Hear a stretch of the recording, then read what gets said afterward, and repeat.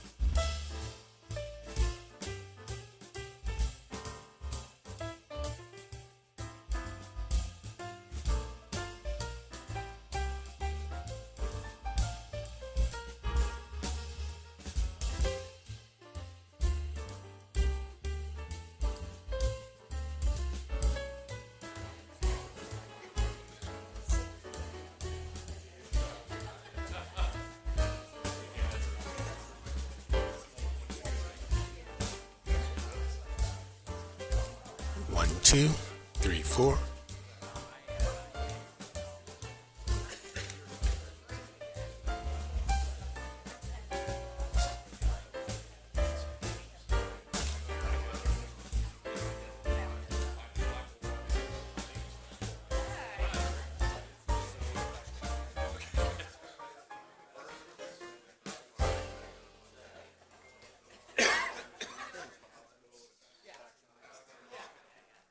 Oh, that's good. That's good.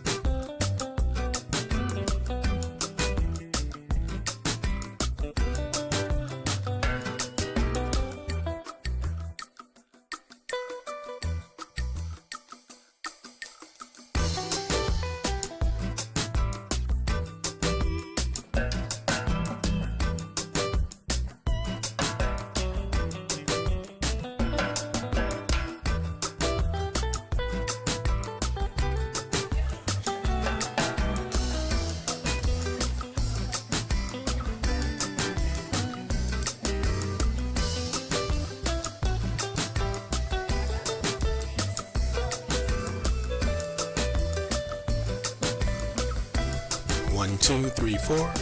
1, 2, 3, 4.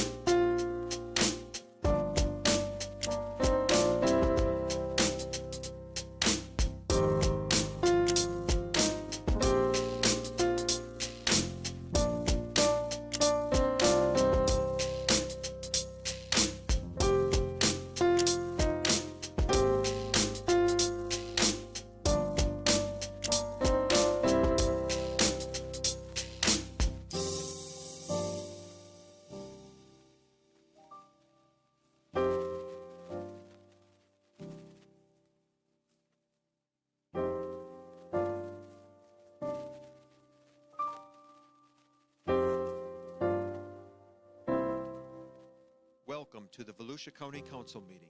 The meeting will begin in 10 minutes.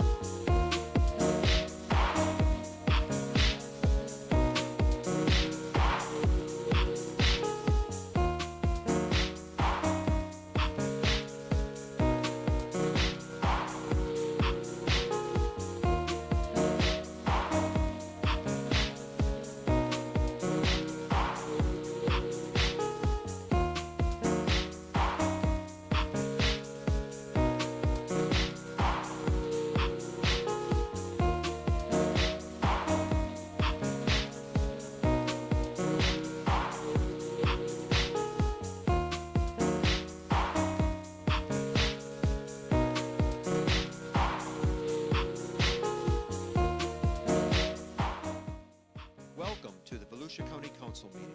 The meeting will begin in 5 minutes.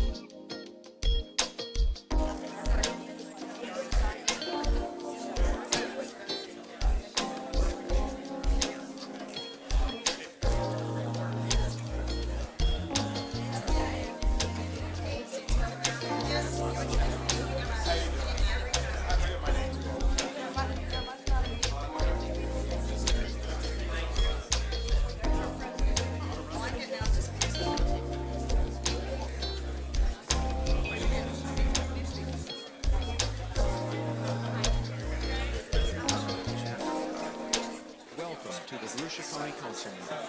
The meeting will begin in 2 minutes.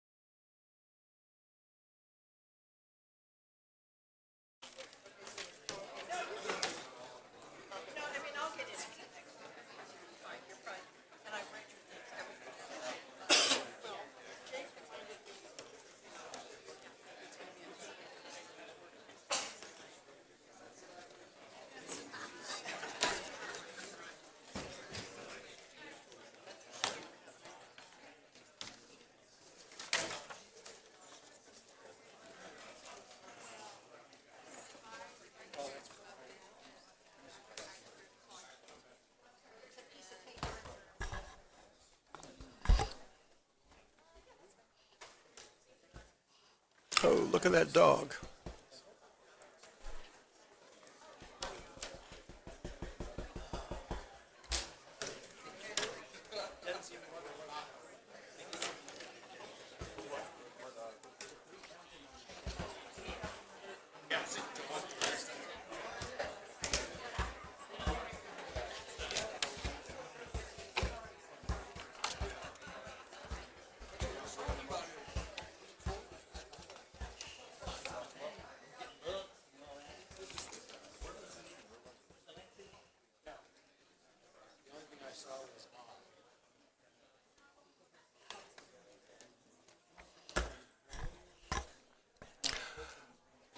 Okay, good afternoon. It's good to see everybody here.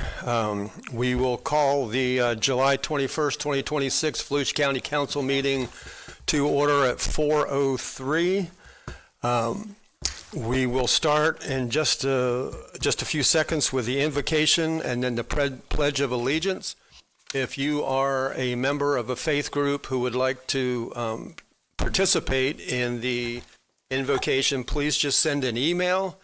All faith groups are welcome. Send an email to K, the letter K, Green at volusia.gov, and she will get you all set up with all the information that you need to do that. Today we have Pastor Mike Carroll. He's the senior chaplain for the Volusia County Sheriff's Office. And if you would like to come start and stand with me if you care to, and then just remain standing for the pledge. Thank you, sir. God, you see the agenda today, and you understand that all the decisions that need to be made and considered. So today I ask that you impart your wisdom to these men and women, that you would guide their decisions. You grant them peace and encouragement as they carry out their responsibilities. God, I ask that you would bless the economy of our county, provide opportunities for employment, provide financial stability for our county and every person and every family living within it. God, I pray that you would provide protection for our first responders as they serve. Grant them courage, strength, and wisdom in every situation. Surround them with your presence and grant them your peace at home and on duty. God, I ask that you place a hedge of protection around this county. Guard every home, every business, every school, every workplace from harm. I pray your peace and your safety would cover our county always. And for that we give you thanks in the name of Jesus. Amen. Pledge allegiance to the flag of the United States of America and to the republic for which it stands, one nation, under God, indivisible, with liberty and justice for all.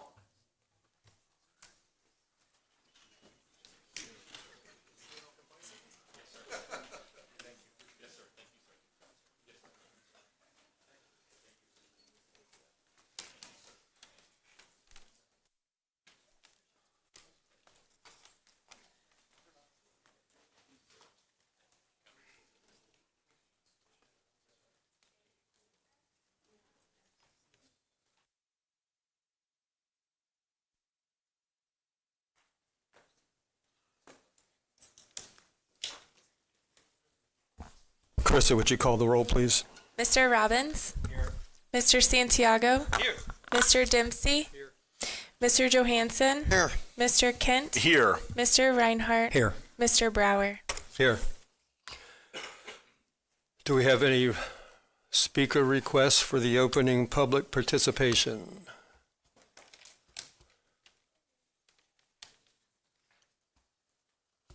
Those are for items? Thank you. Okay, we have a few. When I call your name, please just come up to the podium, which looks elevated, doesn't it? There is a button on the left-hand side of the podium that makes it go up and down. It might have to go down for most people. But come to the podium, please make sure that there's a microphone near your mouth so everybody can hear you, and you have 3 minutes to talk about anything that pertains to the county, perhaps something we could work on in the future. You don't have to give your full address if you don't care to for safety reasons, but please tell us what part of the county you're from so that your representative knows who you are. First up this afternoon is Keith Chester from DeLand. Yes, you'll have to excuse me. I'm a little shy. I don't often speak. I'd like to take and have a moment of silence, please, for the loss of free market conservative values and the loss of JetBlue Airlines to start. I'll start from there.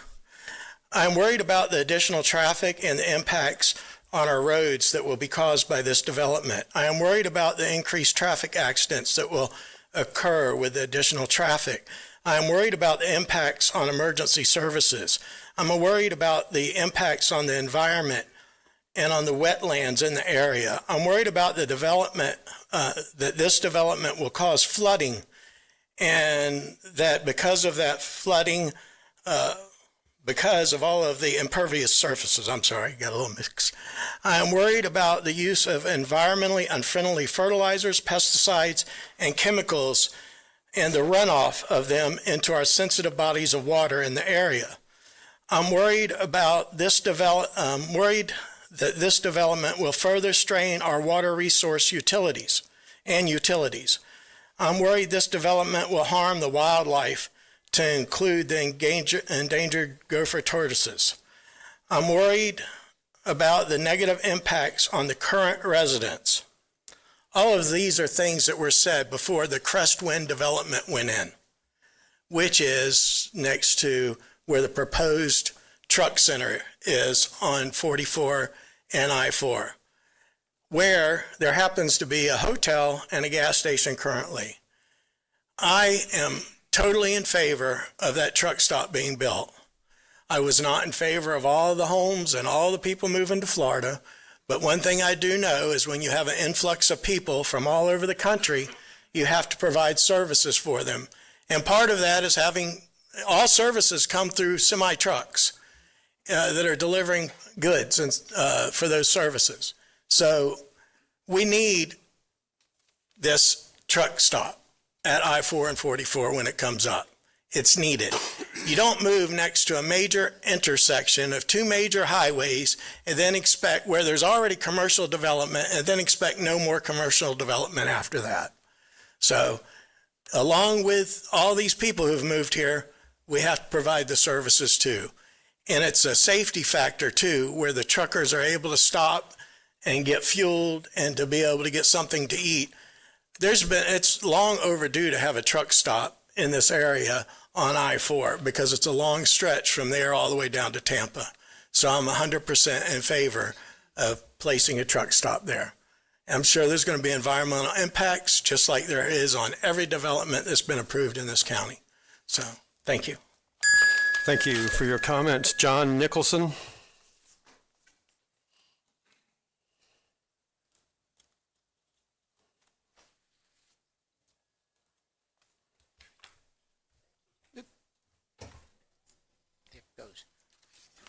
As it drives down, John Nicholson, Daytona Beach side. I'm shocked that he didn't mention the idea that there's an Amazon or two right next to this area, and then there's two and possibly a third one in Daytona Beach, and they have trucks galore. So yes, it is necessary. Secondly, on item F, I'm not quite sure. Last time I raised this with Don said, "Oh, I don't care." So I don't know whether he cares or not. But the Water Management District, we're ceding some of our control to them. Could you explain that, please? And the other one was the firefighters. I don't know how many years ago, Daytona Beach took over some kind of organization for the firefighters. And nothing was said about it until the following year when the city had to cough up $3 million because their investments weren't what they thought it would be. So I know our staff would look at this very carefully for the county. Is there any possibility that the county could go in the hole by taking over this firefighting thing? Also, there's been several articles in the paper with regarding the property taxes. Now, there are two on this council that appear to be saying that they're all for the amendment, all right? They want to have $93 million debt for the county. They don't think that's a problem.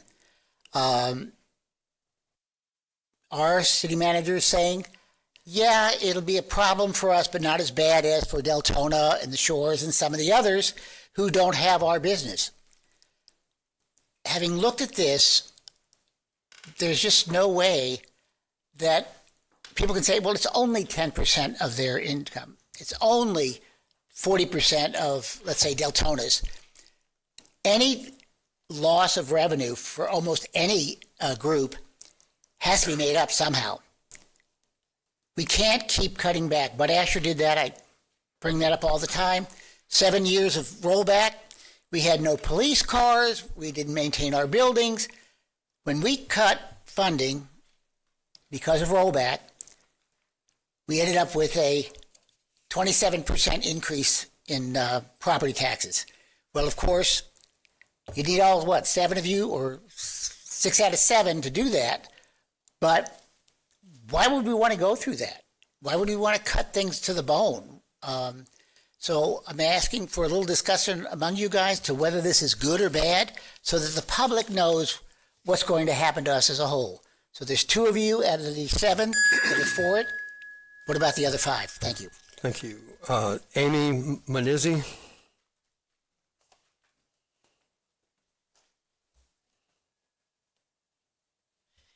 Amy Munizzi, De Leon Springs Community Association. I've been coming before county councils since 2010, advocating for De Leon Springs.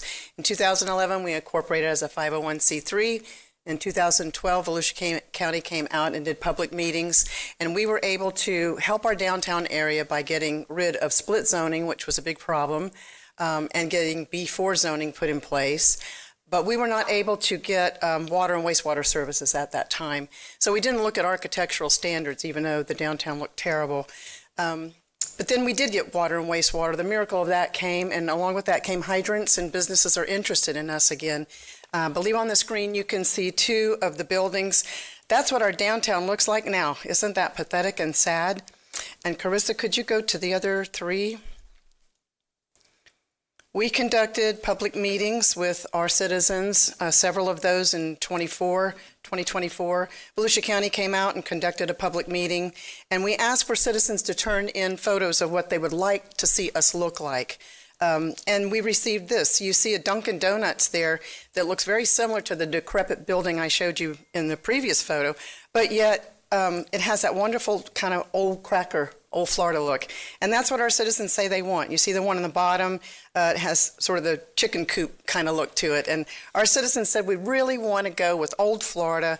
We want to, we don't want to perpetuate the Ponce de Leon look, the Spanish look, because he never came to De Leon Springs. And even though that was supposed to be a good tourist trapper, it isn't true. So we do have a lot of Spanish-style buildings, but people, by and large, said they wanted to have craftsman or cracker or old Florida looks. You see these photos. Some of these were taken in the villages, and you see where they have married old Florida with different types of styles. They've done that very successfully in St. Augustine, where they've married old Spanish style with old Florida style, and we believe we can do that too. Jake Johansson has become our champion in this, and we're so grateful to him. Ray Tyner came out, spent 3 hours in my car where I showed him the good, the bad, and the ugly of what we have in De Leon Springs and what we're up against. And I believe that Ray has talked with county staff and worked on some things. I know Jake is going to probably talk with you about this at the end of the meeting, but I guess because of Senate Bill 180, we have to look at incentives versus an ordinance, but we need your help. We've been at this. I've been at it since 2009. I'm getting old. I want to see the downtown look like a decent community again before I launch to heaven. It's a great dream that Don Momberg had, and he passed it down to me, and we really need you all to make this happen for us. Thank you. Oh, the cow. My cow. I've got 7 seconds. This little fellow was in the road last night, and I just want you all to see what it's like to live in De Leon Springs. This is part of our rural heritage, and we want to keep that. We want to keep our rural heritage, and we want to keep our agricultural community. We just don't want to keep on being ugly. Thank you. That's what I would just think. That's what I'm looking at. No, it's not mine. Catherine Pante.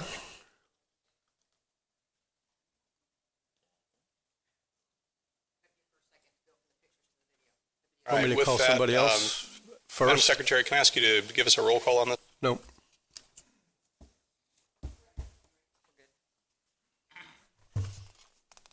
All right, with that, Madam Secretary, can I ask you to give us a roll call on this one as well? This is to approve the language as has been presented in your package this evening. Miss Bright? No. Mr. Clayton? Yes. Mr. Ingram? Yes. Mr. Johnson? Yes. Miss Kwiatek? Yes. Mr. Lewis? Miss Munizzi? Yes. Mr. Parker? No. Mr. Sakonovsky? No. Ms. Schreiber? No. Mr. Tolland? Yes. Mr. Watts? Yes. Miss Wheeler? Yes. Miss Walford? Yes. Okay. By my tally, I think that passed. Not right now. What was that result? 4 to 10. 4 to 10. Okay. What you just heard was the roll call vote on the County Charter Amendment 5, titled Establishing Registry Increasing County Council Voting Requirement for Transfer of Conservation Land.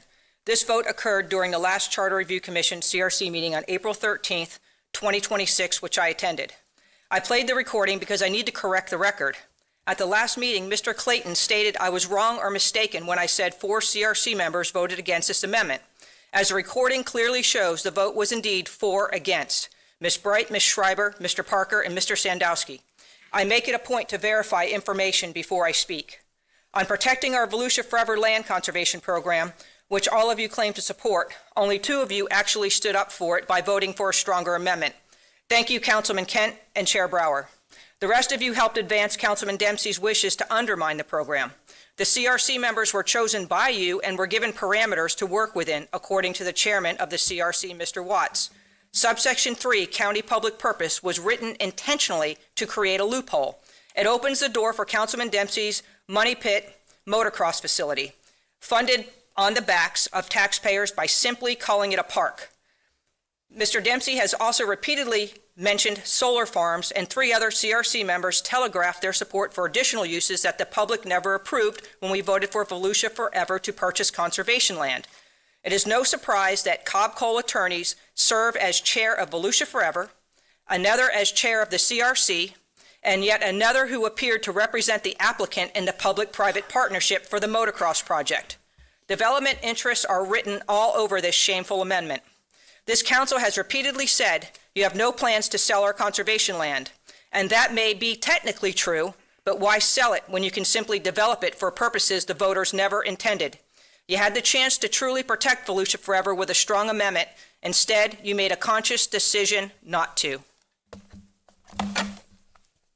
Thank you for your comments. Adam Dovey?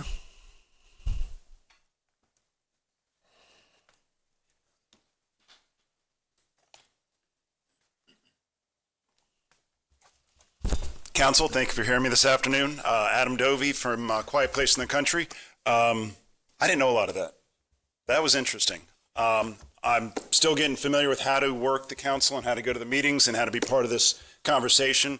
And it's strange how much gets done on public record, but out of sight. So thank you for that, by the way. That was enlightening. I want to speak really simply. I'm not going to browbeat today because I think I beat that drum last time.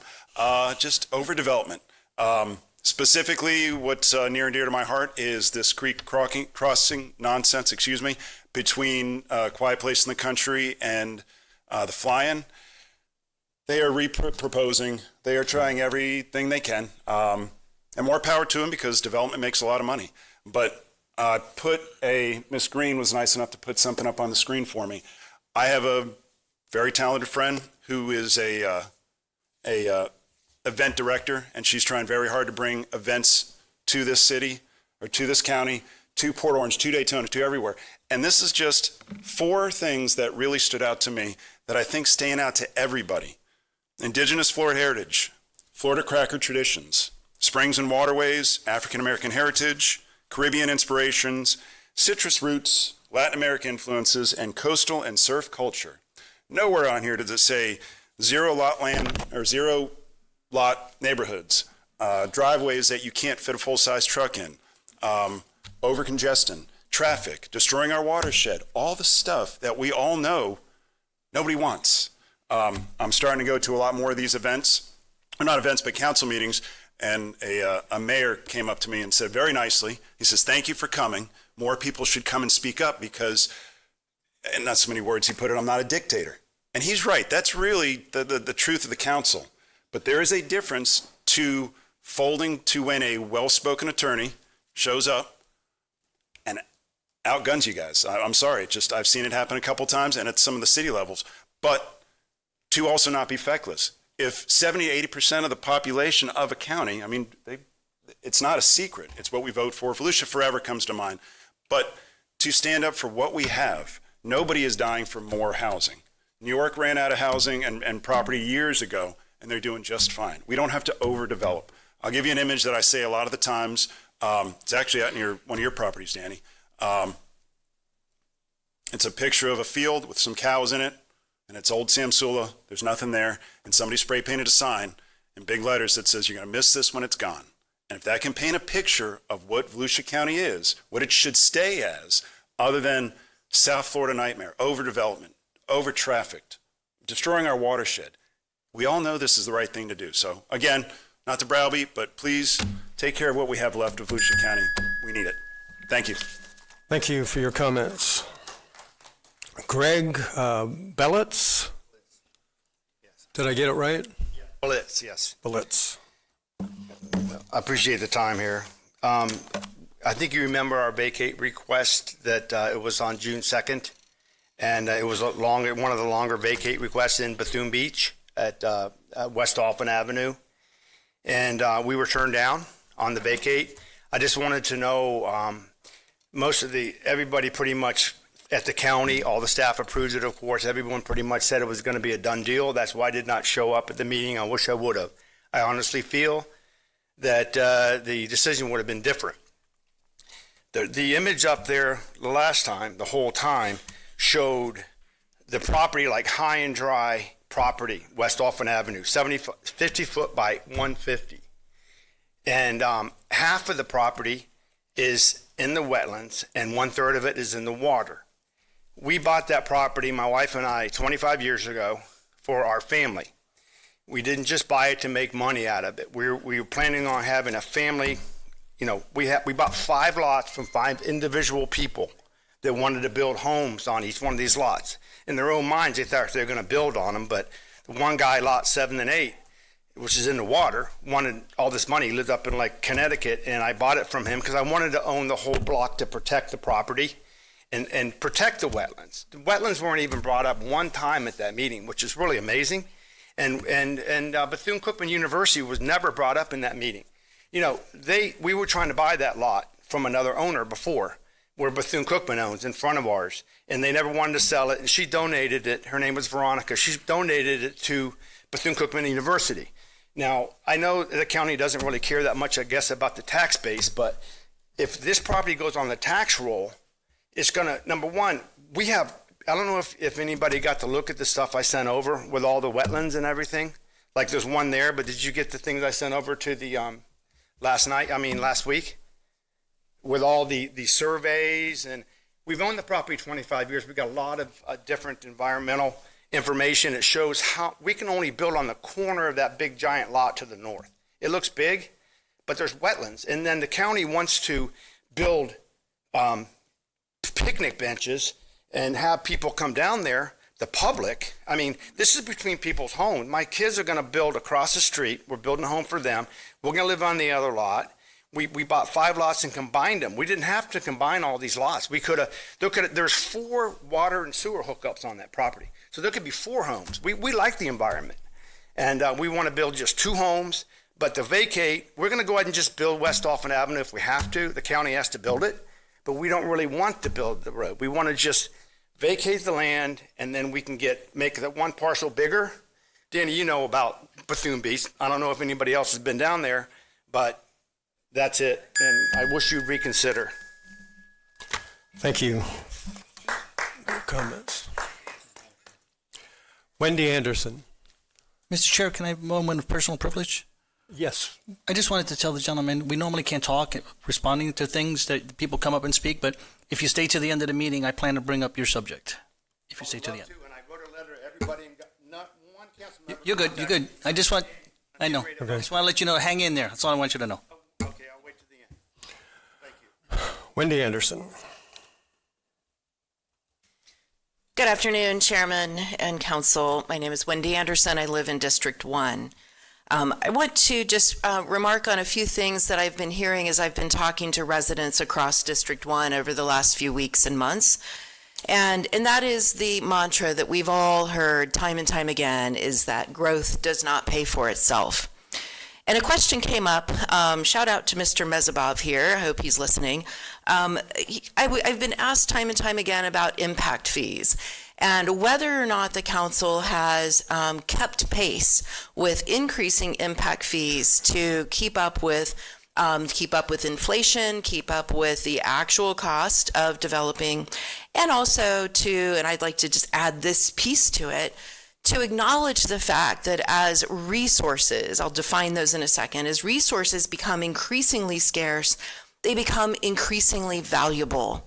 Our water supply, the quality of our water, our air, our wildlife habitat, our green space for stormwater protection, our roadways, our hospitals and beds in hospitals and our seats in schools, all of those are resources. And the more scarce they become as we grow more and more, the more valuable they should be. And so I know that the county is currently undergoing a study to consider raising impact fees either at the end of this year or the beginning of next year.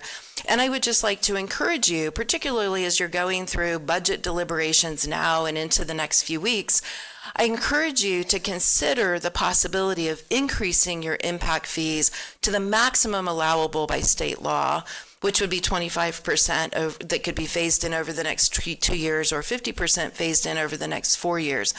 This is important. We're behind the curve on impact fees, and if you're worried that it might actually cause developers to leave the county and go develop somewhere else, well, I would just say that's fine. That's fine. Listening to the speakers we've already had this morning, it seems like that's the will of the people. So I would that's the comment I wanted to make, is that we've done pretty good in the last iteration of increases with the tiered fees. That makes a lot of sense to actually base the fees on the size of the home, because that tends to translate to the size of the impact of the population. So I do hope that over the next few months you will consider increasing impact fees as much as possible. Thank you.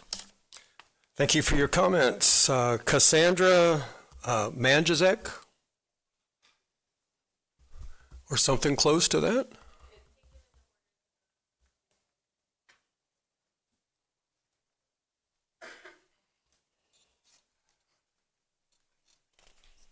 Hi, I'm Cassandra Monyasek. I live on Hope Street, and we were here to discuss the Hope Street paving project. We historically have a dirt road that is now in the process of being paved. I have lived on this street for myself 16 years, my husband since he was in 1, so 50 years he's lived on this street. Basically, our neighbors have decided that it is time to pave the road without asking. They have made us feel bullied into this project without proper drainage. It is flooding our yards. So Ms. Magnelli has a whole presentation for it. I was just adding my little tidbit. She was supposed to go first. So I just wanted to basically back her up and say that us as residents are really against this project. Unless it is done from end to end, not halfway done, without proper drainage. They have not applied for permits, and they have not done permits. They have not even considered where all this water is going to go and what it's going to do to our houses. So that's it for now. Ms. Magnelli's got the rest of the presentation. Thank you. Okay, thank you. Rebecca, did you want to go? She's called you out.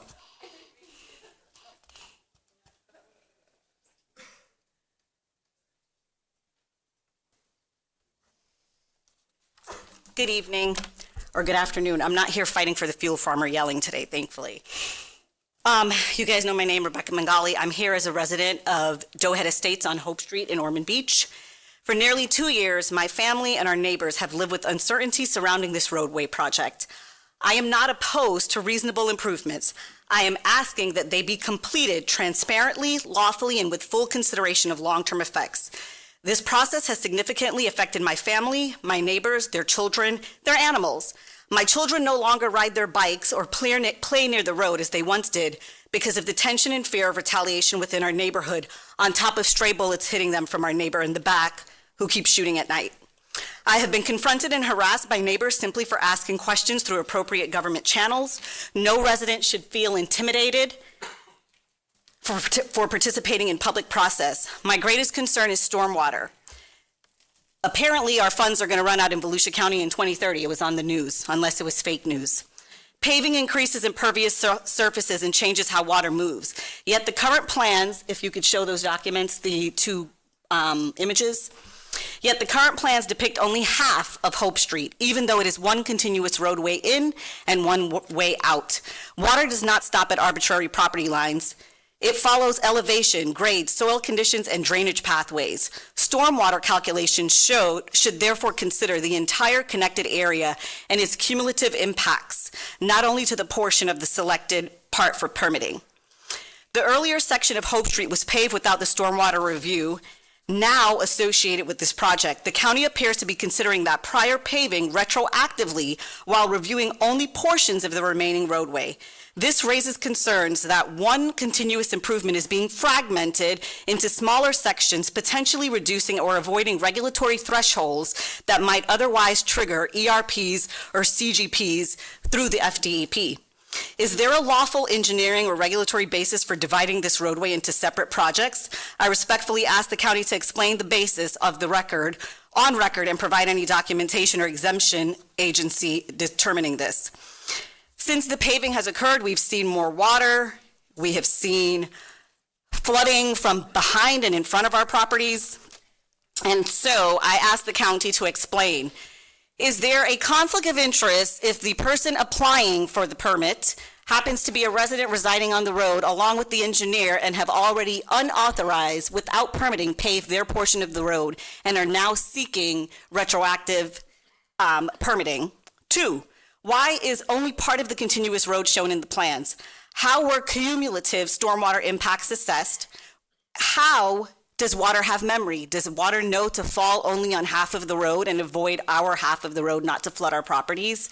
And who is legally responsible for maintaining this road afterwards? Thank you, Rebecca. I think we both received an email from Ben, and I'll follow up on that with you and Ben.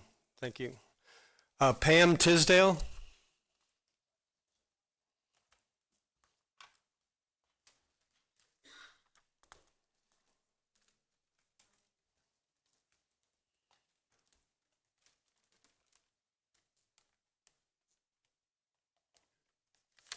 Hello, my name's Pam Tisdale. I live on Hope Street also, and I'm here today for the first reason is just to talk about the lack of gun safety in our residential area with gunshots going off all the time.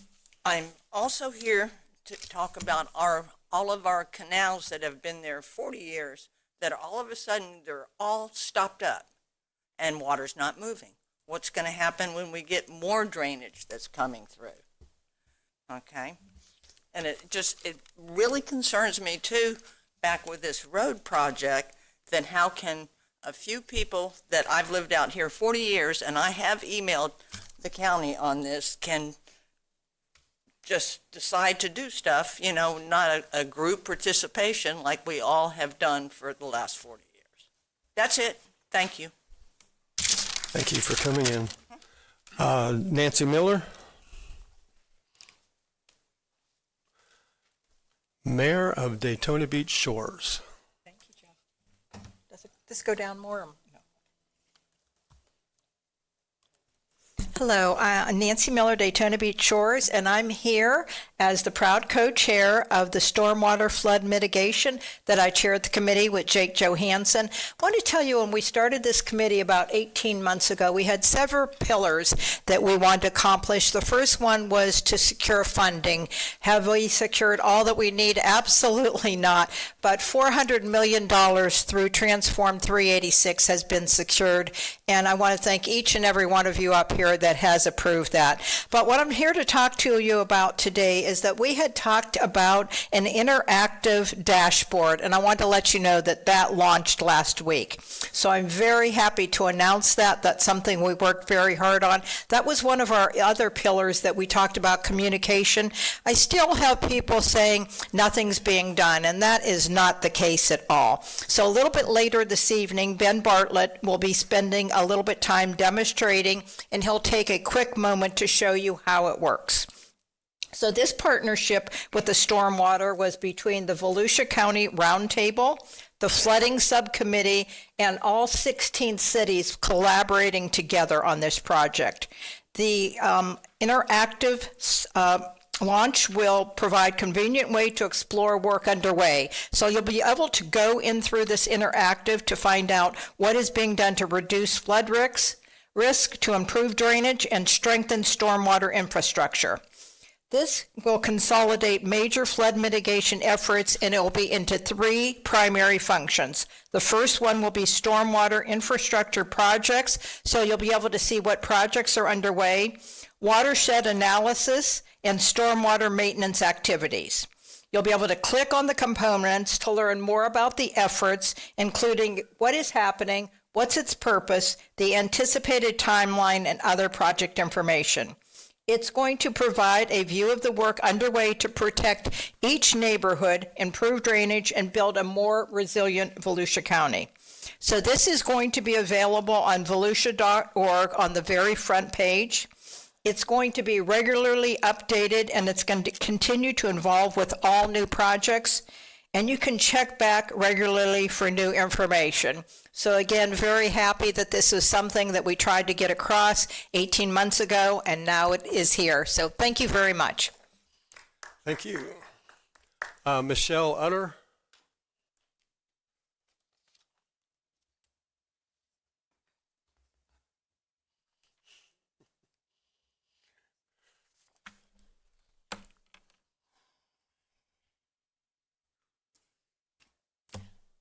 I want to thank you for letting me speak today, like you always do, every single one of you. I'm standing here today because I am a medical whistleblower who is tired of screaming into empty rooms and federal level while the system's meant to protect citizens. Instead, they're playing political games. For the last several years, you've seen me at this microphone. I have done everything responsible as a citizen and did everything through every official channel. For filing through public records requests, submitting certified data blocks, even to the state epidemiology department, Governor DeSantis and Ladapo, after traveling overseas with scientific data and proving that my spike protein is actively persisting over 2,035 days. And what was the response of the federal government? Total silence. I have been ignored by leadership and activity, blacklisted by high-profile medical freedom organizations. This multi-million-dollar charity and flashy political podcast don't want real advanced diagnostic data, that want safe, marketable public relations campaigns. Just this month, they are pushing a pharmaceutical-backed bill in Washington that uses strict injury tables to protect the corporate immunity shields and not the injured who are hurt by 2021. So I will be sacrificed. I am not here today to beg anyone. I just want it on public record. Everyone should know that Chairman Brower was one who's done more for me than the federal government has done this whole entire time. But while local board is showing compassion, the broader spectrum of the government is silently put me into my grave. I'm done writing. I'm not used to writing you and speaking to you because I like to give you my full attention. But because of this bill that's coming out, the Vaccine Injury Compensation Modernization Act of 2026, there is no lockdown. There is nothing to protect us. They're caring more about big pharma not going bankrupt. Instead, they're ready to sacrifice me. So I'm here to let you know I am being bullied, harassed, and much more. So because I care about future generations, this is what I deal with, besides my own health going down. But I had to have this on record so you know exactly what's going on with me. And I'm not mad at any one of you. I thank you for letting me speak. Thank you for coming in. And that concludes the opening public participation. We'll move to item 1, approval of the agenda. Can I get a motion to approve the agenda? Motion to approve. Second. Motion to approve the agenda as written by Councilman Robbins, second by Vice Chair Reinhardt. All in favor say aye. Any opposed? And the agenda is approved 7-0. Item 2 is a consent agenda. Let me take this in 2 parts. Does anybody have an item they would like to comment on after the vote? Does anyone have an item they would like to pull for a vote? Chairman, I just wanted to just ask a couple questions on item L, just to our staff. Before or after the vote? Before. Before the vote? Yeah. Okay. We're going to pull. Chairman, motion to approve the consent agenda absent item L. Second. Thank you, and you didn't let me finish. I'm sorry. Is there more? No, just item K for after the vote for a comment with staff. So the motion is still for L to be pulled and K for a comment after the vote. All in. You have public comment, and can you clarify who the seconder was? Was you? Okay. Okay, we have item K. Let me look at these real quick, see if there's any L's here.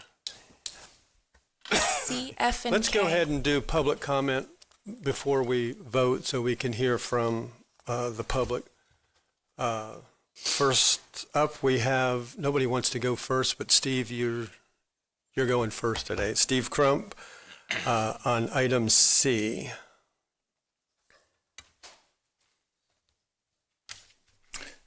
Thank you, Chair. Good afternoon. My name is Steve Crump, DeLeon Springs, Florida, and I am speaking on behalf of Volusia County Farm Bureau in support of Agenda Item C, the continued implementation of the Fairgrounds Master Plan, Phase 2. The Fairgrounds Complex is the front door for agriculture in Volusia County, and it is home to Farm Bureau, the Agriculture Extension Service, the Fair Association, the Cattlemen's Association. It's where farmers, ranchers, and small businesses and the public come together year-round. Farm Bureau uses the facilities for our weekly farmers market, our annual membership meeting, and educational programs. Every Wednesday, our market attracts approximately 220 vendors and 2,500 shoppers. It serves as a small business incubator for local entrepreneurs while providing residents access to affordable produce and other goods. And we have seen the benefits of Phase 1 improvements. Last Tuesday's heavy rain left much of the Midway underwater in the afternoon, but thanks to the Phase 1 and drainage improvements, the water was gone by the next morning, allowing us to open the farmers market at 5 a.m. with minimal disruption. Before these improvements, flooding would have likely prevented us from opening at all. Phase 2 focuses on practical needs, not cosmetic upgrades, fire suppression, high HVAC improvements, ADA accessibility, and other infrastructure necessary to keep this facility functional and safe for the community. And as a side note, I can personally attest that the need for additional shade, especially in the summer months, is critical. The project is funded through ECHO and not the County General Fund, and delaying the work will only increase construction costs in the future. The previous council adopted the Fairgrounds Master Plan, and this afternoon we ask that you stay the course and continue investing in this important agriculture and community asset. And thank you for your consideration today. Thank you. Catherine Pante. She's still here. You're speaking on item F.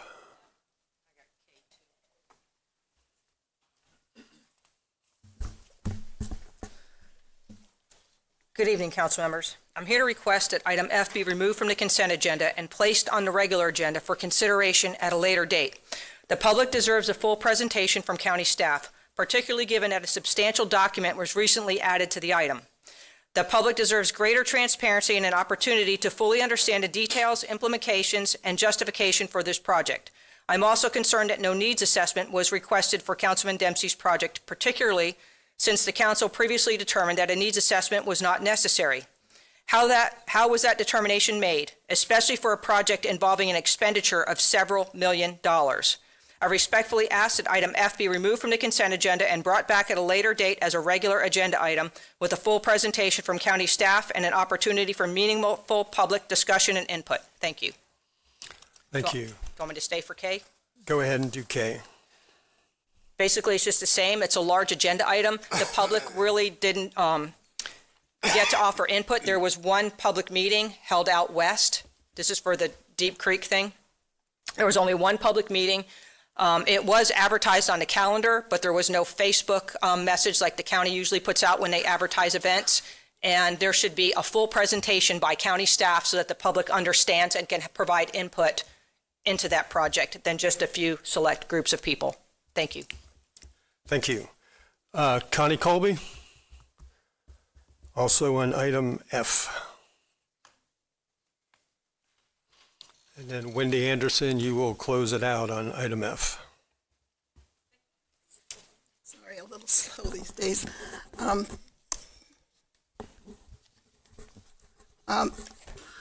item F, I had a couple of slides there. The first slide that I'm seeing there shows the properties that were put up for Volusia Forever. These are the numbers on the left-hand side for me anyway. And these are different from the numbers that were voted on as far as I can tell. I'd like some explanation as to what numbers were actually voted for the property. That property is showing 4 different properties put together, and apparently there's not one single number that goes with the whole property anymore. So I'm this particular item is not relevant or helpful to me because I don't know where they're trying to put anything. They're talking about easements here and different things there. Anyway, back in when this property was purchased, there was a general consent order that was purchased that came along with the property, and it says that prior to any transfer of any property interest of the property and until restoration and monitoring activities are set forth in the general consent order have been completed, the respondents have agreed in the general consent order to maintain legal access to the property sufficient to allow respondents and their agents and consultants and contractors to complete the restoration activities. Now it sounds like we're trading that off for easements in place of the general consent order. I don't quite understand how we can do this. Should one thing not be complete? It's what was recorded for fixing this property up. Then in the summary, or the summary of the it tells us that there was a field verification done on this property, and all of a sudden, Volusia Forever has 282 or 242 acres of land, and some of this is going to be taken away for easements. it would be helpful if the map that we have for this property could show where the easements are, where the 240 acres are, if they're contiguous, are they spread out all over the place, and what's happening. And they give a lot of information about what's allowed on those particular acres. And then they totally ignored the fact that there's another 104 acres on that property that nothing's told us what they're going to do with those or what's going to be allowed on them. It's kind of disconcerting to know that that's happening out there, and we don't know. Thank you. Thank you.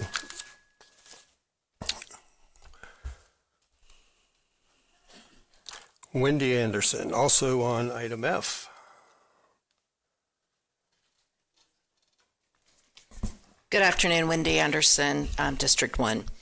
So Ms. Pante requests that you all pull this from the consent agenda and put it on a future full agenda, and I completely agree with that. This is a big topic. It's a big topic that's been going on for over a year.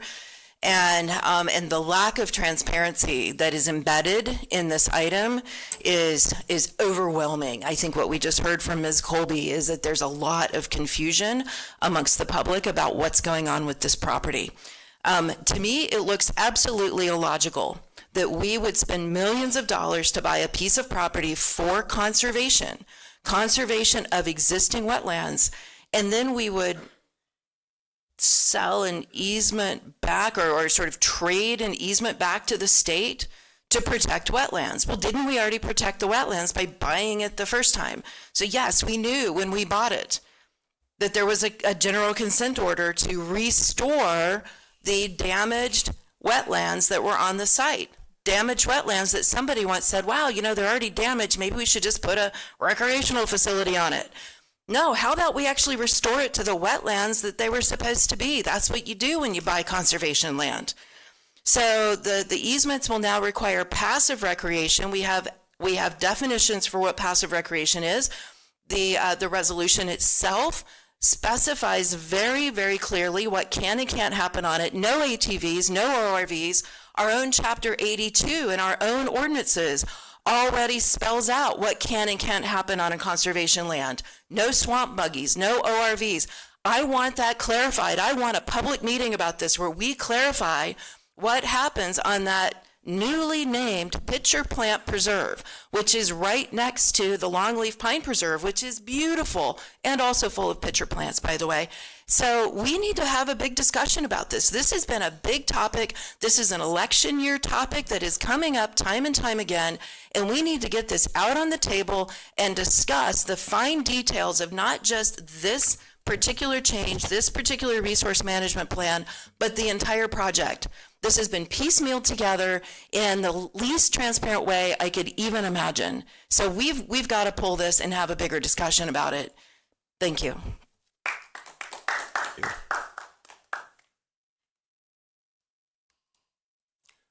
Okay. Danny, item L, and then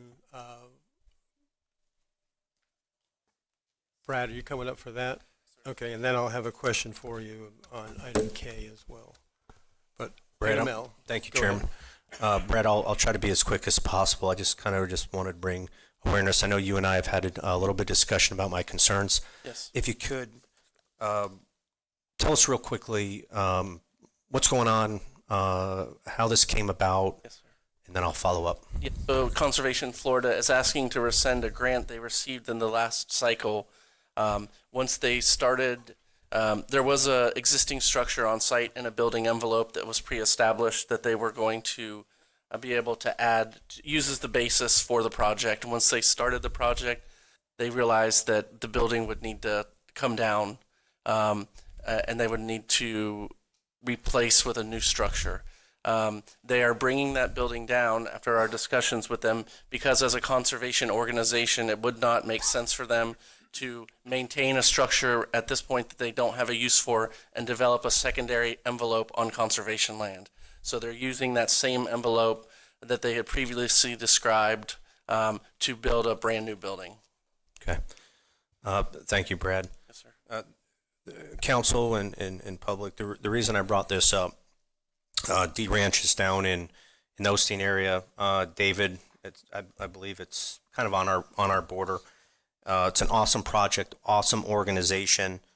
But what's appetizing originally with this project was our partnership kind of price tag with it, right? Because there was an existing building on it, a beautiful building, any man's dream building, you know, a red iron shop kind of building, 60 by 100-ish, lean-tos, overhangs, all the good stuff, overhead doors, pretty much a clean slate.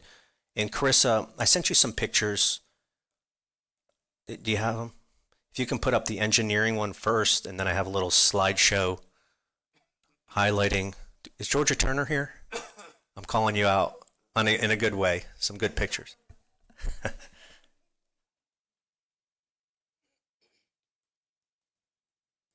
And you'll see how to put Georgia's pictures in order, her facial expressions. But real quick, Council, I'd like us to make absolutely sure, and Brad and our management guys, there's no guarantee that these funds, if there's this tax reform is going to be there, and that's what I kind of wanted to talk about. I made contact with Miss Tracy Dean, and some of the explanations I got were the building was not been able to be ADA compliant, and it was degraded. I kind of disagree with it. I can almost guarantee my colleagues would after seeing it, because these buildings, Council, they're a shell, and they're red iron, and how they construct these buildings, they frame on the inside of them. You know, they can do mezzanine, they can do all sorts of stuff. It's like the painter Ross, like a clean slate, a clean portrait that you can paint with it. So here's the original, the building kind of layout, which they had. And if you can go to the next picture. And this was the first set of engineering, and I believe the board had changed, and maybe their views had possibly changed, which is fine. I just want the council to kind of get a good idea of what the building looks like.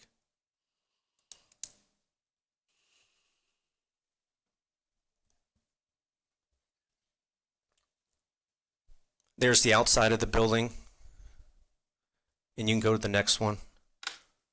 There's you can see the inside of the building, concrete slab. There's a front view. Next. Oh, there's Georgia. All right. And you can kind of see the the sides of the building. So The size of the snake. yeah, it was pretty cool event. But council, something I'd need, and Brad, I don't know if you guys can help me out with this. I just would like, because this is possibly coming back in the future, as I understand, they're going to come for a greater ask, and Yes, I'm sir. weary of where this is kind of going, because I don't know if the money's going to be there or if it's going to have the support for possibly what they're asking. I'd like to see the board minutes of their meeting boards, to see their discussion and why the automatic change, and also to any of the engineering notes from when they had those discussions, because it sounds, just based on my conversation with the new director, there's probably a little bit more to this, which is fine. I just want to have the ability to dissect this thing a little bit, because these buildings, council, in my experience, I've owned them, I own them, and there's also about 30 of them that were built in Oak Hill. Like I said, you can build these into whatever you want. They're wind loaded, they're engineered. Don's familiar with some of this stuff. So, and that too, most importantly, the Osteen folks too kind of got caught off guard and said, hey, we want to make sure our tax dollars are being stretched and spent fiscally responsible as well. So if we could, Brad, what do you think on the staff level? Should we go ahead and rescind this? Or should we wait for this additional information to come back to make sure if they really want to do this? What do you think? The reason we brought it forward is their engineer said that the structural integrity of the building as it existed was compromised and it could not be added to. So they had brought $2.5 million previously as match and asked for, I think, $600,000. Now they're asking, they still have their 2.5 million, are asking probably 2.4, 2.5 to build. They are expanding the footprint and doing a second floor to add more educational exhibits to that footprint, but they are coming in the next cycle When with is an that? application. So I think that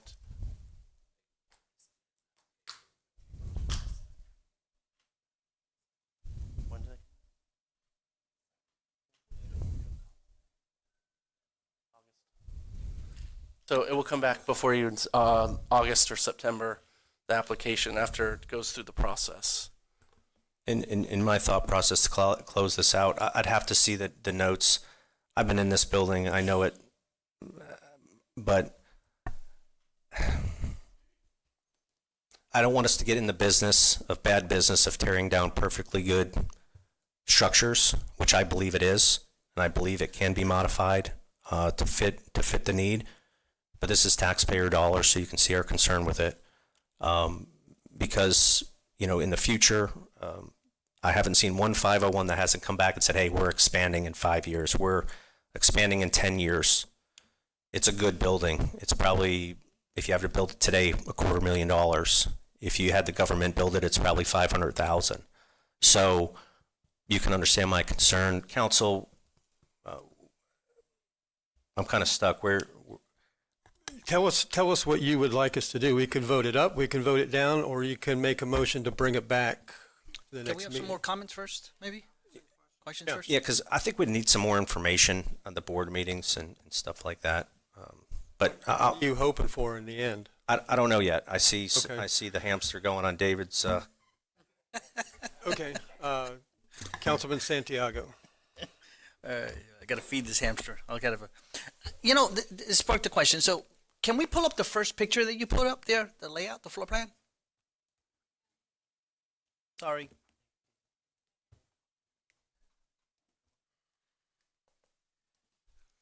So I will say, as we're waiting for that, so when we made adjustments with your permission, the board minutes, since they are a nonprofit organization, their board minutes for the last 12 months will be in their application that we will bring forward. So you will be able to see that. We certainly have that in our offices now, and we can distribute it early for you as well.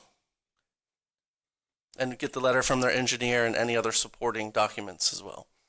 So what is the plan that this layout that I'm looking at? This is So- what they proposed in the application, right? This is their previous application that they're asking to rescind. And I don't want to advocate or be misconstrued as advocating for someone's project. So there's a D-Ranch representative here, and if I may, I'd turn it to him. I'm not ready for that yet. Okay, got it. So this is what they submitted that we approved. Correct. And I think I In heard. the last cycle. Yes, correct. What they're trying to rescind. Yes, sir. Okay. And I think I heard in one of your comments that you said that now they want to add a second floor. They're going to add a second floor after the news that this was structurally unsound. After the news, or was it during the evaluation of putting a second floor that they figured out that it might not work? They couldn't have put a second floor on based on our agreement with them. Understood. So I'm just trying to get a timeline here because I don't understand why they can't just submit a change request for their existing application. A modification. So scope change requests, we typically do not allow for a budget increase. It would have to go through the process No, again. I'm not saying a budget increase, but to use it for. Sorry? Yes. Yeah, but not before us today. Correct. But we could say use that money for your project as it is, too, couldn't we? With a modification. It's not how the process works. I'm sorry. So I'm having trouble I'm following, council member. All right, maybe I'll make it a little simpler. Not that you need it to be simpler, but for me. It's all good. They have an application that we have approved for $600,000 approximately. Correct. Okay. And is there anything within that process or any governance of this body to say, we acknowledge your second floor or changes to your plans, we will accept the changes to your plan and go forth and use the $600,000 we've already approved? Is there anything that prohibits us from doing that? No, they can't complete the project, though, without the additional funds. I didn't ask you that. Sorry. I didn't ask you that. My question Yes, is, no. could we disperse the $600,000 with a modification agreement accepted by this body to use the $600,000 and move forth with whatever they're doing and raise whatever money they need? Yes, they would have to submit a scope change request to this board. Okay, good.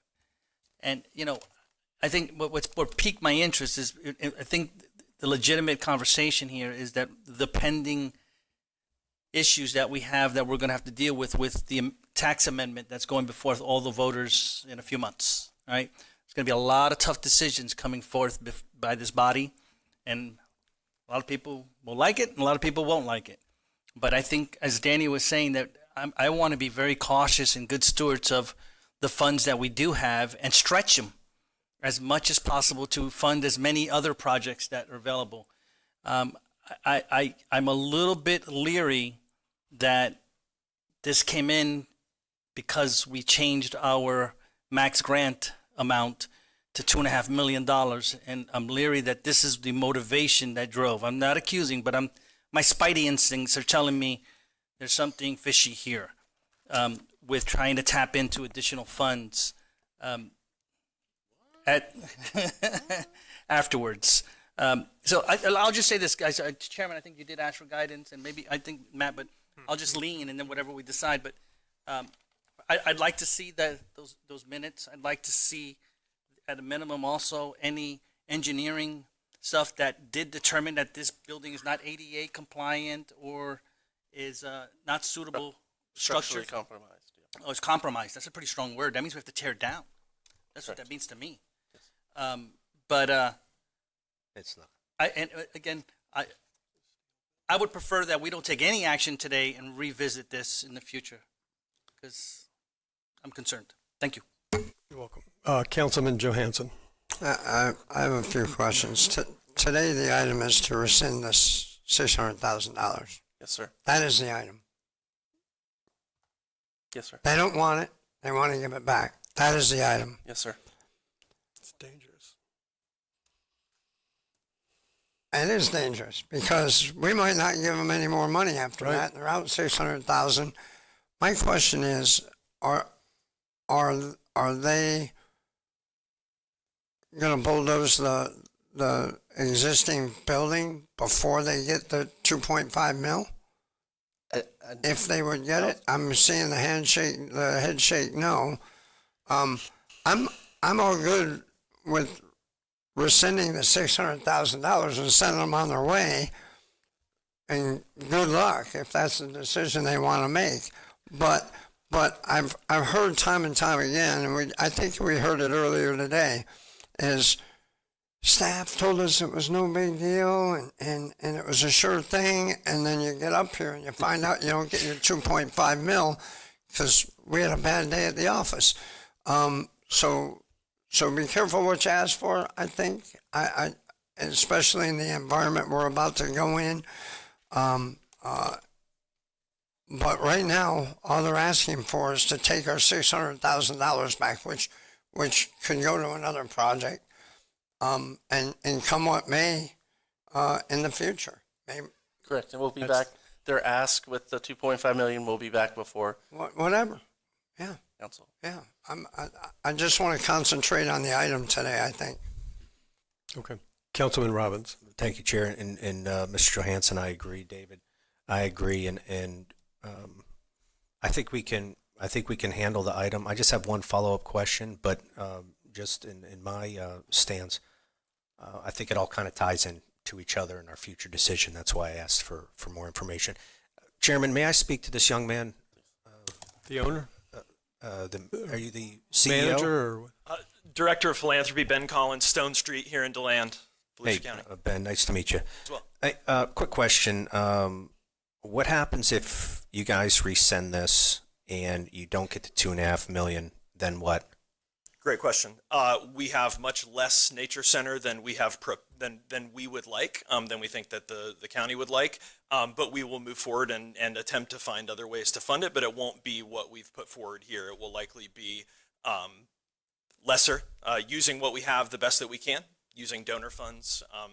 but not the vision that I think we presented when we unveiled it to the public and talked about the value of a nature center. We've got all these conservationists here who are eager to learn about it.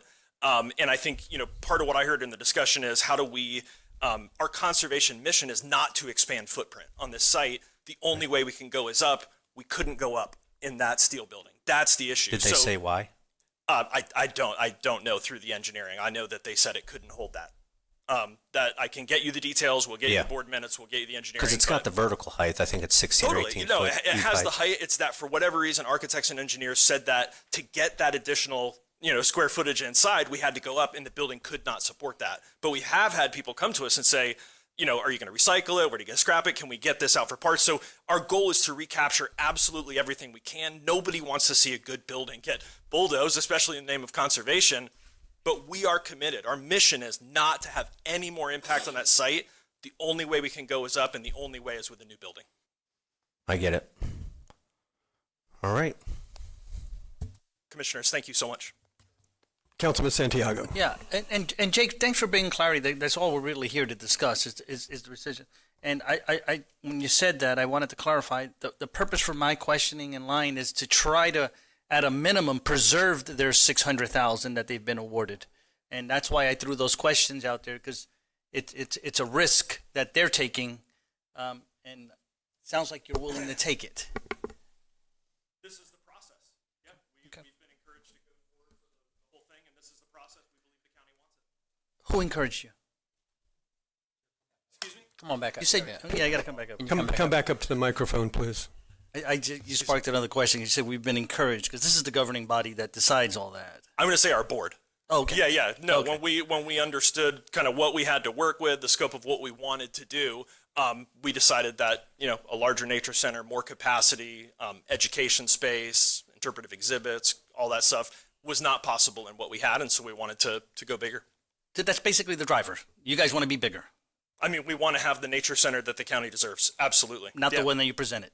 More programming, what we presented on steroids. Yeah. What we presented with educational partnerships with Visit West Volusia, with other folks across the state. I understand. I'm just saying not what you presented to the public when you guys did that unveiling. You want more. The vision that we gave them, I believe, is consistent, but great. Yeah, larger inside, more space, more exhibits. Yes, more. Thank you. Thank you, Mr. Chair. Vice Chair Reinhardt. Thank you, Chair. Brad? Hiding back there. Just a quick question, Jake. Also, thank you for bringing clarity because it's just what we're voting on. I appreciate that, bringing it back inside. Not an engineer, didn't stay at a Holiday Inn Express. If my understanding, and forgive me because I have not seen the building, but when you say going up, you're not talking about going up on top of the existing roof. You're talking about going up within because of the roof is as tall as it is, correct?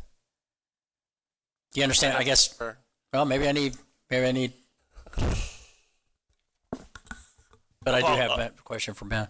Apologies for the confusion. I think initially we wanted to go up because we had the space within the barn. Within the actual barn. Correct, but because architectural engineering said we couldn't do it, now going up means when we build a new on top of that foundation, we will have a second floor. Okay. And now, Brad, the question for you. Yes, sir. So he answered the one question. If this does come back, if they bring it back and seek the additional process, will the architect drawings or whatnot, the architect explanation, be involved in that as to why they could not go with the existing building? We will get the letter from the engineer and architect. In other words, all like what Danny wanted with the notes, I would prefer to also see that. Based on the council's direction and my understanding of this conversation, the staff will construct a timeline and a memo with that additional data. So thank you, Brad. And so in answer to your question, Danny, you say, do you want this brought back? Yeah, it's going to come back probably. So. But I think we address what we're here today to do. Thank you. It is a gamble, but more so for them. Okay, we're only dealing with item L on the consent agenda. David Santiago, let's wrap this up. Yes, sir. I think we still need a motion. Move to approve the rescission of the $600,000. You need a vote on the general consent agenda first because it was removed item L, and then you would need to motion and vote on item L. So Okay. the motion was made for the consent. Okay, then let's deal with the rest of the agenda. I had a question on item K for Brad, just before we all vote on it. I don't know if it'll change anybody's mind, but the item item K is the Deep Creek Yes, sir. Preserve, and I've got numerous questions about allowing ATVs, and the questions from the public was, you're going to have dirt bikes in there too. Now is it 10,000 acres? It will be the combined acreage all of adding this 1,300 acre parcel to Deep Creek Preserve will get us close to 10,000 acres. So my first thought was, with 10,000 acres, there ought to be room to have dirt bikes, but I understand that that's not the case here. What is It's to be off-highway allowed? vehicles, so it would be more for like ATVs, side-by-sides. I don't believe we included motorcycles, did we? Yes. Yes. Oh, you did? Yes. Okay. Is it trails, paved road, packed road, or? So it is established roads, most of the 3.8 miles that we're proposing. However, as we get through the design process, if this is approved by the state, this is a proposal to the state. We This would is do on the part of the land that's owned by the state of Florida. That is correct. Not by the county, not by St. John's. That is correct. So most of it is on established roadways, so there'll be a little impact, but there may be some realignment once we get in ground truth, but it will be in the same area once we get on the property. Okay. I just wanted to, since I had numerous questions from the public, I wanted the council to be aware of that, what was actually happening. Okay, so that's the only other thing I had on the consent agenda. You heard the couple speakers from the public ask for item F to be pulled. I haven't heard that from the council. George, I'll ask you a quick question on that, because it is it's an important question, and stop me if I misstate something, but what I understand reading the item is that we're actually transferring more land from Echo into Volusia Forever for conservation, and that's the purpose of conservation easements here. You're talking. Yeah. So it's we are protecting more acreage than we initially thought with this item. So the easement is adding an additional layer of protection. If I may address some of the the characterizations here. The consent order had two parts: a restoration part and a mitigation part. And so we've completed the restoration. We've restored the ditches. We've did some level grading. That work is done. So we have done the restoration that was required by the consent order, and we are mitigating the rest of the impacts by putting a conservation easement over the portion that's bought by Volusia Forever.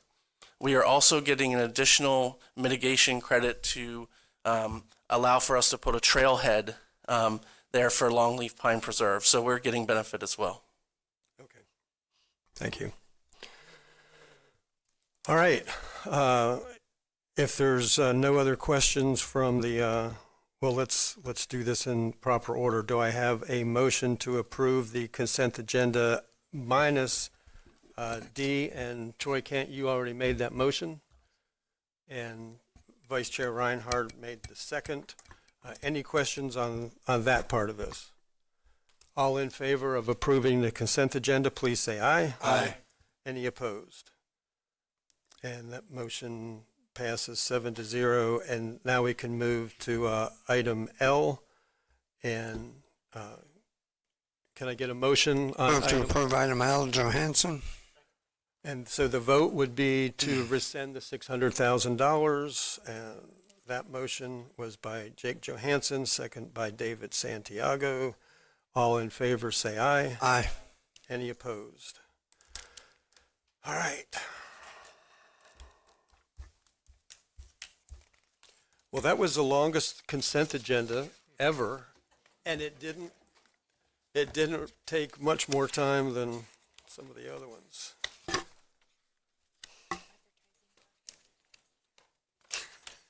You looking forward to it?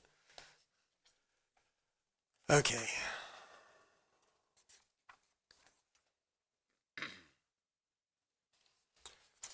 That takes us to item 3, the fiscal year 2026-27 advertising budget for Halifax area advertising, Southeast Volusia advertising, and West Volusia advertising. First up, you going to speak for everybody? If you Lori, let me, or- and I'll be short, yeah. You're not really that short. I'm You're not, taller actually. than me. Lori Campbell Baker, I'm the Executive Director for the Halifax Area Advertising Authority, doing business as the Daytona Beach Area Convention and Visitors Bureau. Just quickly, in our audience is the chair of our board, Jim Jaworski from the Tortugas. We have staff here as well, and Destiny Nevis is here from Florida Restaurant and Lodging Association. Quick note for those listening at home, these three budgets that you're going to hear are not ad valorem, they're not general fund. These are bed tax paid budgets that are gifted to us from visitors who stay overnight within Volusia County, so it's a great system. I'm going to give you just the top 7 super quick lightning round on the Halifax area. 1, our collections are down this year in the current year, but also a bit projected to be down next year as well, which means we're going to be pulling $1.7 million out of our fund balance to artificially buoy that budget just a little so that we can step it down. You'll see something close to $3 million in fund balance. That will likely be less, a bit overestimated in terms of tax revenues. So the budget will drop basically from $15.7 million to $14.5 million for the fiscal year 2026-27. But we're going to do a lot with that money. So that said, we are still allocating a little over 5% for county initiatives, including $400,000 to the Ocean Center, working with Lynn Flanders and team, and also $400,000 to Daytona Beach International Airport to improve air service, airlift support there. In our group sales, working with the Ocean Center, working with the meetings hotels, trying to get more close-in business, more weekday business. We have our sales director here. She's doing a great job with her team. And then marketing, we have our chief marketing officer as well. And we're going to be focused on reconfiguring one of our positions, not adding, just reconfiguring, multimedia specialist. So think in terms of 16 social media channels. We're kicking out 2-3 posts every day per channel on the big ones. We're going to do more of that. So if you've been following us on social, you see a lot of exciting things about the Daytona Beach area and Volusia County. We want to do more of that. And of course, also leveraging AI as much as we can to do even more with even less. That's it. Thank you. Any questions for Lori? Vice Chair Matt Reinhardt. Thank you, Chair. Lori, thank you very much. I don't know if everybody had the opportunity, but I did take a phone call or a Zoom call from all three of you at one time to be able to ask my questions that I had ahead of time. So full disclosure, when we get through something like this, so the public knows, we did have our chance to ask those questions. We did. And you did answer them. And you had the good big questions. thing is that you're doing more with less, Yes. basically in a nutshell to wrap it up. And you are. And I'm pleased, and I happen to look over to my left a little when you brought up the point about the funding that we're helping out the airport. Of course. So absolutely. I don't know where I was looking at. Doing that a way. great job at that. Thank you, ladies. So thank you very much. Appreciate it. And thank you. They're to your working board. hard, and Appreciate we're you. working hard to get them successes as well. So Thank you. It's a great collaboration. I think that's it. You must have done a good job. Thank you. Who's next? Okay. New Smyrna Beach. That's right. Southeast Volusia Advertising. All right. There we go. All right. Thank you so much. The budget remains stable this year. We were hoping to be up a little bit more than what we are, but there's a lot of headwinds out there, as we know, and we're hoping that those will start subsiding very quickly. I wanted to let you know, too, we continue our support for DAB, the airport, and all the lift that's coming in there. It's very vital to all three of us to have these key feeder markets be nourished with these aircraft coming in, and we will continue working those marketplaces, too, as well. It's a major thrust of what we're doing this coming year. Budget is dynamic. We can address any economic changes as they prevail, and that is something that we feel very strong about. You can see the budgets here. We were hoping again to close out the year a little bit higher. We are up just a tad bit, but we will remain flat probably, most likely, from last year. And we're projected to be about the same for the next year. But of course, we're working very hard, doing a lot of PR and a lot of creative strategies to make sure that that continues to increase. Personnel, overhead, everything somewhat remaining the same. We did move $175,000 out of contingency into marketing to offset that flatness this year, and we'll continue. And I don't know why that slide got all messed up, but we'll continue to keep working strong. We had some really good gains this year with our PR wins. Southern Living Travel Leisure has written about us in the last couple months. We've actually, it's kind of the gift that keeps giving. This particular story rendered over 2.5 million impressions. It got picked up by one media house, got blasted over on Yahoo and then AOL. It just kept going and going. So we managed to get all of this impressions. So working really hard to keep that going. Here's the Southern Living article. We continue to host the media journalist. And that is my presentation. Thank you for having those calls with us and addressing any questions that you may have. We're happy to answer.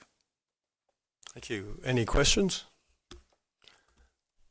Good Great, job. thank you. So George is up. West Volusia. Georgia Turner, West Volusia Advertising Authority. Just a couple of things to tell you. I think you've all seen the year that we had. Very disappointing to go get about a $60,000 budget cut. But what do you do when you have that happen to you? Well, you go with your tried and true. We really have had a focus on what we are successful with, and that's promoting our trails and our trails and our trails, our traditional trails, which are almost completed, the Cool Craft Trail, that's my favorite, the one with the beverages, and then the Wings of the West Trail that we've kind of revamped this year with Erica doing yet another wing set out at D Ranch that we were just talking about. So we also have really expanded our focus on the outdoors with a lot of folks that came to fish, including a journalist who came here who's done some great stories about crappie, the big crappie that she caught, and lots of crappie that she caught. And also we'll be working with the Berkeley LaBaw Spec Tournament in January and February. Then we're also expanding our focus. For those of you who know Carly McKinney, she's moving into the meetings part of our meetings promotion part of our work. And so I'm expecting big things from her. She's actually out at a convention right now talking to meeting planners and wedding planners. Weddings continue to be a huge part of what we're doing too, with all the great destination weddings and venues. Arts and history and arts and culture and the rest is history. That's kind of one of our things, working real closely with the new owners of the Stetson Mansion that are doing some great things, as well as all the other folks that are doing arts. We're also expanding some of our partnerships. We've been very involved with a Mighty River Recovery that I know that you guys are familiar with. But if you look at our, I'm not sure where they are, but we have about a slide. Can I do it? Can I do it? I don't know how to do it. This is all of our local partnerships, and kind of our small budget emphasizes working with everybody and their brother. We really are so fortunate to have Daytona Beach and New Smyrna do a lot for us and include us in a lot of their programs. I was just talking to Andrew about a Brazilian group that's coming with influencers next year that Visit Florida next week that Visit Florida is bringing. We work with all of our chambers of commerce and just really work with everybody to try to make things better. So just to give you a little bit of bragging about what we've done. These are some of our accomplishments. We also tend to find ourselves with some of our partners, like the museums that came in and said, did you know that May was Museum Month and we want to do something big? So we did, organized a bingo passport where we took people around to 24 museums. Also, we have a new visitors guide, and we've doing a lot more networking through something called Talking Tourism. I've told David this, and he's loved it, that our contribution that we put in with the airport has been good for us. We have been promoted very heavily for that, and it's been a good thing for us. We continue to work, and I didn't even mention them first, with Stetson. We are the official travel partner of Stetson Athletics, and now we're the official travel partner of Stetson Homecoming. So that was one thing that Carly did. She went to something called the Southeast Tourism Society Marketing College, and she came back and said, everybody that has colleges in their town, this is what all they're doing. So that's been a great thing. And then speaking of which, Carly and our chair, Bryn Adams, were both selected for there were 2 honorees for the 40 under 40. So we're proud of them. So I guess the numbers don't lie. We're just going to be working smarter and harder. If I can do it, where is it? Anyway, you've seen our budget, and I think here it is.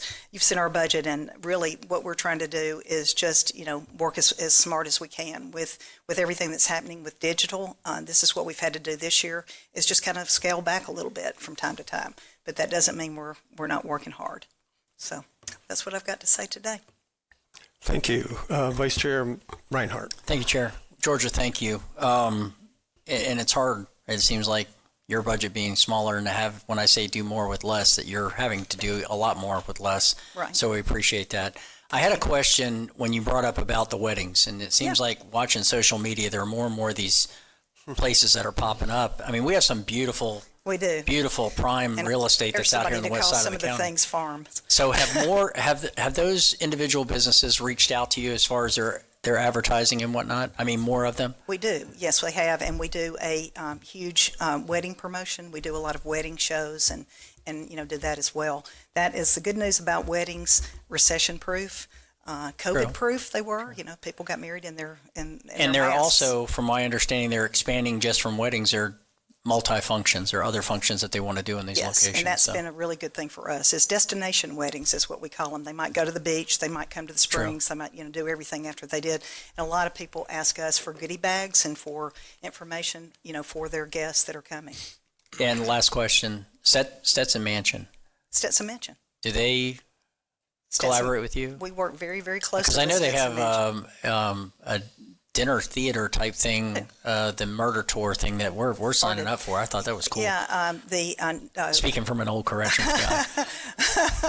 Yeah, we work very closely with them, and I'm very proud of them because we've nominated them for a lot of different accolades. I mean, they've been all over the world acclaimed for their Christmas spectacular. We want to go, and as soon as it's done, I'm just going to yell out, "Troy Kent did it."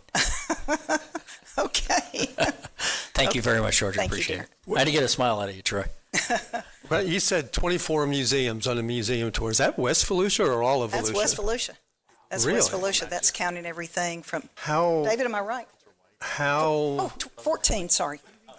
Okay. I'm getting too anxious. That's still for a myself good here, number. but it's still 14, and that's big How many microbreweries Uh, in West Volusia? too. Four now. How many How many do you have, Lori? Do you know how many microbreweries in Halifax?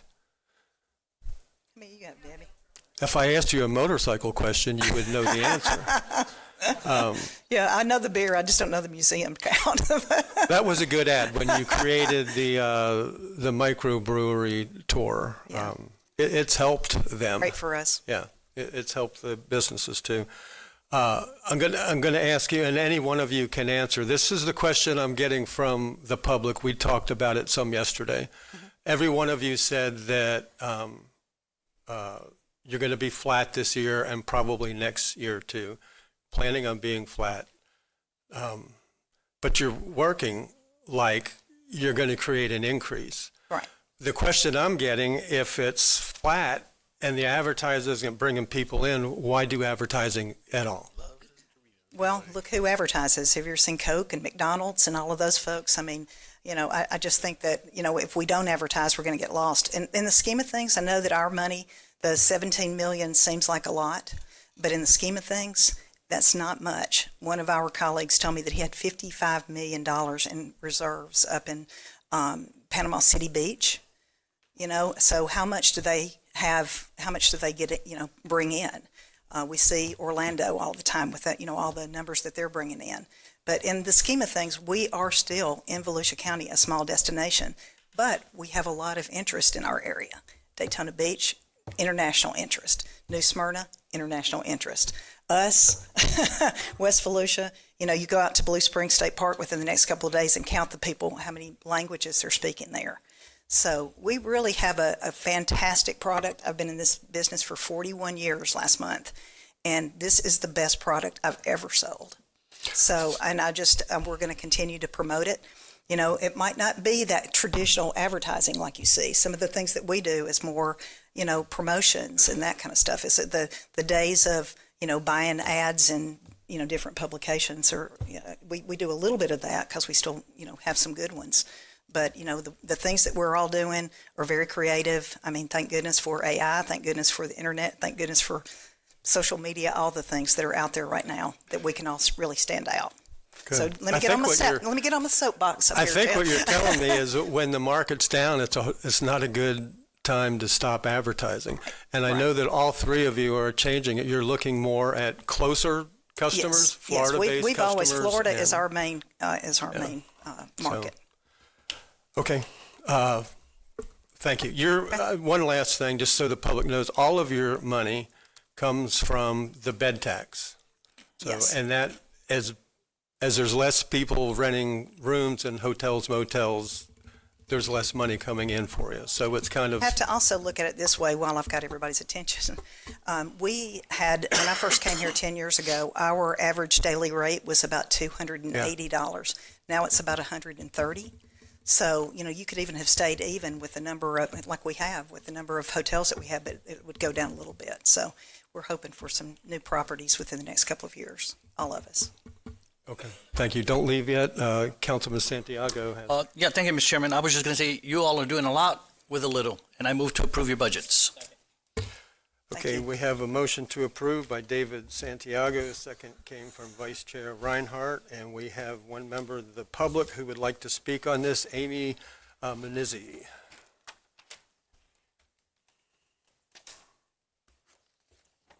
Amy Munizzi, DeLeon Springs Community Association. Since you've already decided to adopt their budget, I probably ought to just stay quiet. But I just have to brag on Georgia Turner.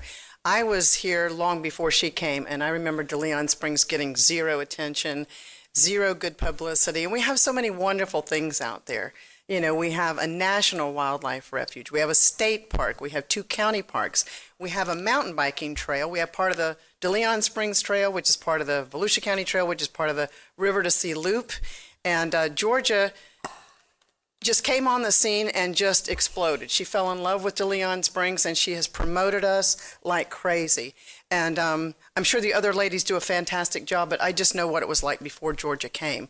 And she deserves a lot more than $903,000 and $317. And, you know, she deserves a lot more than that. But she's doing a phenomenal job. She's doing $5 million worth of business out of $903,000. So thank you very much. And I just want to take a moment to thank her for everything she does. She loves us. She loves West Volusia, and it shows. Thanks. Any other questions or comments from the council? Then all in favor of approving the advertising budgets for Halifax, Southeast, and West Volusia, please say aye. Aye. Any opposed? And your budget is approved unanimously, 7-0. Item 4, contract amendment of solid waste collection and recycling services with FCC Environmental Services, Florida. Move to approve. Second. Motion to approve by David Santiago. Second was by Vice Chair Reinhardt. You're not coming up here to talk trash, are you? That's exactly why I'm here. We don't allow it in our rules. Boy. Good evening, Ben Bartlett, Volusia County Public Works Director. I know y'all made a motion to approve, but there's a couple things we haven't voted yet. I do want to explain. This is a 2-part agenda item. The first part is the amendment to FCC's contract. They're allowed by contract to request a CPI adjustment to their collection element in their contract, and they're also requesting an adjustment to the disposal element, which is a direct result of the tipping fee increase. They can request up to 5%. They're requesting 4.16%, which is in line with the CPI for garbage and trash collection. And then the second part of it is an increase to the non-ad valorem assessment for the unincorporated residents in Volusia County. The current assessment was $297. We're looking to increase it by $6 or 2% to $303 to cover these additional costs. Happy to answer any questions. Questions from council? I have one, is they can do this again next year? Yes, sir. Do they understand we might not have any money next year? And is that why they're doing it this year? Well, the garbage collection for the unincorporated area is paid through a non-ad valorem assessment, so it's not ad valorem property taxes. In a sense, it's really just a pass-through cost or a fee that residents pay on their tax bill. The proposed property tax amendment would not affect this type of fee. It'll affect the public, though. Yes, sir. They don't want to vote for property taxes and then see fees and sales tax and everything else go up. Whether or not that's good or bad, I don't know, but the sentiment right now is not very favorable for increased spending. Councilman Santiago. Thank you, Mr. Chairman. I just wanted to reemphasize, if you could, that this is a CPI thing that's in line, right? Yes, sir. And this council has stated previously, when it comes to fees like this, they've requested, or y'all have requested, that we bring small increments to you all instead of one large increment, which is what this. It's basically the cost of doing business increase. And the non-ad valorem assessment amounts to 50 cents per month per household. Thank you. Increase. Councilman Johansson.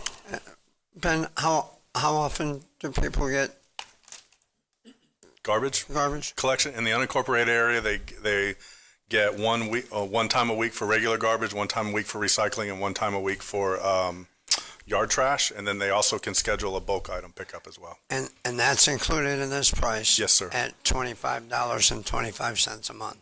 Yes, sir. Hell of a deal. Thank you. Councilman Robbins. Thank you, Chairman. Ben, on the recycling that they get once a week, I know in the past, recycling's been hard for that stuff. Is it beneficial to do that, or are we actually recycling it? Yes, sir. It actually goes through the recycling facility at the landfill that's used to be run by Gel Corp. They've since it's been purchased by FCC, the same company that does the hauling, but they do have a waste recycling facility there, and every bit of material that gets recycled doesn't end up in our landfill, which extends its life. Okay. Thanks. And I guess that's it for questions for you. So we have a motion and a second to approve. All in favor, say aye. Aye. Any opposed? And item 4 passes unanimously, 7-0. Item 5 is ordinance 2026-13, amending the local provider participation fund in chapter 110 of the code. Ryan Osowski. Good evening, Council. Ryan Osowski, Chief Financial Officer. This is an item that was requested by the consultants that work for the hospitals. The hospitals are in agreement with this. This is aligning our current local provider participation fund with changes in federal rules. I have Colleen from the consulting firm here if you want to go through a PowerPoint. She understands if you don't. Other than that, please let me know. Councilman Santiago. No PowerPoint needed. I move to approve. Second. Or Jake, second. No, I don't care. Motion to approve by David Santiago. Second was by Jake Johansson. Where'd he go?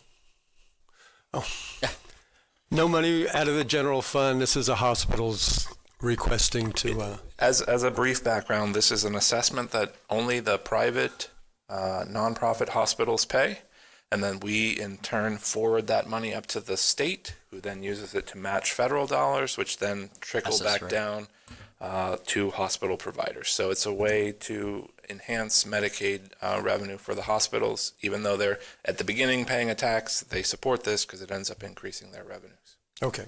Thank you very much. Any other questions from council? All in favor, say aye. Aye. Any opposed? And item 5 passes unanimously. Item 6. Chairman? Yes, sir. Sorry. With your permission, I think we ought to open up items 6, 7, 8, and 9, since Yes. they're all the same. So we were going Thank to you. do that. Ben will make one presentation for all of them, but we do need to be specific in the motion and for all of them. So when you are done, I'll just read each one, unless you want to do that in your presentation. I'll do it in my presentation. Good. Ben Bartlett, Public Works Director. This is our, we've seen these before, the non-exclusive commercial solid waste collection and disposal franchise agreements. We have 4 applicants: Fence Service Incorporated, DBA, AAA Dumpster Rentals, and FSI Roll-Off Containers, Waste Pro of Florida, Pitch It Pros LLC, and Waste Management Inc. of Florida. Motion to approve item 6. 7, 8, and 9. And 9. The above. Okay. So we have a motion and a second to approve each one that you just read to receive this revenue. Motion came from Councilman Robbins. Second, was it by Jake or by Vice Chair Reinhardt? Question? And a question from the council, Councilman Santiago. I ask this every year regarding the non-exclusive tipping, trash collection. Of the 16 cities we have, do all 16, I'm surprised, I'm sorry I'm throwing this at you just last minute, but do all 16 cities have franchise agreements with their trash? Or? I believe a large portion of them have exclusive franchise agreements, and some have non-exclusive franchise agreements. I'll actually defer to Regina here to probably answer a lot. The brains of the operation. I get it. Come on in. Yeah, a lot of cities have exclusive, and some others do have the non-exclusive franchises as well. Well, good. Well, thank you. And I love to brag on the fact of the ones that have the non-exclusive. Volusia has a non-exclusive, which allows residents of Volusia County, if they need to get private trash dumpsters or anything like that, they get a lower fee, much lower fee with the way we do it in the county. We get blamed for everything that happens in the cities, but the county doesn't do this in the way that it costs residents more money. Right, and also for commercial businesses, they can choose That's from right. any of the approved. That's right. Thank you. So it's cheaper to do business in the unincorporated area. That's what you're saying. And when it comes to When it comes to solid trash collection, yes. Thank you, Mr. Chair. Councilman Robbins. I have nothing, sir. You were gone. All right. The motion is to approve items 6, 7, 8, and 9. Estimated annual revenues. All in favor, say aye. Aye. Any opposed? And 6 through 9 passes unanimously, 7-0, which brings us to Ryan Osowski in item 10. The fiscal year 2026-27 trim rates and budget overview. Good evening again, Council. Ryan Osowski, Chief Financial Officer. This item is really a preliminary item. It is not an official budget hearing. The budget process starts, or actually continues to this item. The budget process started a long time ago. But one of the first official actions the county has to take is to file a trim rate with the property appraiser by August 4th. That's what we're here to discuss today. Once a trim rate has been set, the only direction you can go is downward. So the recommended budget has today been posted to the website and provided to council. And over the next 4 meetings, if necessary, August is not scheduled, but it's available if council wishes to have discussions on the budget. September is going to be our recommended budget hearing. We'll get to that at the end of the presentation. Let me try to actually follow through the slides here. We did get our values from the property appraiser's office on July 1st. They're in line with the June 1st values that you saw in the 5-year forecast presentations that were presented at the last 2 meetings. The recommended budget follows the 5-year forecast. It really is a culmination of that process. As I mentioned during the 5-year forecast meetings, we followed the footsteps of where council led us in the February through April budget workshops, where we saw all of the services that were considered non-public safety, non-mandatory spending. So we had a series of 5 mini budget workshops where we went over all of those activities. The one reduction that we implemented, and it was approved at a previous council meeting, was some VOTRAN service changes that did result in savings to the general fund, as well as to the VOTRAN operation in general, which was able to reorganize some grant funding. But the general fund piece was $364,000. What you have here this year, you may recall in previous years, for I don't know how long, but for as long as I've been here, we've divided the budget into an operating and a non-operating budget. And we had our reasons for doing that. It is not something that's required. It didn't follow city budgeting. It didn't follow some other county budgets. This year, I've taken the opportunity to redefine how we present the budget. There is a gross budget amount. That is the amount that we will be statutory obligated to adopt in our resolutions. But there's a lot of items that are double counted in that. And I'm following a model that I saw in Seminole County. In Seminole County, they adopt like a $1.2 billion budget, but what they refer to as their net budget, $800 million. And so what I did is I did the same thing for our budget, a net operating budget. And the difference between the gross and the net is to remove double counted transactions. So you have transfers that occur between funds. If a fund is budgeting to transfer money out to another fund, that's an expense of that fund, and then it comes in as a revenue of the other fund to then be spent again. So that's a double count. We also have internal service funds like our health insurance plan. Every fund pays an expense into the health insurance. That's an expense on that fund. And then when the health insurance fund pays the claims out, it's again an expense. So those are double countings as well. So interfund transfers, internal services are removed from our net budget number. And then there's one final difference which helps us align to city budgeting practices. County budgets by statute are required to recognize all carry forward funding, which then leads us to budget for reserves.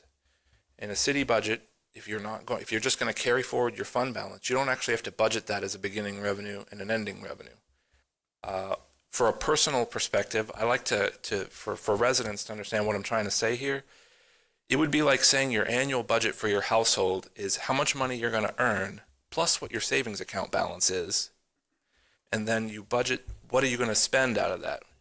Why does a savings account have anything to do with your incoming money and your outgoing money? Well, if you're going to draw down on that savings account, or if you're going to add to that savings account, we're required to include those things in our budget. Our reserves are projected to be spent down this year for capital projects in a variety of funds, most notably impact fee funds. So generally, you will always find that the county adopts a budget where we spend down part of our reserves because we collect money and we build it up and then we spend it down for like impact fees. So all that is to say that net of reserves, our savings account ending balance, and net of double counted transactions, what you're seeing here is a comparison between the 2 years' budgets. Our net budget, which is pretty close to what we would actually expect to spend. If you look at your audited financial statements at the end of the year, these are the type of numbers you see. You don't see $1.8 billion. We don't spend $1.8 billion because of this double count and the savings account balance. What you'll see is $1.1 billion is our net budget for 26. 1.064 is our net budget for 27. Even if you were to look at the gross numbers, because that is legally what we would have to adopt, both of those numbers are also down this year. 1.882 versus 1.800. But I do want to say that the net budget is truly like a proxy for the external resources that we're actually going to spend this year. And why does the distinction matter so much, especially in an environment where we're considering property tax reform? If we're going to face an impact 2 years from now of a potential nearly $120 million revenue reduction, it's a much bigger chunk of $1 billion than it is of $1.8 billion. So I'm just trying to put some scale to the potential impact there. The breakdown of the county's net revenues, this chart looks a little different than it ever did before because the biggest piece of the pie chart used to be the appropriated fund balance. It used to be the beginning savings account. Well, now that I'm showing a net budget, the only thing I'm showing here is the amount of the savings account that we plan on spending this year. That's the purple piece of the pie where it says use of fund balance. Property taxes represent 42.8% of the revenue that we'll be bringing in. Charges for service make up the third largest piece. I've listed out some of the larger ones in the lower left-hand corner of where some of those charges for service come from. Each piece of the pie, I've tried to make it as granular as possible without having the font be too small on this pie chart. There's lots more details in the recommended budget. Net expenditures by type, personnel, operating, and capital improvements are all in the 22 to 25% range. We've always presented this chart before, but I'm going to focus a little bit more on the second chart, which is a new addition this year. And this is our expenditures by function. So this is where are we spending the money. Remember that while we talk about property taxes having funding a lot of public safety, there's a lot of the budget that doesn't come from property taxes. Remember this revenue piece over here where charges for services pay for the landfill or the airport. EMS has a large charge for service. A lot of that budget doesn't come from property taxes. So most of the budget you see for public works, which is the second largest piece of this pie, is actually not funded with property taxes. There's a little bit, coastal on the beach and the mosquito control district, but you've got the landfill as one of the biggest operations in public works that is not property tax funded. You've got road and bridge and construction engineering, building roads with impact fees and gas tax money. A lot of that is not property tax funded. But the area that is a lot property tax funded, mostly property tax funded, is that public safety piece of the pie. So that's when you say, I'm just trying to explain why public safety is showing up as 35% here, but when we talk about property tax reform, it's a much bigger number. Because you're looking at an entire budget that has property tax operations and non-property tax operations in it as well. Our taxable value by property class, we are primarily residential. We've taken the pie chart and we split it into two pieces this year because of the potential for property tax reform. Homestead property makes up 37% of the total taxable value of the county's tax base, which is why you're seeing similar percentage impacts in property tax reform, potential impacts. Here's where the property tax revenue goes by fund. About a little less than half of it goes to the general fund. The law enforcement fund makes up about a quarter of it, and the rest of it is split among functions, the largest of the remaining functions being the fire rescue district at 10.8%. And I'd be remiss if I didn't mention that general fund percentage, there's a large public safety component to that between subsidizing the beach and most notably corrections. General fund highlights, this is a little bit of a repeat of what I talked about with the 5-year forecast. We are maintaining a flat millage rate with no increase from the current year. Rollback revenue growth, this is the growth that comes in revenues that are coming from new construction is about $5 million. Revenue generated above rollback is 6.7. That's up a little bit from the June 1st values where it was a little in the lower sixes. This is approximately 3%. We note that is in line with inflation, where in previous years our property tax value may have been a lot higher, and that gave you room to cover inflation and do a tax rate change. Now we have inflation right around where your tax value increases. It definitely leaves less room for that. Investment income in the general fund is estimated to decrease by 2.2%. I talked in more detail as to why. It's on the slide there. I won't cover it again. I covered that in the last presentation. I will highlight that the county department budgets, again, for the second year in a row, decreased in this budget by $185,000, even after assuming full inflation in a wage increase, FRS retirement increases, health insurance increases, contractual obligations, such as I like to point out software the most at this point because it's becoming an increasingly large percent of our budget, and software companies always have a CPI adjustment in their contract. The largest increase in the budget was elected offices expenditures of $4.1 million. Again, this was in the 5-year forecast in more detail. So 2.3 of it was the sheriff's office, the debt on their new building. The remainder was split across functions, with the second leading office or elected office being the judiciary and the clerk. There's no leading cause of that. It is split across a little bit as salary increases, a little bit as health insurance, a little bit as the clerk requested more money, a little bit of his increased capital request. It all added up to about $900,000. External expenses, net increase of about $1 million. Leading category there, you may recall we talked about CRAs a little bit. That was the leading category in the external expenses. Beach management and capital subsidy remained flat at $17 million, and our major capital improvement budget decreased by $7.7 million. Again, that was all really covered in the 5-year forecast. This is a chart that shows our history of where we've been with millage rates. We've had full rollbacks and partial rollbacks in our last 10 years in the general fund. Library, most notably, has been at rollback 5 out of the last 7 years. So this year, because of how little we've taken advantage of increased values in the library fund, it is now time. The inflationary costs have caught up in the library fund. Here is the tentative rates that we would ask to be published on tax notices. These are not budgetary adoption rates. Budget adoption happens in September, and we have August and September to go through any requests or changes. If a rate that is lower than what we show on here is adopted, we can't go back to these rates if we do a lower trim rate. Trim rates are the highest you can do. We're asking for the rate to be held steady in 8 of the funds, with a rollback rate in the Port District and a partial rollback rate in the Fire Services District. I do have one more slide, but it's more about scheduling. So at that point, I will stop right here for questions. Vice Chair Matt Reinhardt. Thank you, Chair. You had mentioned about public safety and how much of a big of a piece of the budget is, and that's traditionally it's gone up. Corrections is in that. I couldn't go without mentioning the fact. Corrections but is I in will the say general.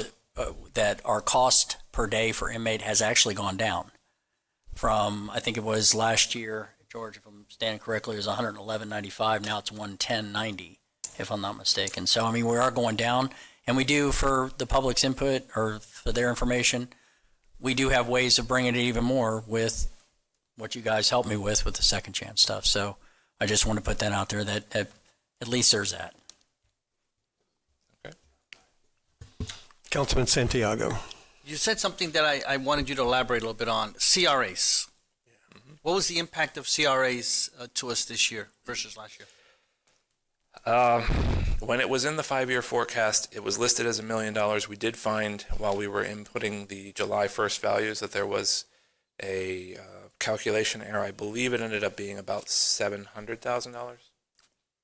Veronica's telling me I got the right number. $700,000 increase. So it's costing us an extra $700,000 this year because of CRAs. From $1 million to 1.7, is that right? No. From $1 million to 700,000.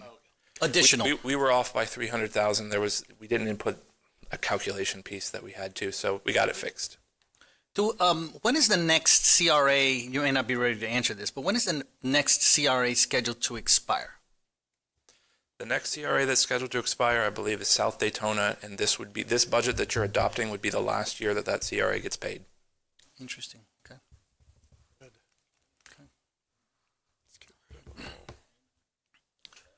So The renewal that we did not too long ago. Holly Hill was $1 million, right? scheduled to be the same date as. Holly Hill was scheduled to originally be the same date as South Daytona. It had a similar ending date, so this would have been the last year if council had not voted to extend it further to the deadline that the rest of the CRAs have, Which is, 2036. and that was $1 million a year, right? Something like that. Yep. Thank you. I said this day would come. Thank you.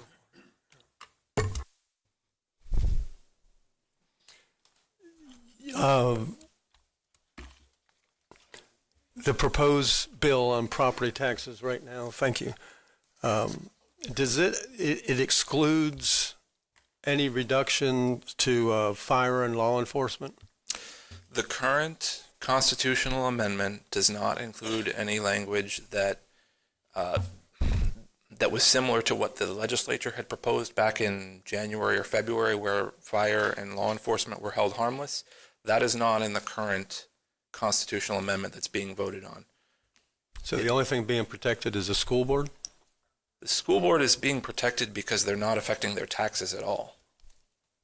Whereas the taxes, the way that they were the way that it was proposed to protect law enforcement and fire previously was different than how they were protecting the school board. The school board was being protected because they just weren't going to touch school board taxes. The way that law enforcement and fire were previously protected in the drafts that the House put out in January and February was to say that the budgets of those functions cannot be lower than they were in 26 or 27, whichever was higher.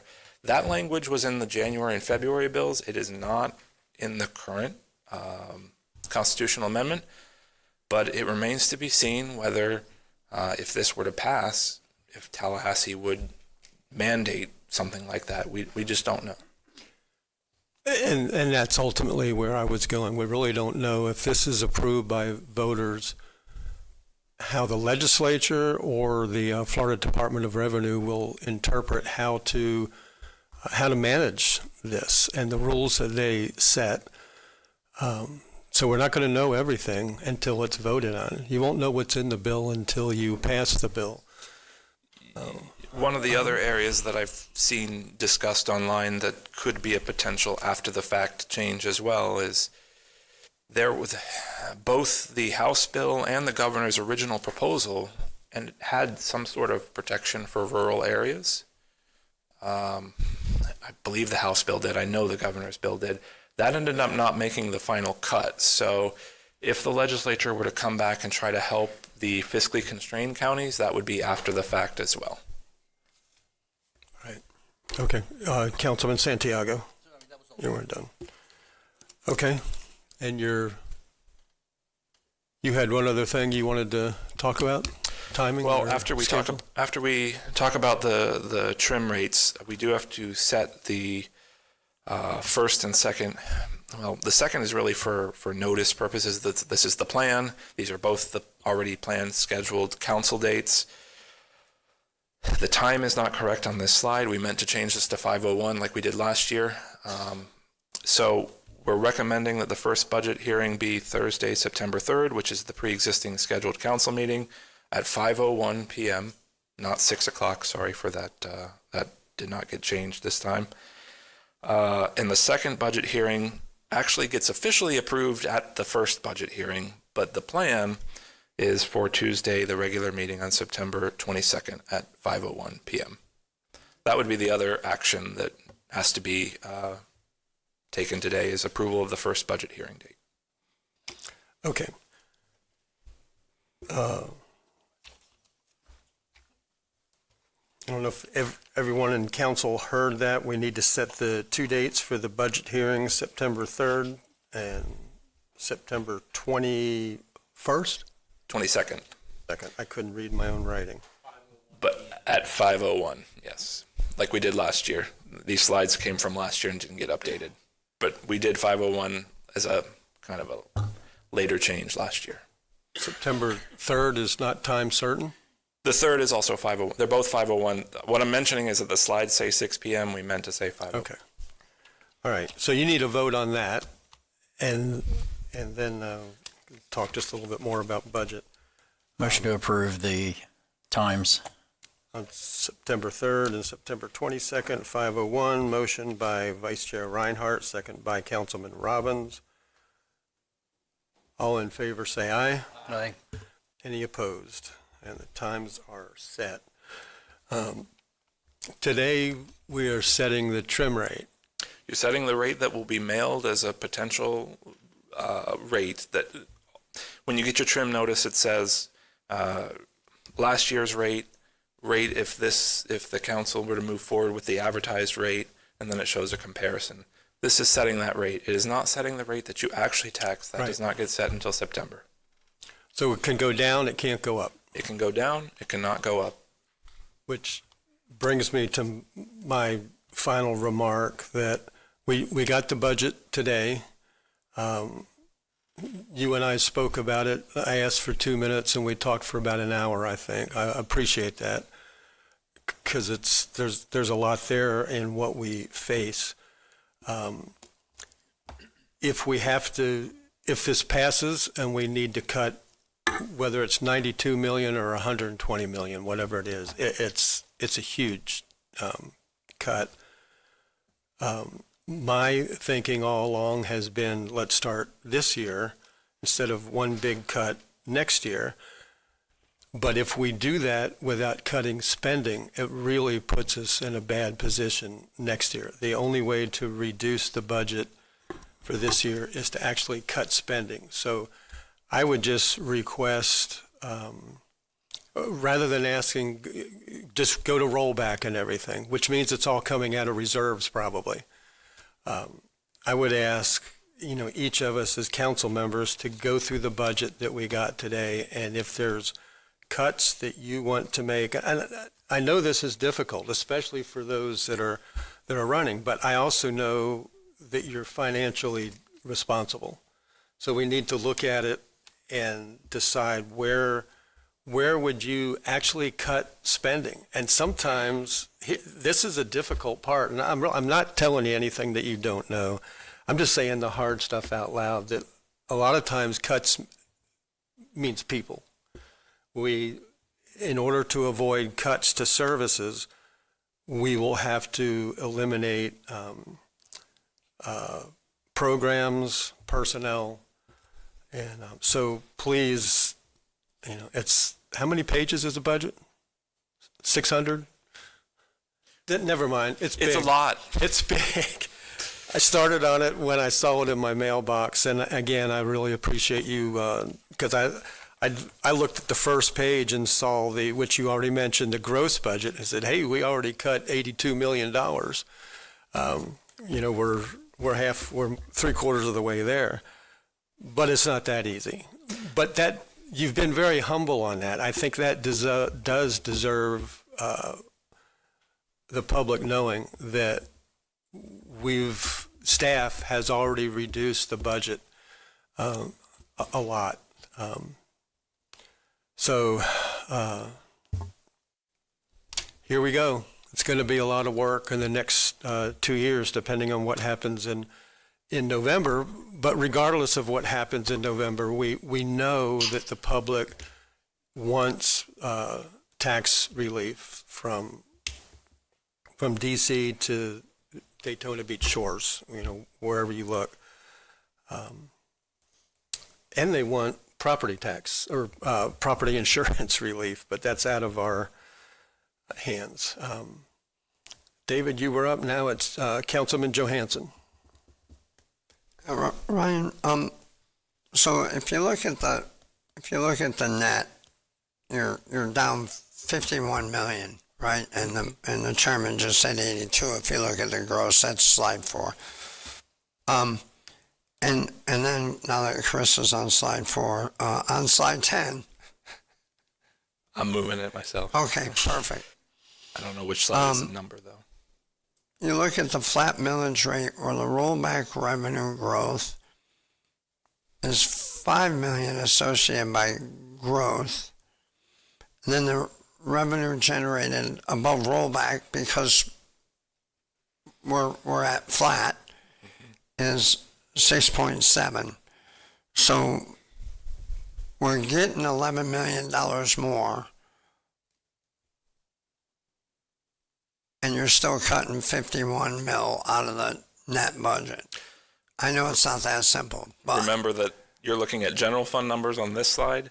That Yeah. was the total budget, which a lot of the decreases were actually in capital projects. capital, got it. All right, thanks. That's all I have. If the hardest question, and we talked about this a little bit, if the trim rate stays as it's reflected today, property values have gone up. That means we're passing along a tax increase to most property owners. Under the definition set in Florida statutes, because we collect 3.4% more, that would be advertised as a tax increase of that percentage. And the reason I say it that way is because there's inflation in every budget. We're not changing the tax rate under Florida statutes. Rate changes are not what drives whether it's a tax increase. It's whether you collect more revenues. Right. I would note under that definition, the state's never been at rollback. State rate's been 6% forever. So the at least. The millage rate stays the same, but the property values went up. Everybody's almost property values went up, so they're paying more, unless we roll back. It is really set by the definition of the state. If the tax rate hasn't changed, the value has gone up by 3.4%, and they call that a tax increase because you are paying more taxes. But that same thing could be said about everything that we do in life, and specifically what I was trying to refer to is the state. When things go up in cost, the tax rate stays 6%, just like the flat tax rate would do for property taxes. Okay. Thank you. Any other questions from council? So you need a vote on trim rates. Yep. You want it for every fund? It can be, this is not prescribed like the budget hearings are. So if you want to do all of it at once, you want to do just a slate and then come back and talk about one, that could be done. There's no prescribed method because this is, like I said, this is not setting the budget. That's what September's for. This is just for the mailing that goes out to taxpayers to say, here's what could happen. Okay. Chairman, I'll go ahead. Councilman Johansson. I defer. I think it was Councilman Troy. Kent. I'm going to go ahead and make the motion, Chairman, and I'm going to put it all together, and I'm going to follow the 26, 27 recommended rates that have been presented by staff. Do you want me to read each one, or are we okay with that? We're okay with that. Okay. Second, Johansson. Okay. And I'd like to comment that the reason behind my second is because, Chairman, you brought up a good point. We just got the budget book. This is the max rate. We can go down. Staff's already given us this rate because they can perform at this rate. We don't have to go up. We have no special projects, and we can start whittling down based on what we've learned for the past 6 months or 5 months or 4 months in budget workshops. Thank you. I second everything Mr. Johansson just said. Okay. We have a motion on the floor to approve the trim rate at this time. All in favor, say aye. Aye. Any opposed? Aye. Or nay, I should say. And the vote is 6-1.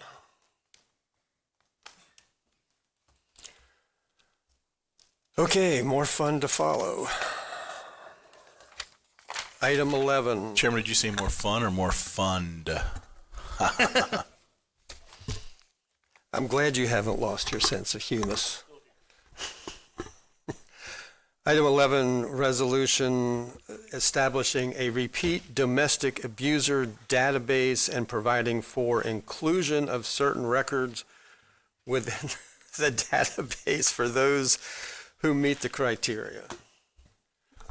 So good evening, Randa Matusiak, Director of Public Protection.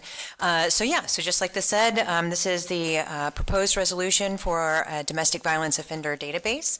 And just a little bit of background here. This is based off of Savannah's Law from Tennessee, which established in 2026, so January 1st, 2026, they established a persistent domestic violence offender registry, which requires at least one prior charge and then consent of the victim to be registered on this public registry. It is a registry process, much like a sex offender registration. So the person, after a court order, would go to the clerk's office in Tennessee and register there. It includes the public information, then includes the name, date of birth, conviction date, county of conviction because it's statewide, and then a current photo, again, because it's a registration process, and you can apply to be removed after under certain circumstances. So after so many years, based on the number of convictions, you can come off of the registry. Other states have looked at this, including South Carolina, Mississippi, New York, Pennsylvania, Hawaii, including Florida. It has not passed in those other states, and it did not pass in Florida, and it was withdrawn in March 2022. What we're proposing here is a domestic violence offender database instead of a registry, really. It's mirrored off of, or the structure of it is mirrored off of our animal abuse database. Right now in the resolution, it includes more than one conviction in the county. It includes domestic violence offenses or dating violence. And what would be published on the database and accessible to the public via a website, and the link would be on the corrections website. It would include the most recent booking photo. So that's what we collect at the time of their booking, full name, date of birth, case numbers of offenses, and then references to the applicable statutes and offense dates. This is distinct from a registry, and the distinction here is important because it does not require staff time. So nobody has to come and actually register to be part of this database. It's really just a query off of the clerk's data, and it's just a view that's filtered basically for domestic violence offenders. So it's a quick web-based search of the clerk's data, and then of course, because it's not a registration process, there's no fee required. So basically it pulls information from the clerk's office, it pulls the mugshot from corrections, combines it very similarly to the animal abuse database that we already have. And so with that, I'll take any questions. Vice Chair Reinhardt. Thank you, Chair. Mr. Tuziak, thank you so much for doing this, and thank you so much for putting this together. Quick question, because I've asked these questions, and I know we were in the infancy stages and we talked about this, and I was looking forward to this conversation. Costs associated with putting this up really is minimal, if any, correct? Fairly minimal staff time to actually get it and once it's up, it's just direct feed and it automatically happens. So there is no residual cost that occurs as a result and of that. we were able to mirror a lot of the animal abuse registration. And that goes to my next question. We how much was really associated with that? We jumped right on that, and that went statewide. So the same principle lies with the animal abuse as it does, and to me, people, hey, I love my dogs, but people are important. Retro, how far back do we go to start this? Does it start this day going forward? Does it include anything?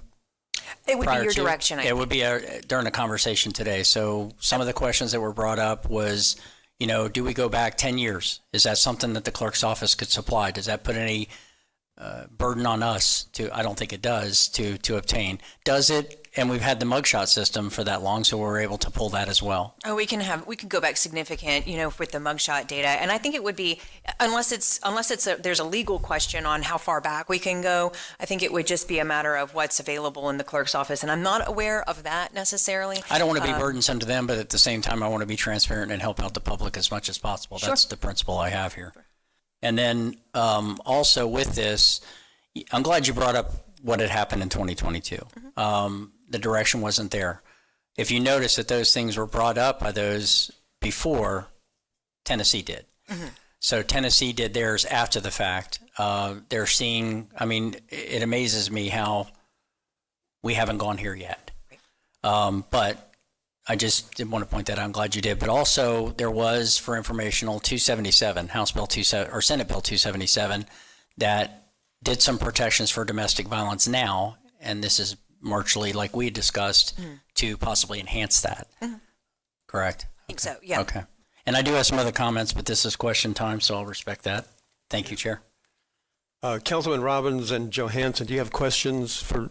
Okay. Questions. Do we know why? I did a little preliminary on it, but do we know why for the main part, why it didn't pass in the House or the Senate back in 2022? 2022, I believe it died in committee. Yeah. Why, do we have any notes on that you can provide? Not that I'm familiar with. That'd probably be pertinent.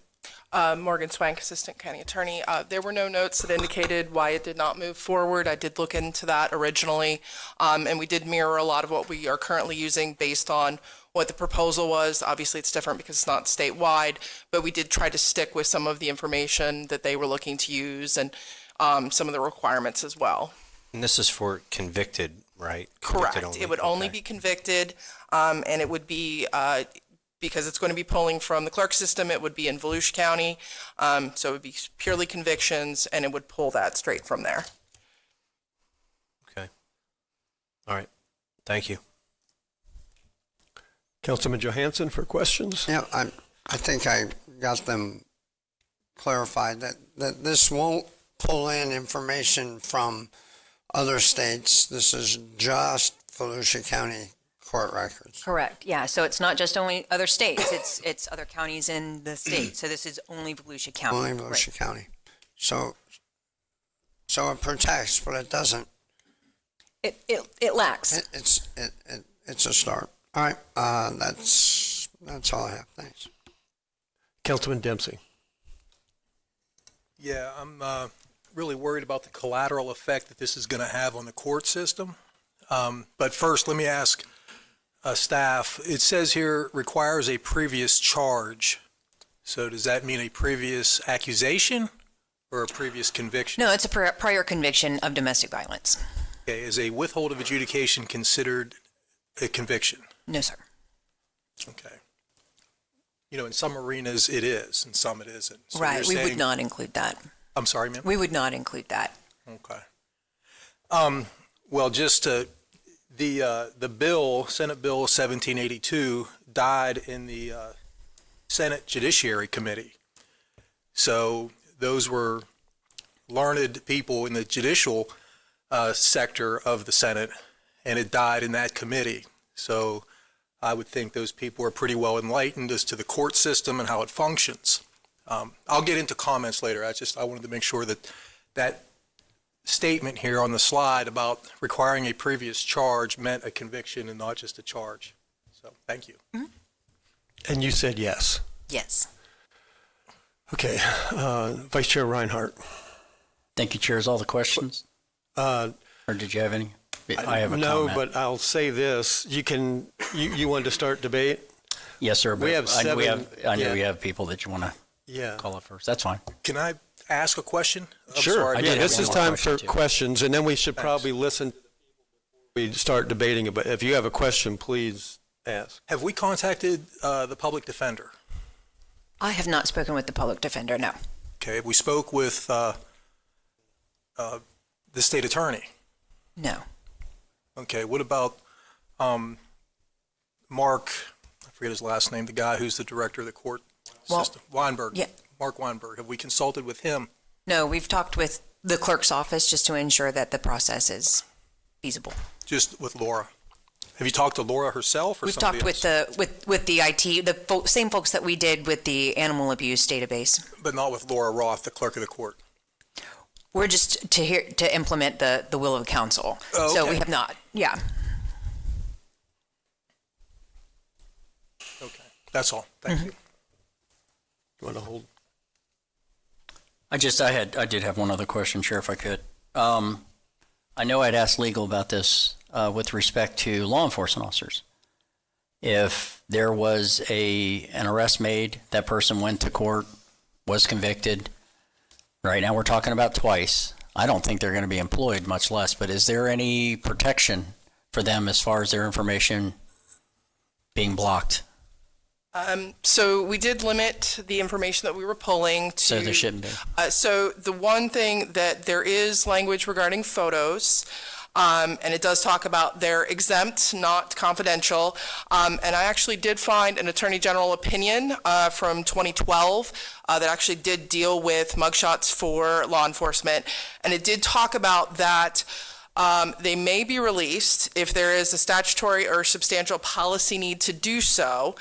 So obviously the reason for the exemption is for protection of law enforcement, but the need for putting a database together for a repeat offender would be to protect the public, to prevent recidivism, all of those things. So it would allow for the release based on that information, because it is an exemption, not confidentiality. So Thank you. And the reason why I asked that question is we've seen law enforcement officers in all branches that have been convicted that their mugshot winds up showing up after the conviction has occurred. So I don't think we're violating anything by doing that. So I know that question was asked, so I wanted to ask it for the record as well. And then can we also discuss if there was and if this gets approved, could there be an appellate process involved in this? Like say somebody wanted to appeal the fact that they're on this registry. Is that something, or is that? So we do have language that does allow for them to provide us notice, something regarding I was incorrectly put on, you've put up a picture, and this Because that can happen. Yeah, correct. And so we do have a process which they would provide written notification to, I believe it's corrections, would notify them, would provide all the documentation showing, you've put up my mugshot, you've put my name, this is not what I was convicted for, or I'm not even convicted for anything. So we do have a way for that to be taken care of, so that if someone is on the list and shouldn't be, we can get them removed. Thank you very much. That's all I have for now. How could that happen accidentally? Somebody's name get put on it and their mugshot. Any kind of error. I mean, it's not That's a common. big error. It is a big error, but it's not common. We don't really have that. I don't recall any kind of an issue like that with the animal abuse database or anything like that. What can happen maybe occasionally is a record shows up that should have been sealed or expunged or something like that. I mean, not typically, not at all, but errors happen, and we want to make sure that there's a way to correct that. Okay. All right. I think there's 7 members of the public. First is Jennifer Kelly. You'll be followed by Kat Pante.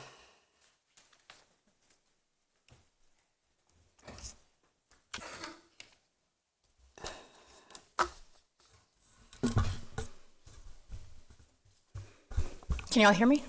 Okay. Jennifer Kelly, I live in Ormond Beach.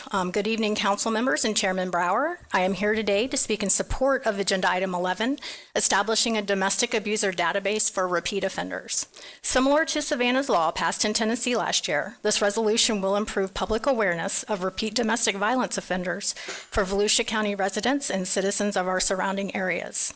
This is a great opportunity for Volusia County to set a precedent for all the other counties and eventually the state of Florida to follow. Savannah's law was named in honor of Robertson County, Tennessee Sheriff's Deputy Savannah Punkett. She was killed by a former partner with a documented history of domestic violence. Studies tracking intimate partner homicides frequently note a history of domestic violence acts as a major predictor for lethal outcomes. Did you know in the U.S., prior to police contact or a previous conviction significantly increases the risk of intimate partner homicide? Research shows about 20 to 50% of domestic violence homicides involved a perpetrator with a known history of prior domestic violence, highlighting the severe lethality risk associated with repeat offenders.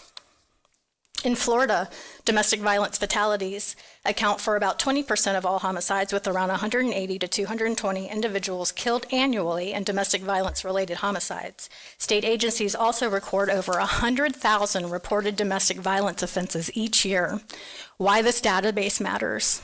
Not only will it improve public awareness, it provides an additional tool for victim safety and prevention efforts. Mostly, the focus of domestic violence has been on the aftermath of abuse, shelters, mental health, counseling, and services provided by government and nonprofits to help victims get back on their feet and become survivors. Although these are great to have available, we need to start shifting the focus to prevention.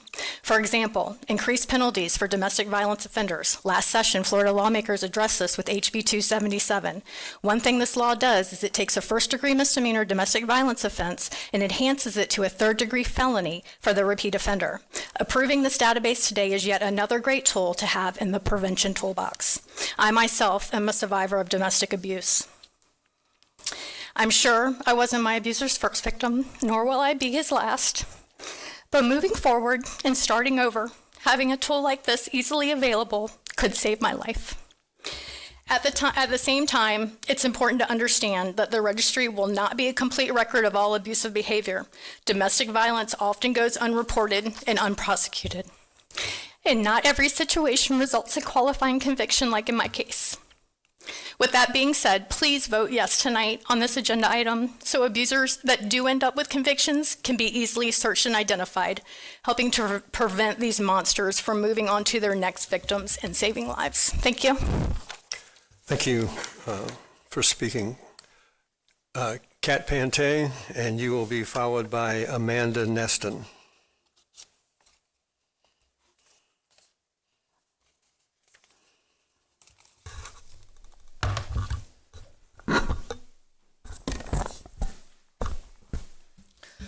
Good evening, Council. I stand before you today in strong support of establishing a domestic abuser database for Volusia County. However, to make this initiative truly effective and meaningful, we must strengthen the proposed resolution with one critical change. An offender should be added to the database just after one conviction for domestic violence-related offense, not two or more. Convictions in domestic violence cases are notoriously difficult to secure. Victims often hesitate to testify due to fear of retaliation, financial insecurity, and other reasons. Diversion programs and plea deals frequently keep repeat offenders from ever being convicted. Far too many perpetrators are arrested multiple times before they ever see a conviction. We cannot allow these systemic barriers to leave our community vulnerable. We already set the bar at one conviction for the sex offender registry. Domestic violence offenders deserve the same level of accountability. The safety of our families demands nothing less.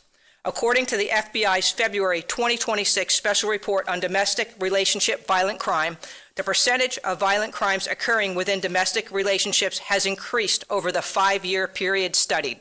Law enforcement documented over 11,000 domestic violence murder victims and an additional 1.1 million victims of domestic violence.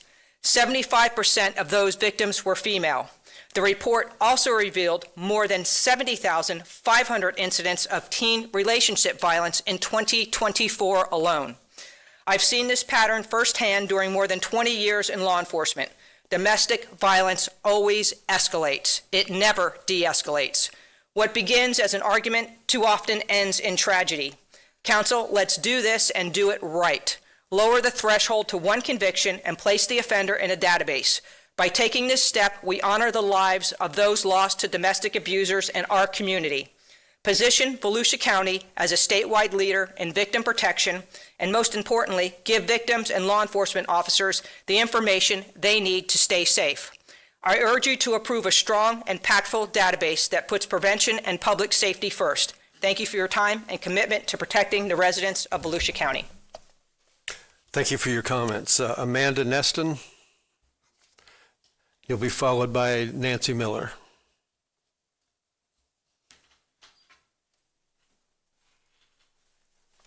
It's Amanda Weston, to specify. I guess my handwriting is not that great tonight. But good evening, Chairman and Council members. Thank you for the opportunity to speak tonight.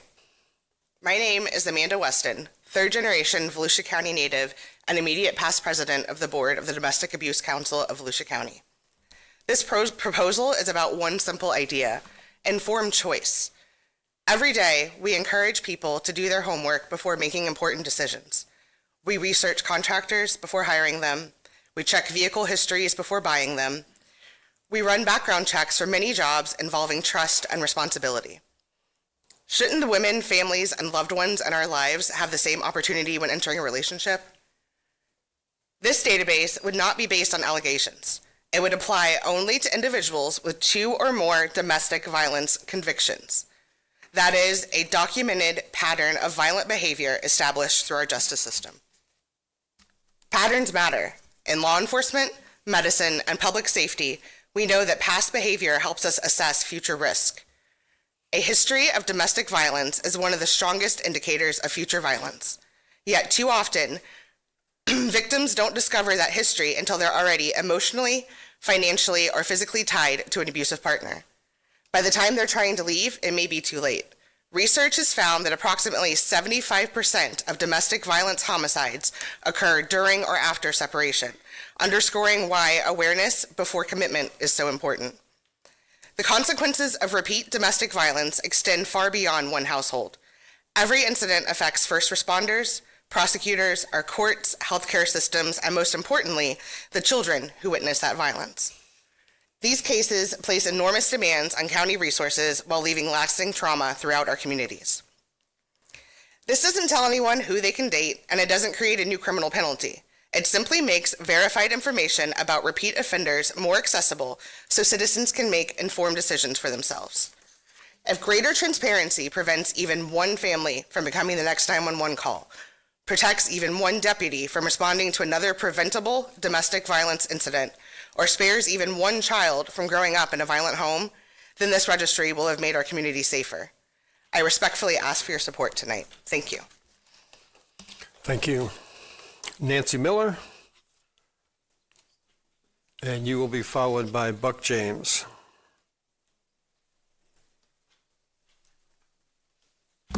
Good evening, and this time again it is Mayor Miller. So I'm speaking on behalf of Daytona Beach Shores. So Vice Chair, thank you so much for coming not only to our city. I know you spent a lot of hours going to several different cities. From hearing the conversation tonight, I'm understanding this is only your first step. It's not going to solve all of the issues, but again, it's a first step. So I just want to tell you on behalf of Daytona Beach Shores, after you came to visit us, it was a 5-0 vote that we're so happy to be able to give you a letter of support. I'm sure you've received it from our city and many, many cities. We want to be able to help these victims.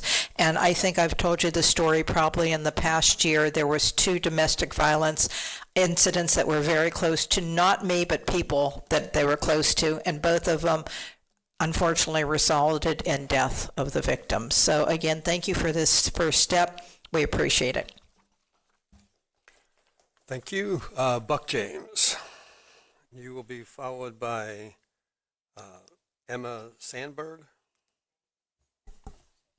Sanders? I'll get it right next time.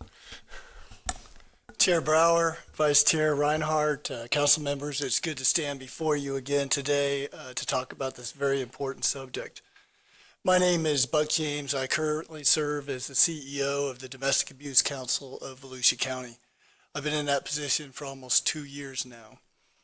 Volusia County ranks as one of the highest counties in Florida for domestic violence incidents.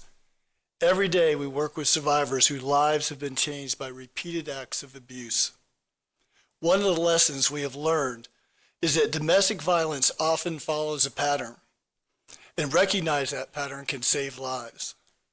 That is why I support the concept of a public registry limited to individuals who've been convicted of qualifying domestic violence offenses, not just once, but twice. There's a pattern. This proposal is not about accusations or arrests or public shaming. It's about providing the public with verified information after due process has occurred, so individuals and families can make informed decisions about their own safety. A centralized registry could help someone entering a new relationship identify a documented pattern of violence before becoming the next victim.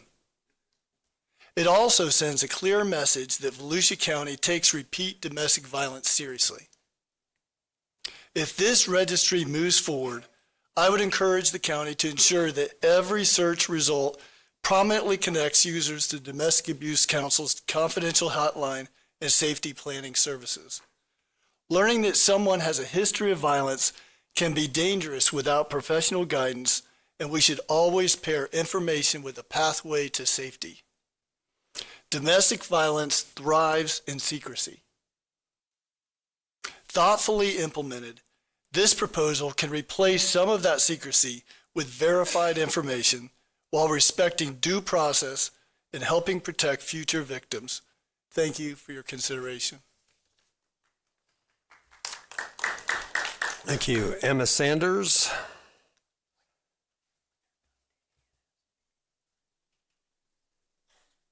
And you will be followed by Carmen Ruiz. Good evening, Council. My name is Emma Sanders. I am the Director of Community Impact for the Domestic Abuse Council. I have worked for the Domestic Abuse Council since 2017 in various roles. I did have a speech for tonight. After hearing all the speeches, I don't want to talk about a speech. I don't even want to talk about statistics. I want to talk about the last 2 months as in my role. The last 3 days, today, Monday, Thursday, and Friday, I sat in a murder trial for a perpetrator who was convicted of first-degree premeditated murder of his wife over 30-plus years, where he stabbed her 19 to 20 times. Today, I had to witness the victim impact statements of her family and watch her 16-year-old son, who was 14 at the time, testify the impact that that had on his life. This is our reality. This is not a what if or what could happen. This is what is happening in our community. It's the same thing that's happening in our shelter when I have two families that are coming in at the same time with the same abuser. DCF is sending us referrals, and the same perpetrator is listed on our referrals, where we're having to send one family to another shelter because there's a conflict of interest. This has just happened in Daytona Beach in Volusia County. Same perpetrator, same pattern, different families, different children. This is not the first time that has happened since in my career.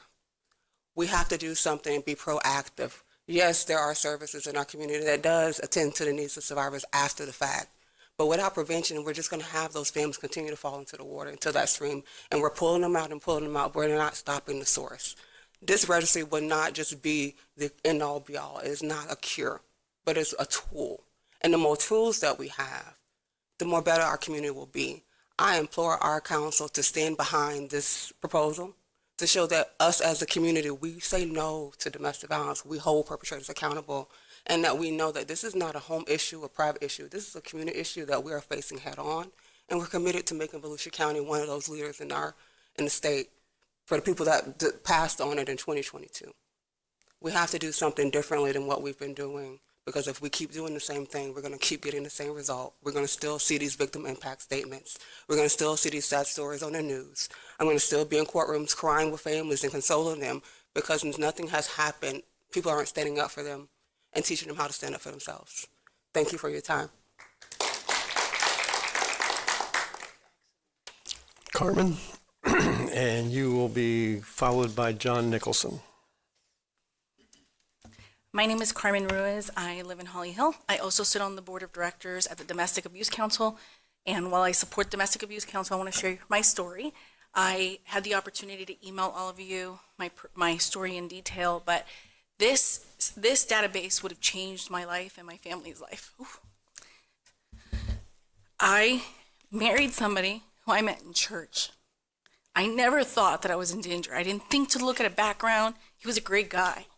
And my life changed 2 months into my marriage and went on for 8 years. The hardest day was not leaving my ex-husband. The hardest day was when his previous victim reached out to me 3 years later, and I found out that I was not the only one. Because I carried a trauma from the end of my relationship into my new life of thinking that it was my fault. It had happened for 4 years in their relationship. And it was documented. I didn't know where to look, and I didn't think about looking because he was a great guy. 8 years of my life and a phone call to my parents that could have ended one of two ways. The way that it did, that we were separating, or that I was dead. This can change lives. This gives us an opportunity as individuals to make a decision before we get into a relationship, before we entertain someone, before we hire somebody to take care of our parents, to watch my nieces. My ex-husband was alone with my 6 nieces many times over 8 years. I don't know what could have happened in that room. So I just urge you to consider this. Sorry that I'm emotional, but I also urge you to consider one conviction. This happened 8 years. I can't even tell you how many times I was abused. It's not a one-time thing. By the time they get to 2, they've done it so many times. I am your victim. I have a family. I belong to someone. A pet abuser, an animal abuser can be found quickly in Volusia County. Give me that same respect and every other family in Volusia County. Thank you.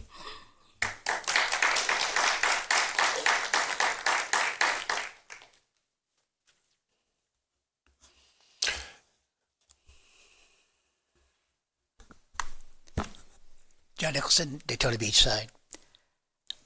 I can't relate to any of that. I've never had it in my family, but I've rented to people. They've torn up the apartments. You've seen the abuse on the women. Neighbors, I have an apartment next to me. They're always renting to somebody. You see people crying on the sidewalk out front. They can't stay inside the building. We need this. It's a tool in the toolbox. You've heard that. But we also need it for another reason. And I read several newspapers. And in every newspaper I read, whether it's the New York Times, USA Today, whatever, there's always a policeman getting shot and getting killed in domestic violence. So for no other reason, we have to protect our police officers. This is, you go on to what people say is a simple domestic violence. There's never a simple domestic violence. It can always turn to tragedy, either for the woman or for a police officer. So for whatever you do, please pass this for the protection of our police officers as well. Thank you. Thank you. And that ends public comments on this. Councilman Danny Robbins. Thank you, Chairman. Just to kind of wrap up where District 3 is at, if anyone's on the fence about this, this information is already out there. From what I hear of Councilman Reinhardt's proposal, it just pulls that information and consolidates it. And one other thing, thinking more about this, not just for domestic violence protection, but also too, we have a huge elderly population here in Volusia County, right? And how many of us, my folks are in their 70s and 80s, but how many people out there get caretakers for their old folks too? And the older community is not, they're hindered by technology. They don't know how to use it. So anything we can possibly make where it's simpler for not just domestic abuse, I think this can be used advantageously in multiple ways. Babysitters, I mean, you kind of name it, and it just consolidates the information. That's how I'm looking at it. And I'd like to hear what everybody else has to say. So thanks. Vice Chair Reinhardt. Chair, if you don't mind, I pass and let the other individuals that had comments, because if they have questions, then of me, I would be more than happy if that's okay with you. Yeah, that's Or fine. the other That's comments. what you- Okay. Go ahead with your question. If somebody can answer the question, is there any legal or any obstacle to going to the 1 year? Oh, excuse me, one offense?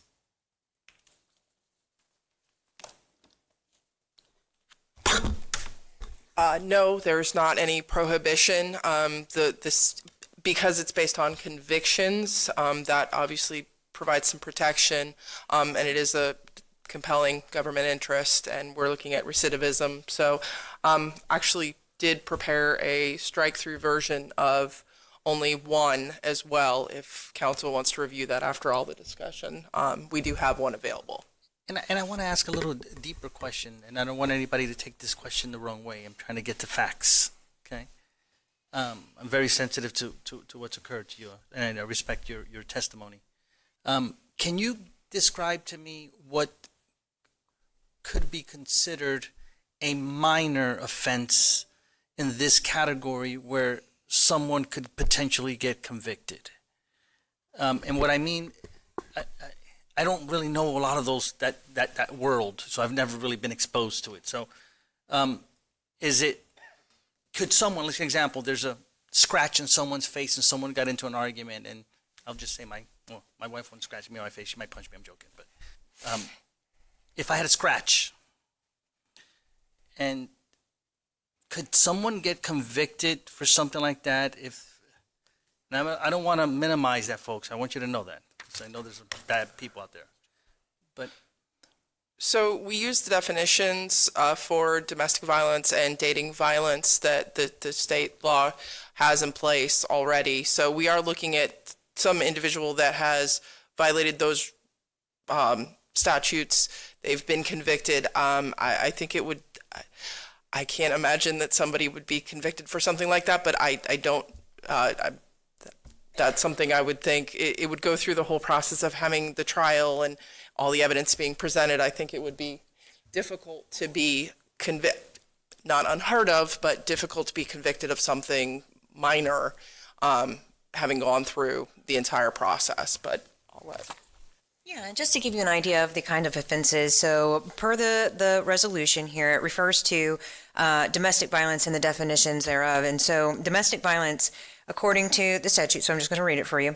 Domestic violence means any assault, aggravated assault, battery, aggravated battery, sexual assault, sexual battery, stalking, aggravated stalking, kidnapping, false imprisonment, or any criminal offense resulting in physical injury or death of one family or household member to another family or household member. So those are the types of offenses. Now, like Morgan was saying, might somebody make the argument that a scratch to the face is assault? It is, but that would go through the court process as well for the conviction of that. Sir, what I would add to this is that just remember, like, all we're doing is pulling the data based on the resolution that you approved and the terms of the definitions that they're using in the statutes for what's based on a conviction. So, we're not creating a registry per se that somebody has to come in and meet certain conditions to register it. It's all being taken from what the court's already adjudicated as convictions under the statute as abuse or domestic violence as that's written out. That is very helpful, Russ. Thank you very much. And that being said, guys, I'd support changing it to 1 year based on what I just learned. I'm going to leave the motion for my friend here. I just wanted to suggest that. And sir, if I may, you said 1 year, but you just mean a single conviction. Yeah, that's what I meant. Sorry, yes. But I'm going to leave Matt to make the motion when he's ready. Okay. I have a question. I don't know if Matt can answer it. Haven't heard from Don yet. I'm sure you're confronted with this in your work. I'm not against this. I'm not against moving it to 1 year. It's a tool. One offense. One offense. But I'm listening. Several of you told your stories. I want to tell a real quick story and then ask a question. I don't know if probably Buck or Carmen would be the best ones to answer it, but I knew a family, a mother and with a 2 or 3 year old daughter who was abused, beat up regularly. She met another guy who took really good care of her and the baby, never abused her, wanted to marry her, proposed. She turned it down and went back to her abuser for one date. And the next time that she was seen by her friends, she had 2 black eyes and she was pretty severely beaten. So I'm wondering, I can't imagine that. I mean, she knew she was getting beaten and went back. Is she going to check on a directory? How will this help? Will it help? Does any woman who's dating somebody said they met somebody in church, I think it was Carmen, before you date somebody, would you check this directory? You think they would? Okay. I hope so.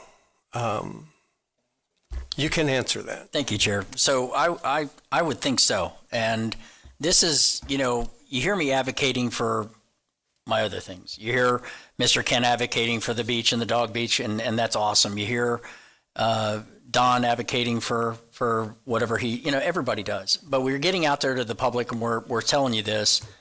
And I think we continue to do this. This is something that's near and dear to my heart. If there was a registry like this,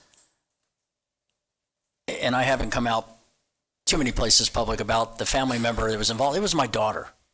What dad wants to get that flipping phone call saying that somebody took a gun to her and hit her?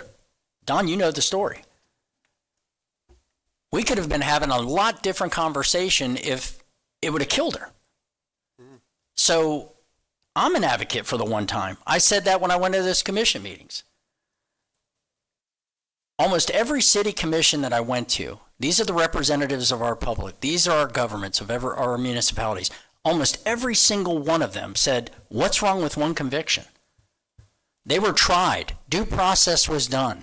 They were tried and found guilty by their peers. So they're tried by a jury, or not a judge. It could be a judge. It could be a judge. Don, you can correct me if I'm wrong, but I think they can elect for a judge trial, correct? or no, on domestic? Both parties would have to agree. So predominantly, they're probably going to get found guilty by a jury if they took it that far. So that being said, I think that they will. And I think that anybody hears this. I mean, the news is here tonight. They're here. The story's out there. I've done 4 or 5 interviews over the last several days. Buck James has done interviews. The information's out there. If we pass this tonight and be the first in the state of Florida to do this, we are not only showing how serious we take being number 4, that we don't want to be, but we're also showing the state of Florida, Don, I know that they had reservations in 2022. It is 2026, soon to be 2027. A lot of things can change. I respect your opinion on that. There are some smart people up there that decided not to go forward with this.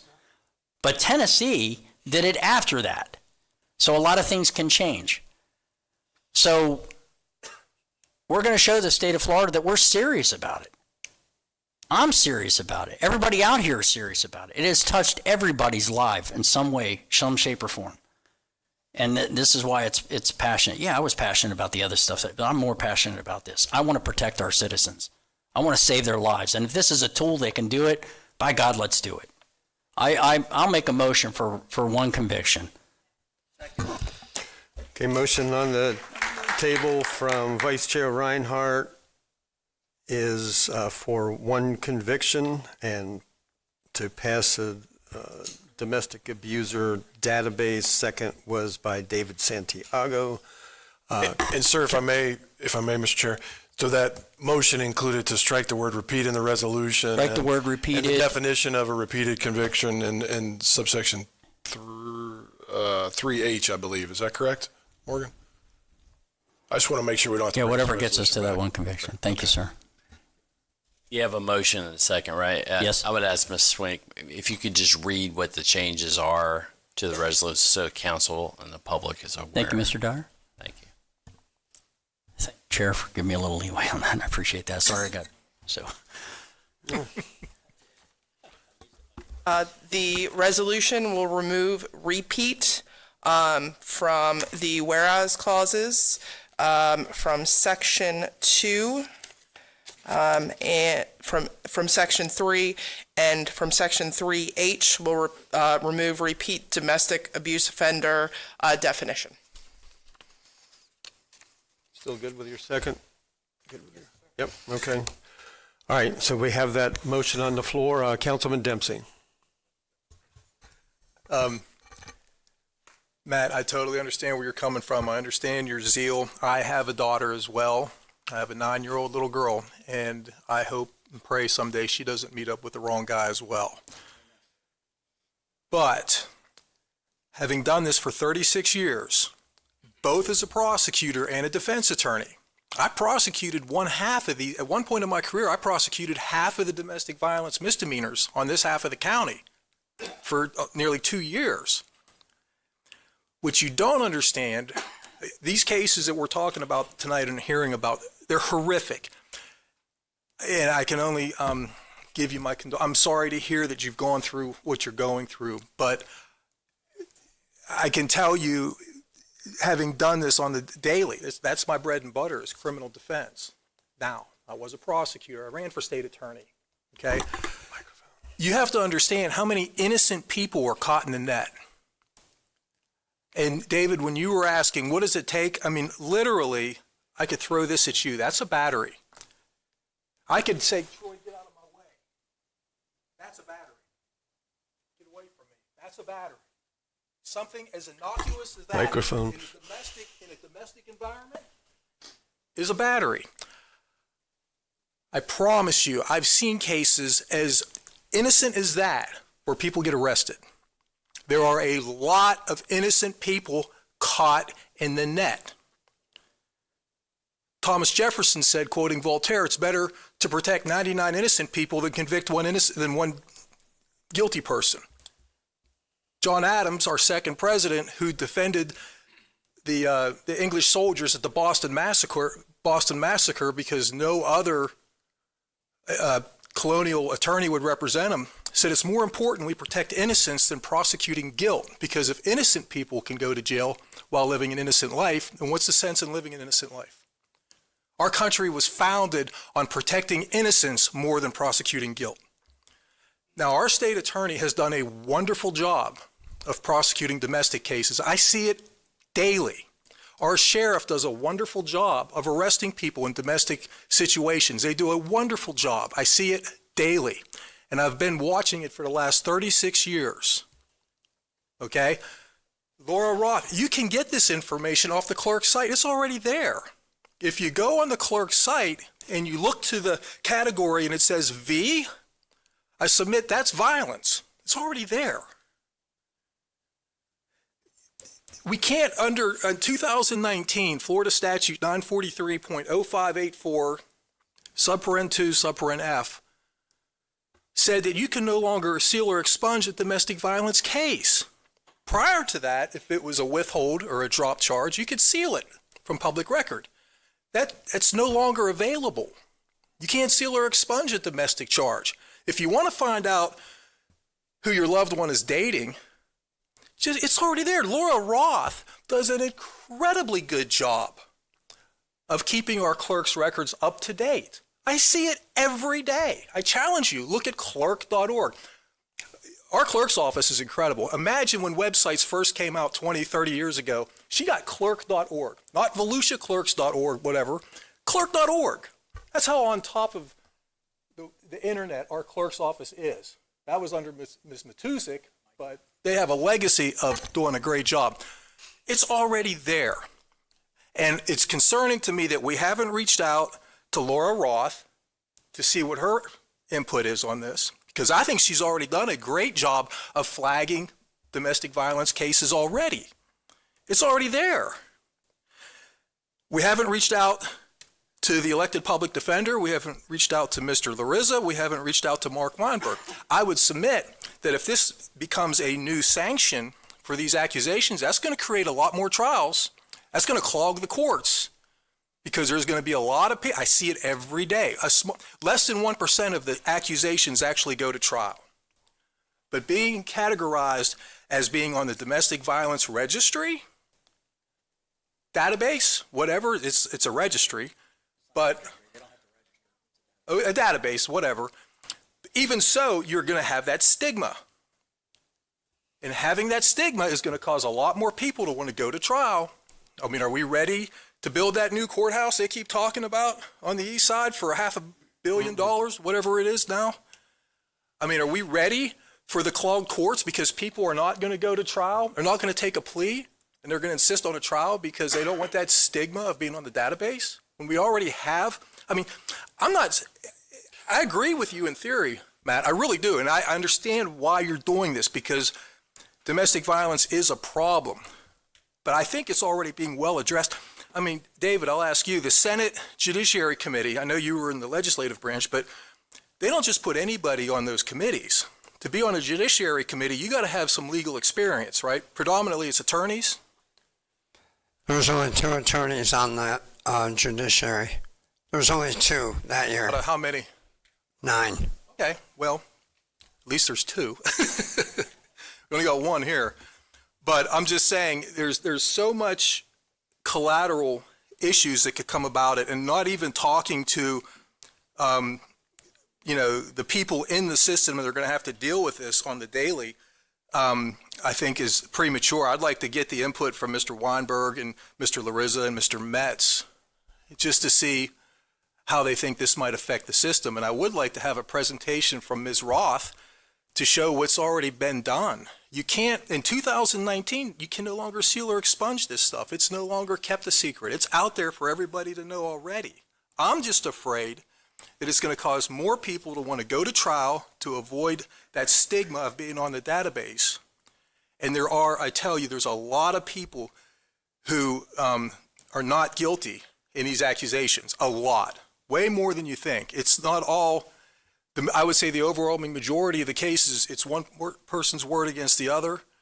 There's no marks, there's no physical evidence. It's just a swearing match. And all too often it comes in a custody battle or in a divorce case, and it's used as leverage.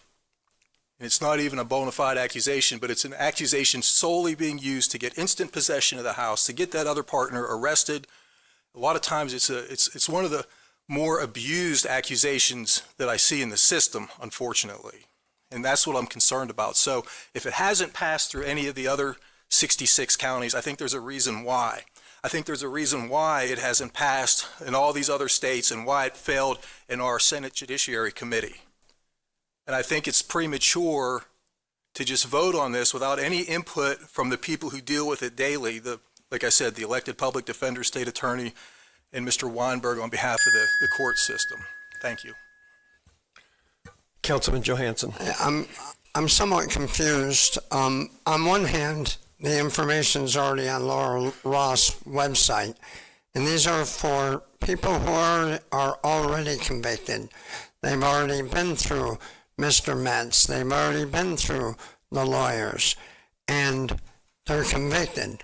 Rightfully, wrongfully, they are convicted. Point one. Point two, if it's already on Laura Ross' website and we're just saying, let's make it easier via a database, and it's not going to cost a lot of money, and it's going to be easier for people to get information. Look up Jake Johansson, boom, I'm not going to date the guy. Point two. Point three. This is not preventing anybody from dating anybody. It's just making it known that the guy or gal you might be dating may have beat the crap out of somebody in their family before. And at that point, you got to start asking the question, hey, I looked at the thing and I noticed, Jake, that you have a domestic violence case where you were found guilty. Yeah, I got in a fight with my ex and I scratched her face. I would hope that a dad or somebody who's dating would then do a little more research. But these people, I don't know how it's going to clog up any system when it's already done. And you're saying it's already there. We're just making it easier to find. And I may be wrong, but that's how I see it right now. And we already talked about the Senate Judiciary. I'm not saying they're dumb people, but they're not a bunch of judges either. They're a bunch of realtors and bankers and a lawyer or two. So I don't think that getting RJ Larissa, RJ, these people have been convicted. We want to put them on a list so everybody knows where they are. I'm not saying it's a waste of time. We can ask them, but if it's already on Laura Ross' website, I don't see why we have to go ask people why we have to make it easy to find the folks. That's all. Vice Chair Reinhardt. Thank you, Chair. So real quick, Don, I respect you. So no way. Are you hearing me down there? Oh, okay. Tomato. Okay.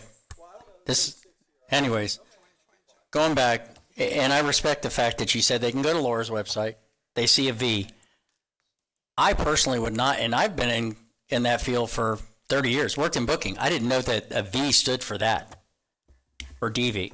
I did not know that. And what citizen out there is going to realize that?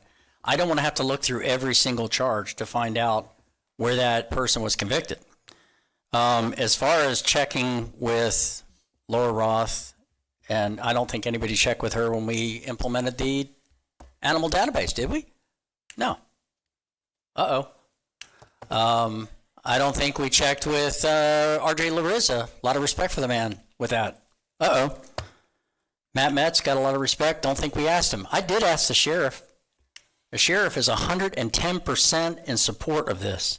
He goes, it helps my deputies. It's a tool. It is another tool. So when we talk about, and I respect the fact that, and you had me thinking for a minute, when you said that they could go to court and they said that they're on a database and it could hurt them. their criminal history is going to hurt them. And they have that already. They already have it. So why is it that they're on a database is any more severe than already having the charge in the criminal history? You see where I'm going with that? So when they're going to court, they're not saying, I don't want to put it on a database. What they're going to say is, I don't want that stuff in my criminal history that the judge is seeing. But that's not going away. So, I mean, that I'm sorry, but it didn't make as much sense. It's a preventative tool. It's a tool. It doesn't prevent anybody from making that decision. You still have the decision to whether or not you want to date them. You still have the decision of whether or not you want to hire them to bring a loved one into your home. You still have the decision if you want to hire that individual for childcare. That's your choice and your decision. It's also your choice and your decision if you see that person on the database to dig deeper if you want more information. And I love the idea, and I'd like to say this, Russ. On our database that we put on there, have we discussed as far as retro, or is it from this point forward? Do we discuss that now before we get all this together? Because I'd like to put this to bed tonight. It's not on the resolution, sir, so that would be recommended to be, what do you want to do? So I would like to say, what, 10 years? Is that something? I think that's rough order of magnitude, what the clerk generally goes back to. I think they don't go back any further than that. I think that's possible by virtue of the mugshot as well.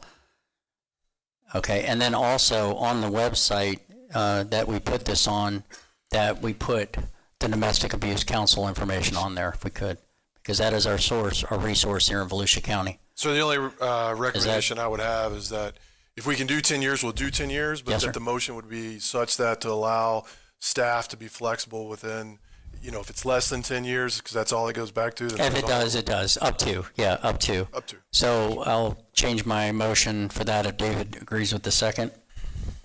Or 5 years. You agree. David agrees on the 10. So sold.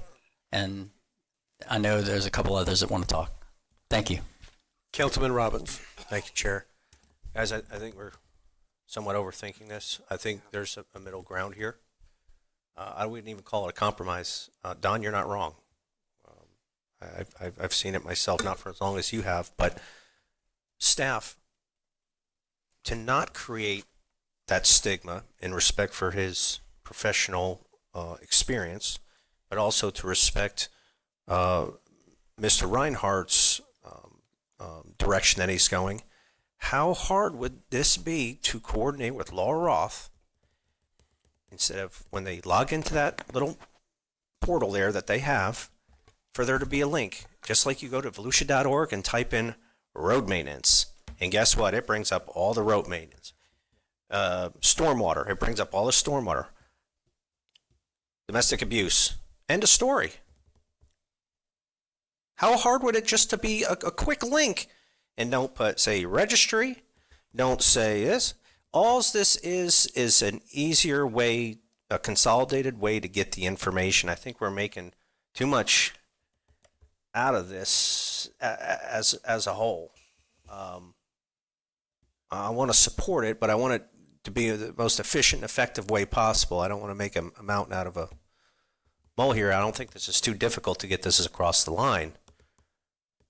So that's just my 2 cents. I think we're making this more difficult. This can be done with an algorithm and probably 10 minutes with one of our tech guys to set this up just for a quick link that is specifically for domestic abuse, convictions. That's all. Sir, I think that's a great suggestion, but I think that's a policy decision for Ms. Roth to make. And, I think right now the items before you is what's before you for the county to make the database. But, if that's something you want us to engage in later on, it's a policy decision. I'm for staff. reading the whole council, so I can't see. Hold on a second, Matt. I'm ready to talk. But I got a couple minutes left, David. But I'm ready to talk. Councilman Santiago. Thank you, Mr. Chair. I'm done. Never mind. If you're done, yeah. Listen, I think staff has done a good job of preparing this. This is already public record. It's for convictions. I'm comfortable with it, and I call the question. We've already said our pieces. Mr. Chair, if I could, just so we're transparent on this, could you read the sentence where you would amend the resolution to add the 10-year language so council and the public knows?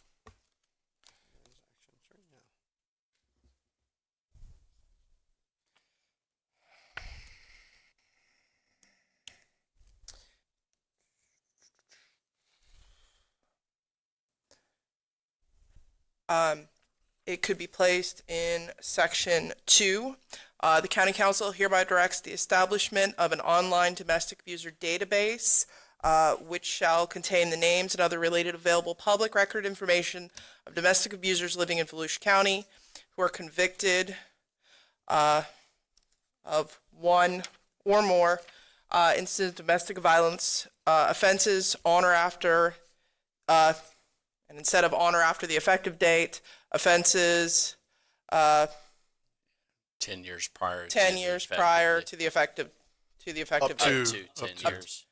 Up to The 10 years adoption of the resolution. of the effective date.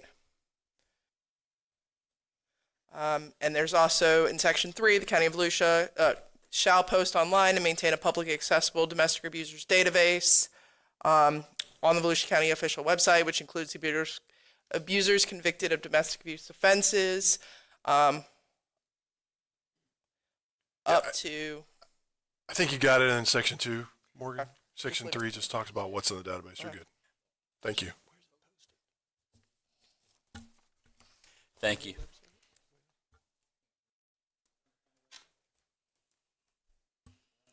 Where on the county website would that be? You'd have to make a page or? New page on volusia.gov.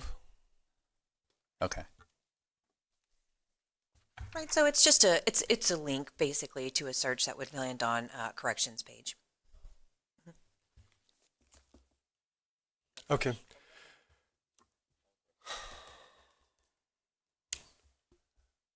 Carissa, would you call the roll? Mr. Robbins? Mr. Santiago? Yes. Mr. Dempsey? Mr. Johansson? Yes. Mr. Kent? Yes. Mr. Reinhardt? Yes. Mr. Brower? Yes. So the 1 year passes 6-1. One conviction. Not for right now, but Buck or Carmen, either one, I would like to talk to you afterwards. How are we going to use this? How can you make it effective? Who's going to? That's my question. So, okay, item 12. Thank you all for coming in to speak on this. Ordinance 2026-12, implementing term limits for boards, committees, or other appointed bodies. Good evening, Council. Chris Ryan, Assistant County Attorney. If you recall, at the May 5th, 2026 County Council meeting, Council voted to impose term limits on boards, committees, or appointed bodies of no more than 8 consecutive years, with an exception of boards that have 5-year terms, boards of specialized qualifications, or boards established by charter. Now, you also chose to use one of the terms I found from some of the other local governments, whereby you could choose to waive the term limit requirements by a simple majority vote, should you believe it's in the county's best interest to do so. And this ordinance is enacting that recommendation. I'm here to take questions. Questions. Don, is this a holdover from the last item, your name? Yes. You got, sorry, we didn't get to hear from you. Any questions? I have,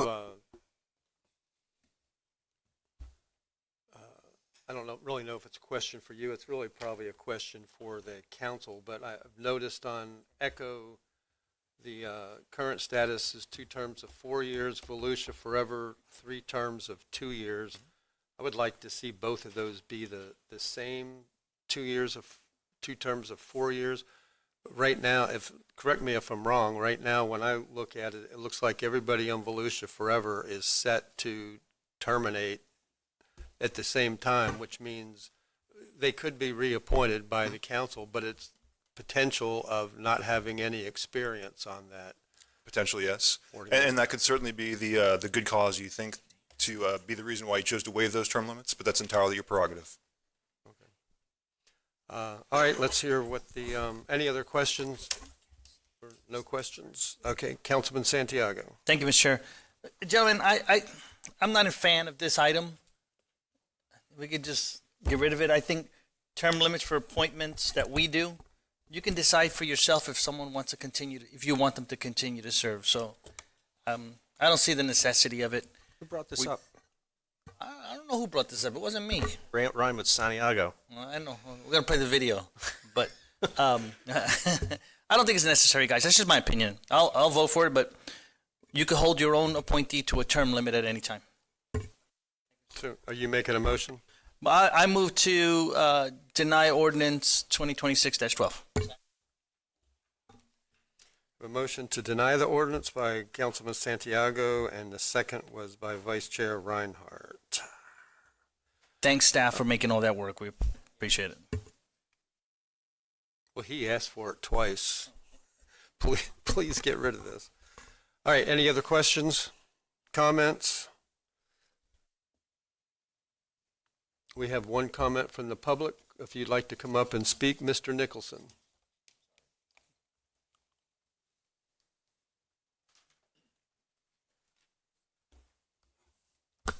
John Nicholson, Daytona Beach side.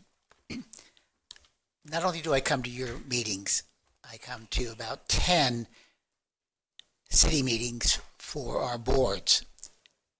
Daytona Beach has a hard time now getting members to show up on their boards. They have 11 people, 5 show up. We have Peabody Board. Out of 12 meetings a year, they can't conduct business but 2 because the members don't show up. It is very difficult to get people to be on boards.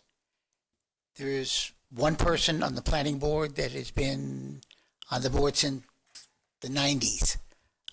There's a woman on the Peabody board, been on the board since the 90s. They show up every single meeting.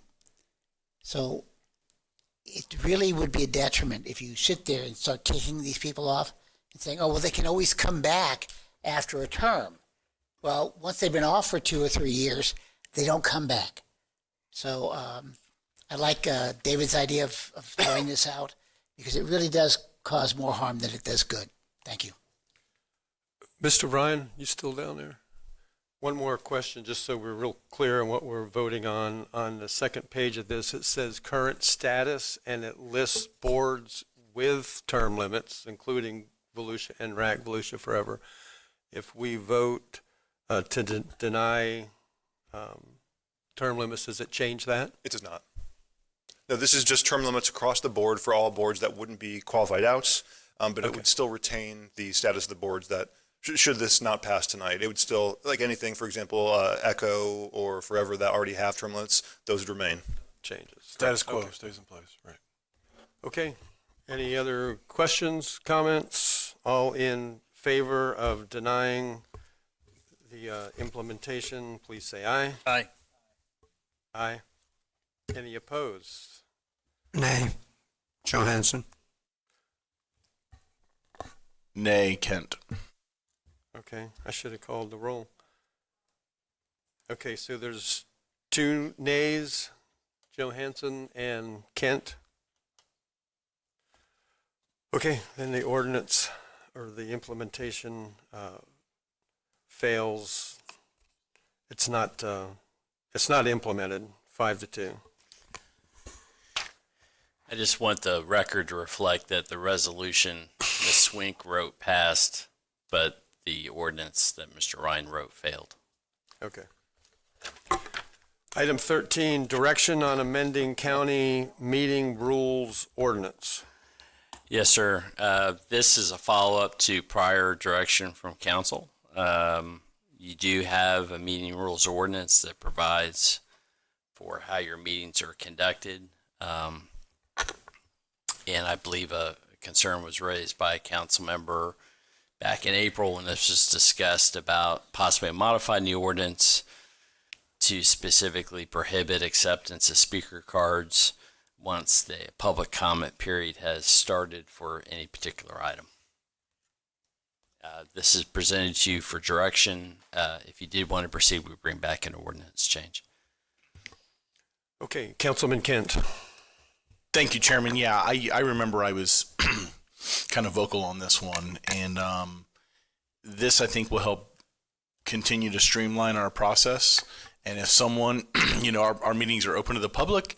We have public participation in the beginning of our meetings. We have it at the end of our meetings. You can talk on any agenda item that we have. But this just kind of lays out that if you want to talk on it, have your card in when the chair calls that item up.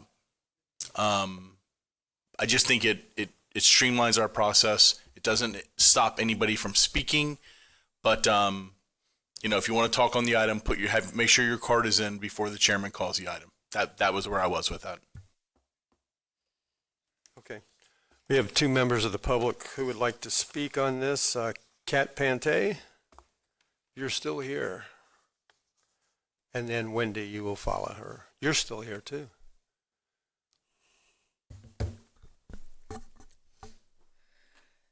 Good evening, Council. I'm speaking in opposition to amending the county ordinance that regulates public participation during meetings. The public should continue to be allowed to submit speaker cards at any time during the public comment period as is currently permitted. This policy ensures that residents have a meaningful opportunity to participate in decisions that affect their lives and communities. Many residents are doing their best to arrive on time. Some are coming directly from work, others are dropping their children off at school or traveling from the east side of the county. Life happens and not everyone can arrive at the exact moment a meeting begins. We should not create additional barriers that make it harder for residents to have their voices heard. Amending this ordinance would further restrict public participation and could prevent residents from speaking simply because circumstances delayed their arrival. Public participation is a cornerstone of our democracy. I urge you to preserve the current policy and ensure that every resident who makes the effort to attend a county meeting has a fair opportunity to be heard. And in reference to some of the agenda items that come up, there's times that I've been sitting here and I've heard a discussion and then I've chosen to put in a card to speak. So anyway, thank you for consideration. Thank you. Wendy Anderson?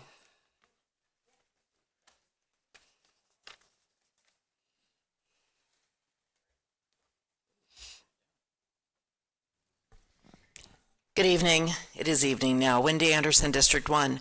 I don't think it's good optics in an election year for you all to be reducing the amount of public comment in public meetings. But really, it's kind of what Ms. Pante just said. Many of us who sit through these meetings, through hours of these meetings, who are paying attention, who are listening to items, may not think at the beginning of an agenda item that we have anything to say about it, or we really want to hear staff's explanations. Sometimes the agenda item materials do not have as much explanation in them as is presented by the staff person or is brought out by the questions offered by the councilman. So I think it's, for those of us who are able to sort of think on the spot and come up with new questions and new ways to contribute to the conversation, sometimes we need the opportunity to put in a card after that agenda item starts. I don't see any benefit to restricting that. You might have a few people, the John Nicholsons and Kat Pantes and Wendy Andersons of the world, who you hear a little bit less from. But, but for the most part, I think that it benefits you all to hear from us anytime you can. Thank you. Thank you. Councilman Troy Kent. Thank you, Chairman. I appreciate the comments from both of the speakers, and they bring up good points. But restricting comments, I can't adhere to that because, quite frankly, the public can come in here and fill out a yellow card on every item on the agenda, every single one. And I would recommend you do that. And then if you decide you don't want to talk on it, you could just simply raise your hand and say, I pass. I mean, if that's what you wanted to do, and council, I'll just tell you, this isn't about inhibiting anybody from speaking. You can still speak on every item that we have. It's just streamlining our process so that when the chairman starts the item, that item, not the beginning of the meeting, that item, he has his list and it's there. And our clerk isn't running over with 3 or 4 or 5 more cards once the item has started. And I'll just remind this council, every 4 months I hold a district dialogue for 4 residents in District 4. And I start my meeting the same way every time. I tell the audience that are there, sometimes there's 30 people there, sometimes there's 85. We will talk about anything you want to talk about. I won't shy away from anything. I'll answer every question. Even if I don't have an answer, I'll tell you I don't have an answer, but I won't shy away from any question you have, and we will talk about anything you want to talk about. So I just put that out there because I certainly wouldn't want someone to get the wrong impression that I'm trying to stop people from participating in their government. I hold those meetings for you so you can participate with me and tell me what you think about different items that are going to come before us. Like I said, this doesn't stop anybody from talking on the items. It just was a thought to streamline our process to make our meetings continue to run as efficiently as possible. That's all.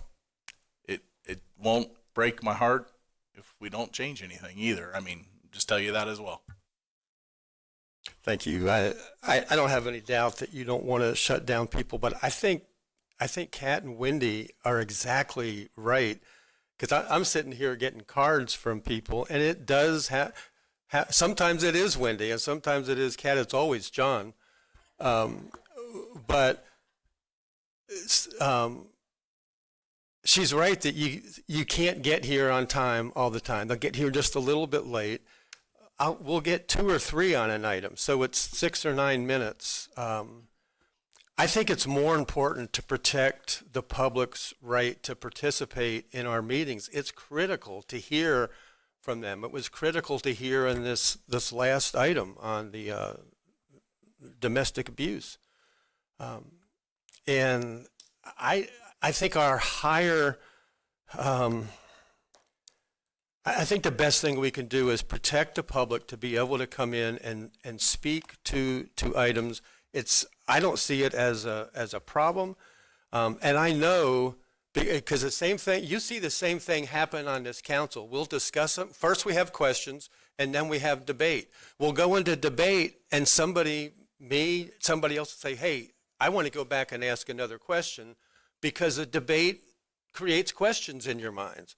So I want to give the public the same opportunity, the same respect to do that we do up here, that we can, maybe I'm too lenient, that the council will be glad when I'm gone, but I like to give the council time. If they have a question, I want them to be able to ask it. If you have a question that was brought about by debate, I'm okay for you to come in and ask it. It helps us make better decisions. So I'd say I'm going to vote just to keep it the way it is and not change anything. Vice Chair Reinhardt. Thank you, Chair. Troy, I don't think you are stopping people from talking, so I agree with you. You're not. And I understand where you're going from. And yeah, that's kind of an idea. The state kind of does that as far as filling out a comment card, and I pass and whatever they say. David, you remember. Whenever they stand up and they say, yeah, I agree, and whatever. But anyways, they don't come up and talk. I am babbling now. Danny just told me not to babble. So anyways, but Did you fill out a card? I did not. But just like you just said, Chair, you give us the opportunity, hey, can I answer that? And you always say yes. And I appreciate that, because there are things we think about. And I think the same applies to the public. So, it would be great if they got here and filled out, looking at today's agenda item, that would be a lot. And if they got here late, they probably wouldn't be able. My hand would be killing me. But it is a great idea. I like it. But I don't know if half the people are going to do that. So, and I think it all falls back to you, Chair. You're the one that has to address it. And if you don't have an issue with it, nor do I. So I like the way it is. Okay. I don't see anybody else up for a discussion or a question. Is there a motion? Chairman, I don't think there needs to be a motion at this point. I mean, if there's no motion, it stays status quo the way it is, correct? So it's a moot issue. So pass? Okay. Thank you, public, for speaking up, not only on this, but all of our items today. It's really important that you come and let us hear from you. Troy Kent agrees with that too, by the way. Okay. Public participation, round 2. I've only got 3. So, okay, guess who's first? John Nicholson.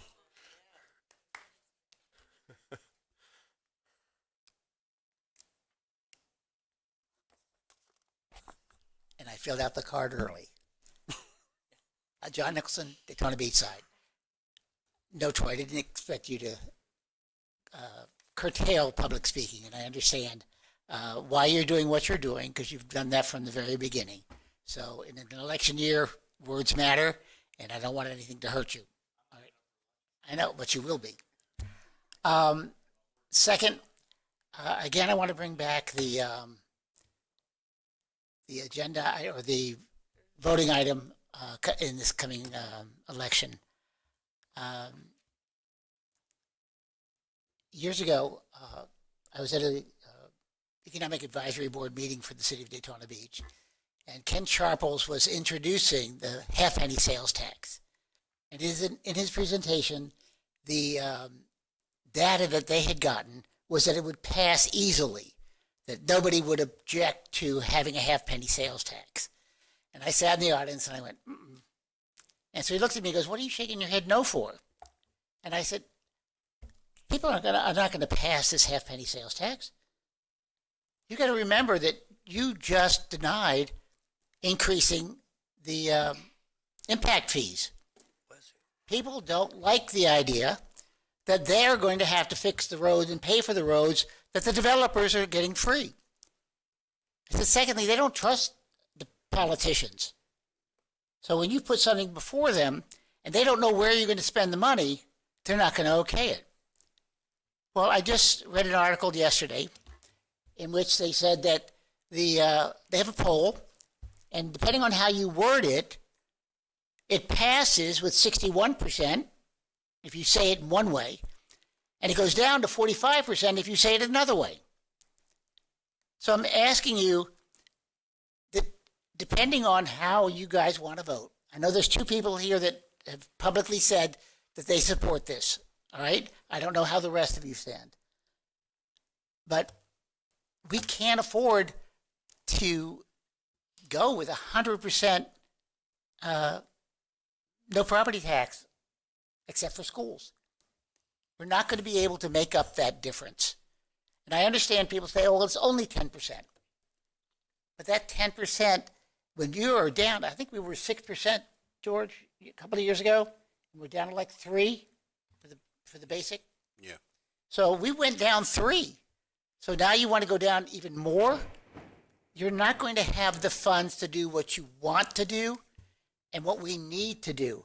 So I'm asking you to publicly come to a decision and let the public know how bad it's going to be and what has to be cut. Libraries, parks, the beach. Let them know what's going to be cut. Thank you. Wendy Anderson.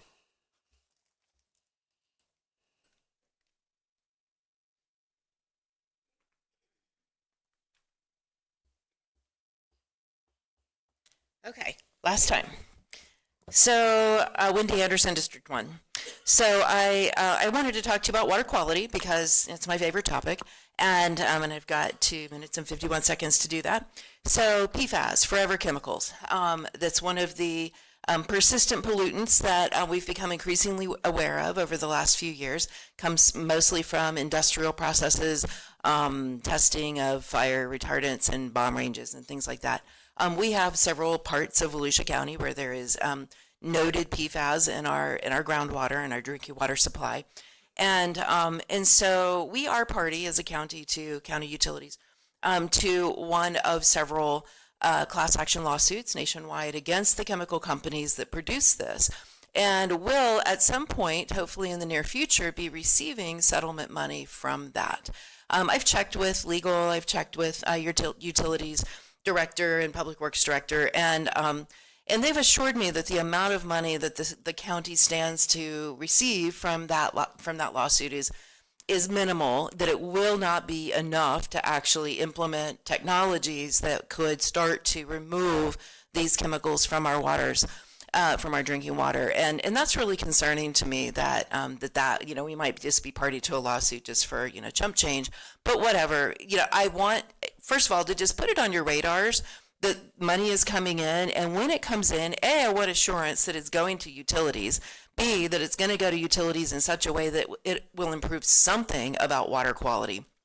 And then in my final 1 minute and 20 seconds, I want to change topics on you and talk about another serious water quality issue, not just water quantity. we're all also hearing big news across the nation, across the state about AI data centers and the impacts that those have on our utility infrastructure, on our electricity grid, on our water supply, on our wildlife habitats, just for the sheer size and footprint of these things, but also on water quality. So the water that they use for the cooling systems does eventually return back to the environment. Even if they're recycling water on site, it does eventually go back to the environment, and it goes back polluted.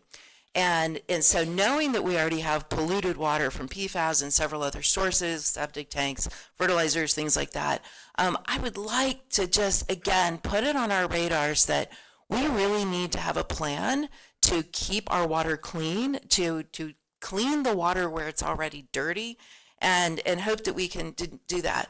I would also really strongly recommend, again, in an election year, maybe you guys could get this done before November, that we actually put a moratorium or some sort of limit on AI data centers that may be looking at Volusia County. And if we have any, I'd really like to know about that.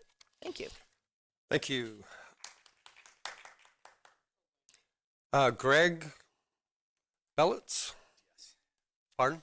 Blitz. Bellitz. My wife couldn't make it today because she's at a tournament with my daughter, a tennis tournament. So I wanted her to spend her 3 minutes, but I'll use her time up. Okay.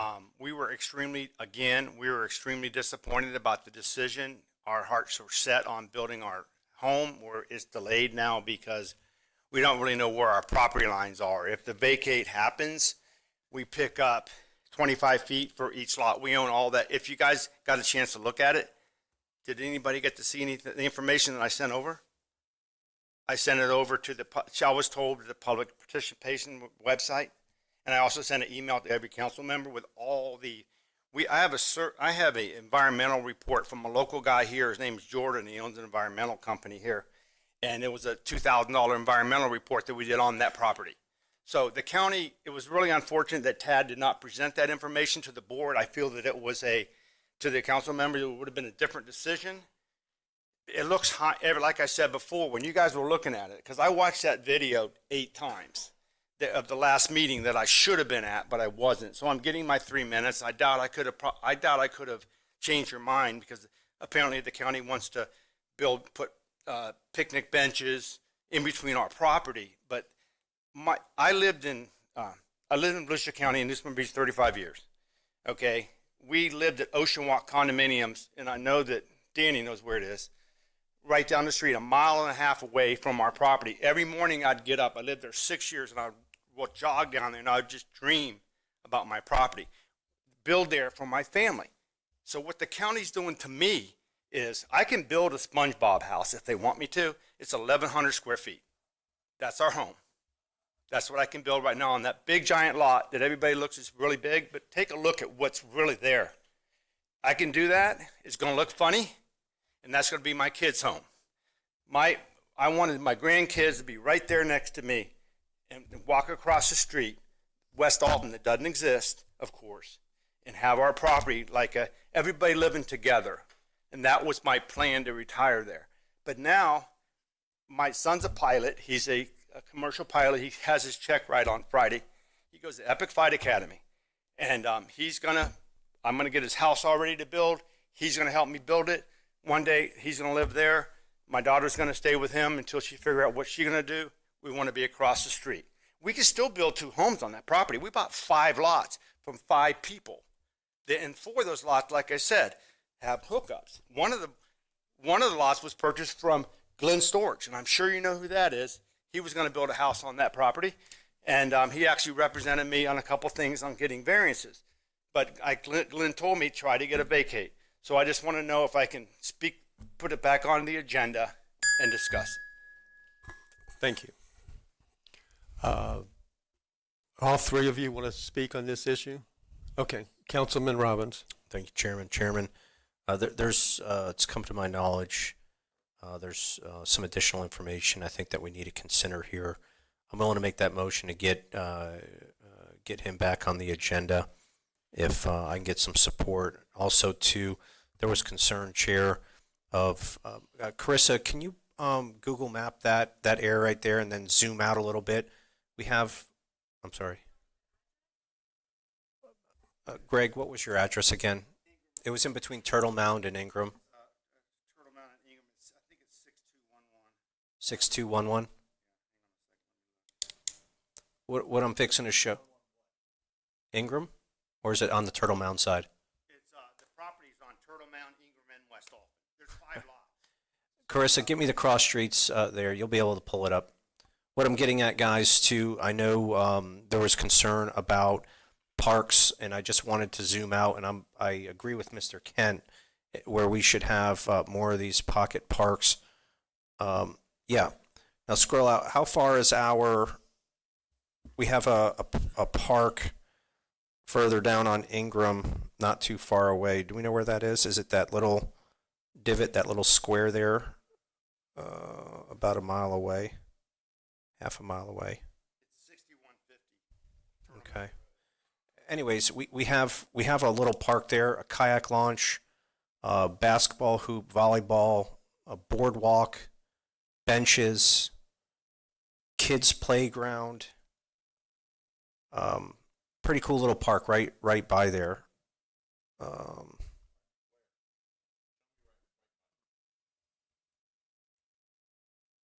Keep going south on Ingram.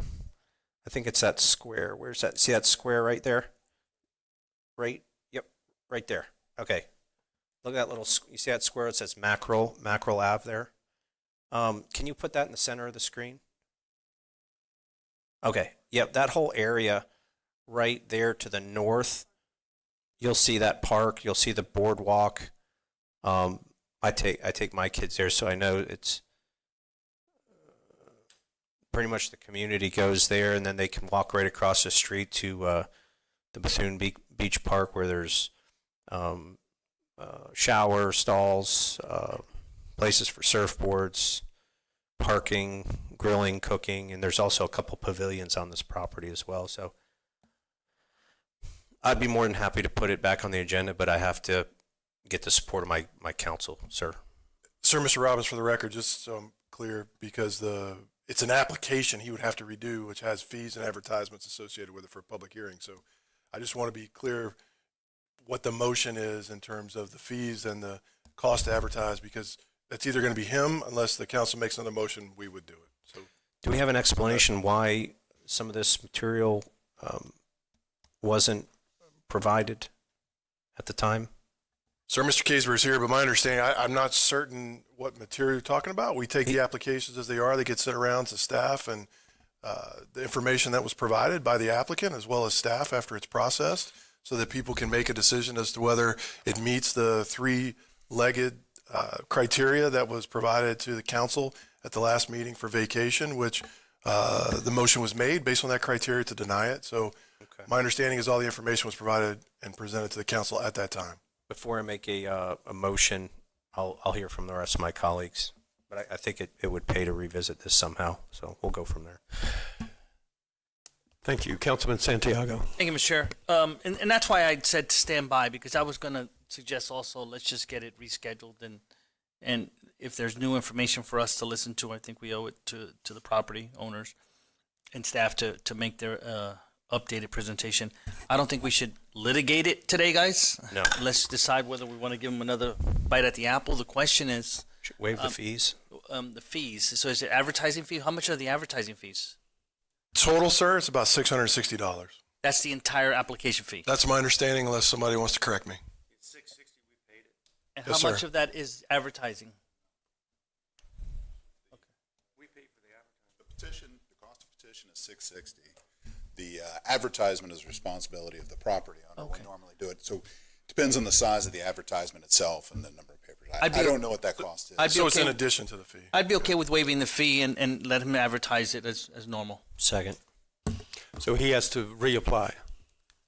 Yeah, and we would Well, waive we the have fee. all the same documentation, so there's nothing to really cover in terms of that aspect of it. I have no problem not asking for the $660 petition. We have all the material we need, so nothing really has to be redone. We just have to put it back on the agenda for discussion. We can throw on anything else that's requested to be seen for consideration. We can certainly do that. If the applicant's willing to advertising fee. re-advertise it, I think I'm okay with that.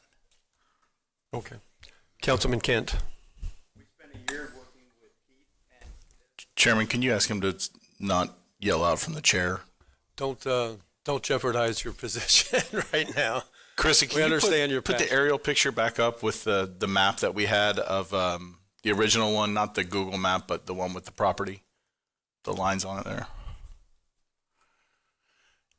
And I'm not going to litigate this here, but I think it's important to have this conversation briefly, and I'm going to. I think it's important for the applicant as well, so that, you know, if majority on here don't want to bring this back, he understands that. He hears it. Yeah, that picture right there. And I had a really great conversation with Greg. We had, I think, over 30 minutes, and it was really positive. And I'm going to repeat some of the things I told him. I didn't use this Disney World reference, but it's not my job or our job to make your dreams come true, like if you were at Disney World. And I had staff, I want you to know, I had a staff member come to me the very next meeting and said to me, hey, there's a vacation on this agenda. Are you okay with this one? And I said, I am. And I loved his response. He looked at me and said, why this one and not the last one? And it made me like scratch my head. Like, the one on the next meeting was 10 feet and it was landlocked. Hello? That's 7,650 square feet touching the water. Okay? That's the difference, staff. That's why I was okay with the 10-foot landlocked and waterfront right here. And I told Greg, I said, I got to tell you something. I love your story and your idea about a family compound. I want to do the same thing. But the difference between me and you is I'm not going to purchase property that the government has the ability to give me or not and put all of my chips into that thinking they're going to give it to me.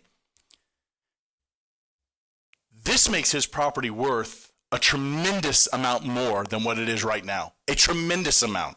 And we talked about that. And good for him. But I'm going to tell you the comment about, you know, you put a park bench and someone can, you know, have a picnic sitting there between two of our homes. You have them in your communities as well, but I'm going to tell you there's at least a dozen of them in Ormond Beach that are pocket parks that are on the Halifax River. They are in between two homes. There is a park bench sitting there. People go down and watch the sunset. They throw a Frisbee with their kid. Don Dempsey, you were spot on when we talked about this, about a very passive thing here. And just a park bench. Because once you give it away and it's gone, it's gone. And when we zoomed out and you looked at all those homes clustered there, if you don't live on the water, you don't have that opportunity. But I'm thinking about these people that live around this that aren't on the water that would like to come in and sit down and watch a sunset, throw a Frisbee, have a conversation with a friend, or sit in silence by themselves. So I can just tell you right now, for those reasons, I'm not in favor of bringing this back. So I'm one. There's two. There's been a motion and a second to bring it back. So I'm one. So either we'll hear from the rest or we won't. But those are my reasons why. I want him to have his dream. I do. I want you to have your dream, just not on our dime. I've got other people that I think would like to sit down there and enjoy it on a park bench. And that's where I am with it. Councilman Santiago. Yeah, I'll just wrap with this, Mr. Chair. What interests me, and you can do this one, that if you decide to invest, if this passes, is give us some more information. I think you had made some comments that a lot of this is wet now, or it can't be utilized. That's going to be of a lot of interest to me if I get this to be reheard. That's what sparked my interest. And remember, Disney has villains too. So I'm joking. That's my friend. And roads. Okay. So the motion is, and I'm not sure if, Danny, if you made it or if David, the motion was to bring it back. And you made the second? Okay. Danny makes the motion. David Santiago did the second, with waiving the $660 fee to bring it back. You have to advertise Councilman Robbins. Thank you. And staff, if we could, let's get an outlay of the wetlands, non-usable, usable. That way we can better see this, and a layout of this and evaluate it. Thanks. And I'm going to call for the vote, but I'm going to say this. This is not to punish you. You weren't here the first time. It would have made a big difference if you were here. So this goes out to the public. If you have an item, be here and speak for yourself. Okay. The motion is to bring Greg back. All in favor, say aye. Aye. Any opposed? Nay. So I think 2. 5 yes and 2 no. You want to call the roll? Who is the second nay? It's the different part of Disney. It was the kids don't go to. It was Don and Troy were no. What is it? The haunted house. All right, so you've got an opportunity. Good luck with it. All right.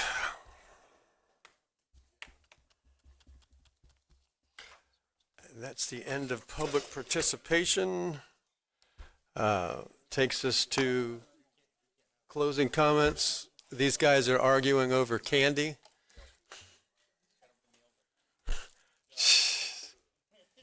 Okay. Are we ready? County Manager George Rectenwald. I have no comments tonight. County Attorney. I did have some, but in light of George, I'm going to. You don't want to show him up? Welcome back, by the way. Hope you had a nice trip with your son. That takes us to council members. Suzanne, nothing? Okay. Well, first one's out of the room.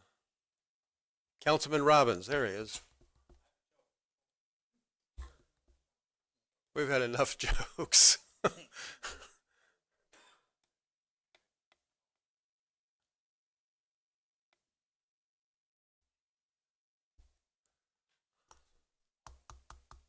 No, other than we were talking about Jake's dating history. His dating say would be called carbon dating. So that's it. I have nothing. Thanks. Oh, boy. Got to get a little zinger on Jake. Pretty neat.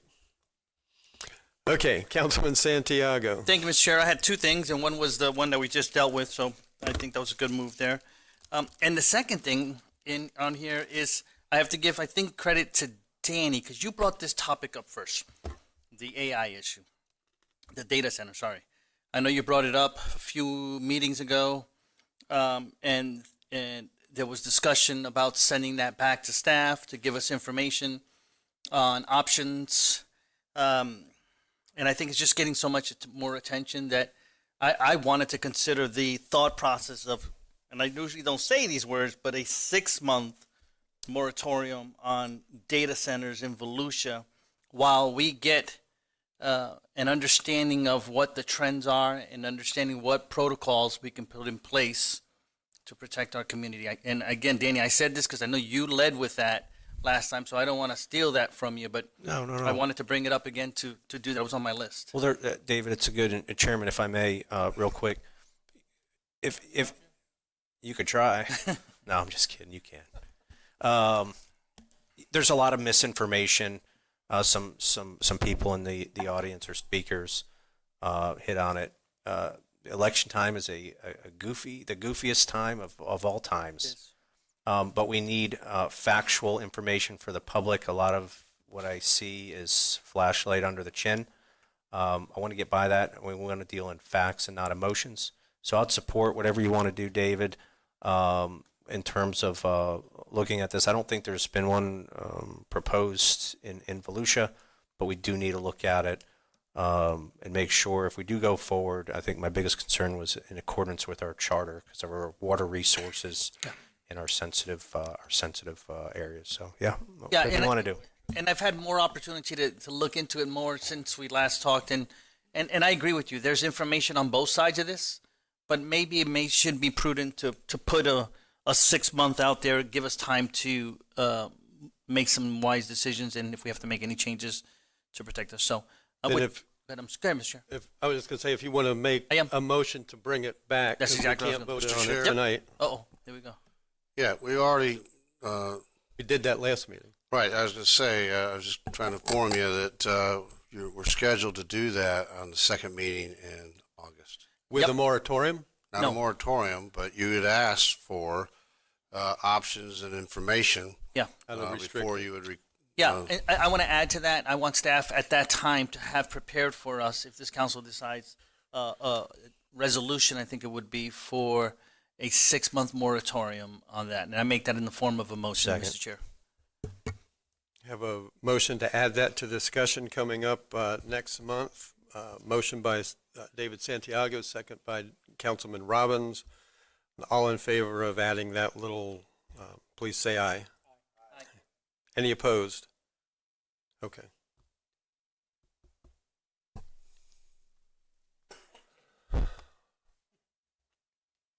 Were you done? That's it. I'm done.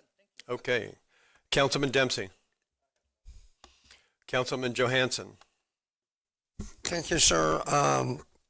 We heard from Amy Munizzi earlier, and I've spent a little bit of time talking to Ray and staff, and as well as Suzanne.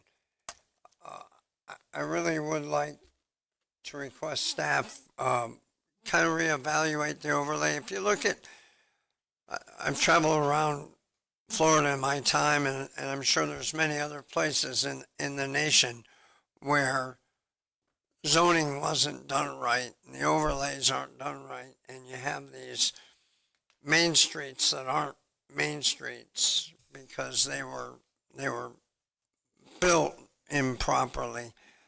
Here's an opportunity for DeLeon Springs to start from scratch, a clean slate. Look at DeBerry, they're trying to redo their main street. Here's an opportunity for them. So I would love to have them look at the overlay and see if there's a business strategy for their downtown that allows the things that they want. Split zoning so you can live above and work below if we can get away with that. I understand that SB 180 might have some restrictions on how we do that, but maybe the answer is some type of incentive to get the folks that come in and want to build stuff, give them a little bit of incentive to build the way that the DeLeon Springs area wants it, to make it what they can be. And I know that Ray's on board with doing that with George's permission and our guidance. Thoughts, everybody? All right, it'll be some changes probably to zoning and whatnot, so we gotta move forward. So You're making a motion to bring that back for consideration? I'm making a motion for staff to work with DISCA and come up with a plan and present it to us. Okay. Yep. Was Russ against that? Was that what that outburst was? No. Okay. Okay. Okay.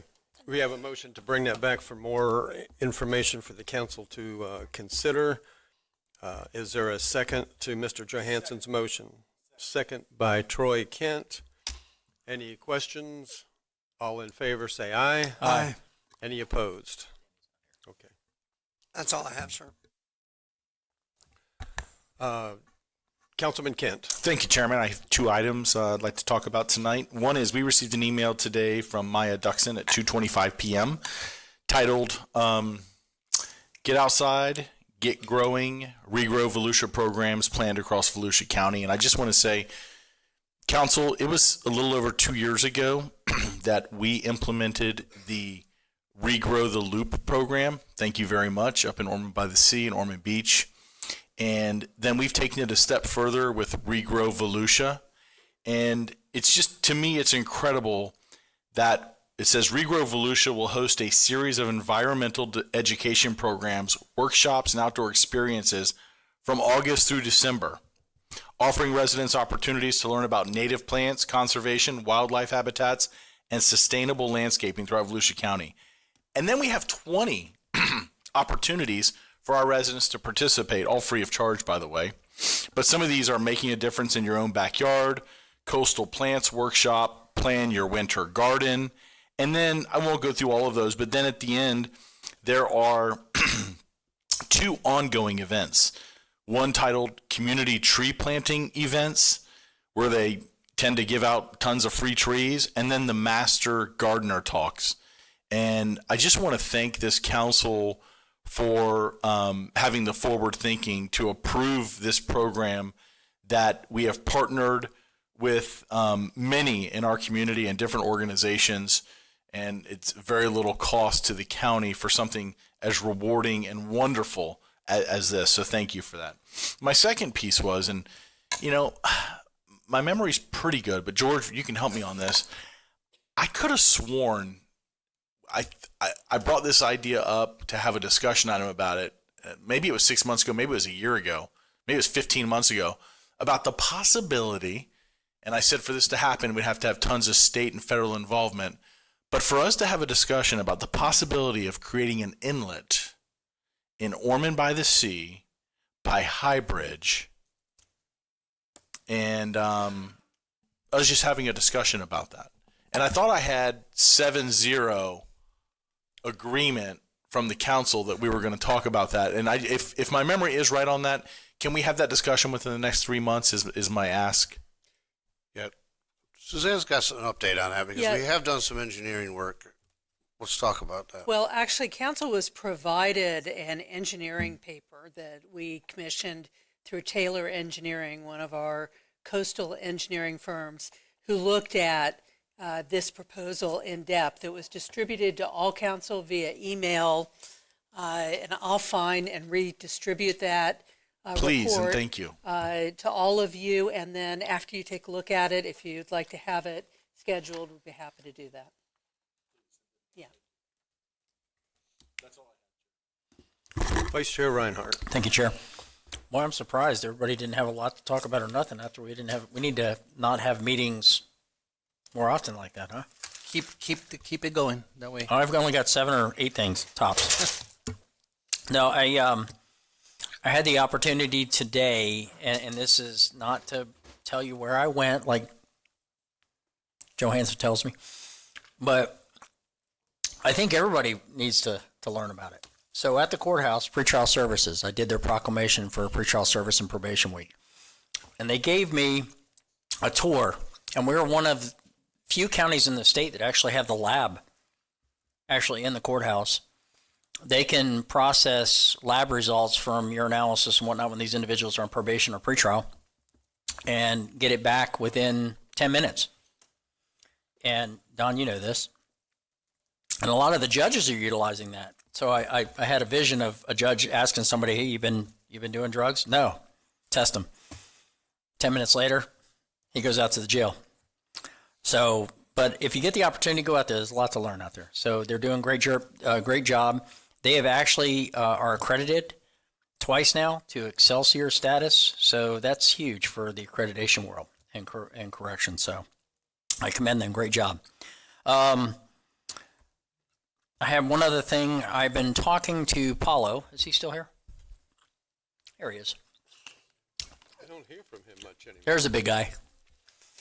So we had talked some time ago about e-bikes. And I know we've all been kind of waiting on what the legislation would do with respect to e-bikes. And I'm talking about where our jurisdiction goes on the beach.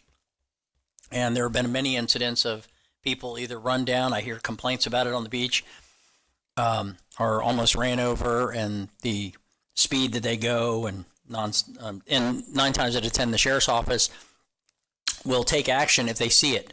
But if they don't see it, it's kind of hard for them to take action on it. But nonetheless, House Bill 243, that was kind of laid on the table. And then Senate Bill 382, with respect, was vetoed by the governor. So the state's not doing anything with it, my understanding. So can we do something here locally? So I was asking, talking to Paulo, because I sat on the first meeting with Captain Powers and Paulo and some of the other people that were involved in this, and it ended with, we will get some more information, but we're kind of waiting to see what the state will do. Paulo, is that doable, that we can bring that back? Yes, At a later time? so your authority specifically on the beach regarding e-bikes is very, very broad. So Extremely. so you can prohibit them completely on the, that is within your authority. I don't want to take away one's mobility, but I just want it, I want some options. So we can bring something back. There are a lot of policy decisions you will need to make regarding how you want to treat e-bikes, where you want those e-bikes to be on the beach, which portions of that beach, and their general conduct, right? How are they going to operate? They are a conveyance, and I don't, I'm a big time, huge supporter of driving on the beach, and that is a driving thing, that mechanism they can use on the beach. So I don't want to limit that, but I do want to see what we can do with respect to precautions for that.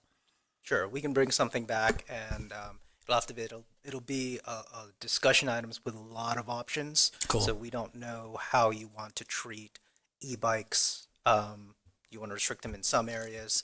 Do you want to restrict them during highly congested? I was thinking the high congested times. Yeah. Okay. Thank you.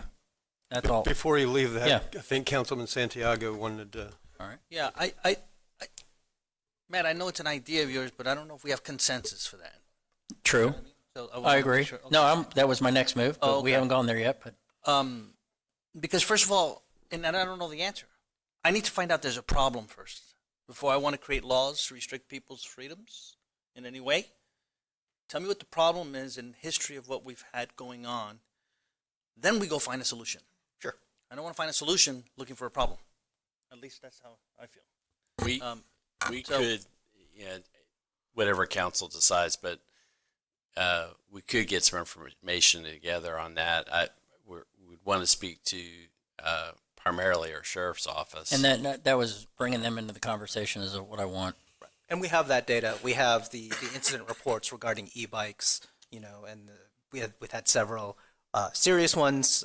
It's your policy decision of whether or not that warrants, a revision of the regulations. That's kind of where I was going, David. I want to find out. They're the ones seeing it. I'm getting reports here and there, phone calls, emails, whatever, about e-bikes. I'm sure it exists. The conversation kind of, like I said in the beginning, when I said the conversation ended when we wanted to find, or at least my part of it, being I heard the fact that they wanted to wait to hear what the state was going to do, but I want to hear what their issues are and then what we can bring back to help them.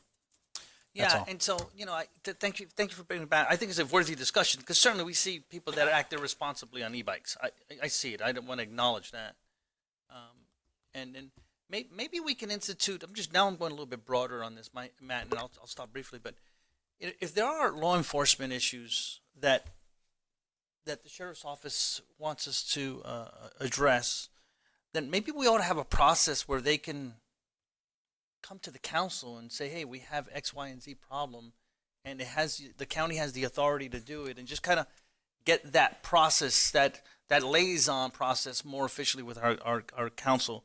Not that speaking to any of us individually is wrong, but I want law enforcement, if there's a problem, say, hey, this is a problem. We guys should fix it.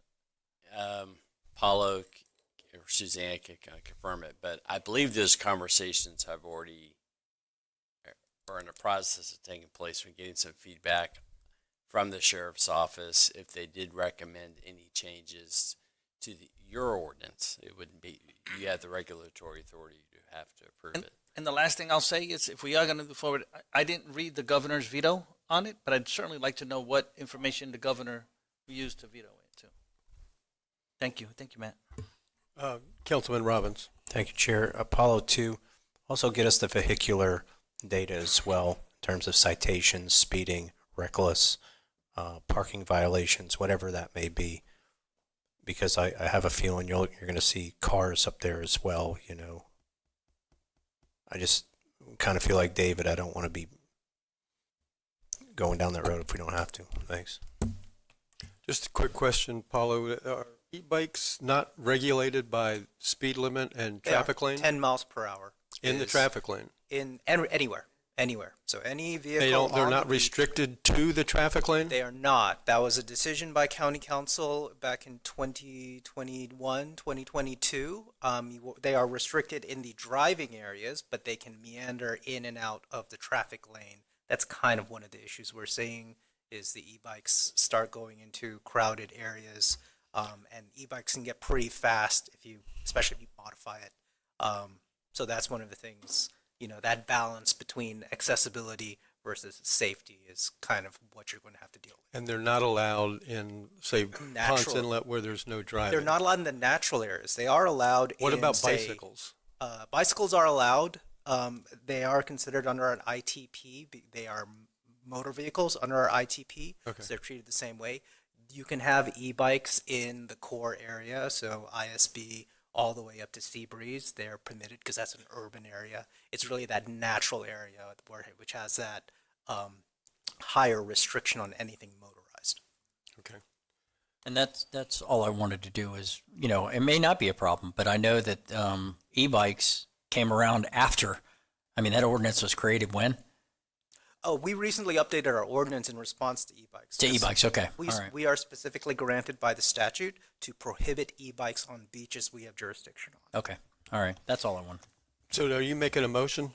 No, I think you're already bringing that back, Yeah. correct? So if I understand you correctly, we'll work with staff, we'll get you some information. Yep. Give that to council, and then council Yeah, that was can already, decide how they you'd wanna already handle planned it. on doing that, so I'll leave it alone. All right. That's all I had. Thank you. Okay, then at 8:22, we are adjourned.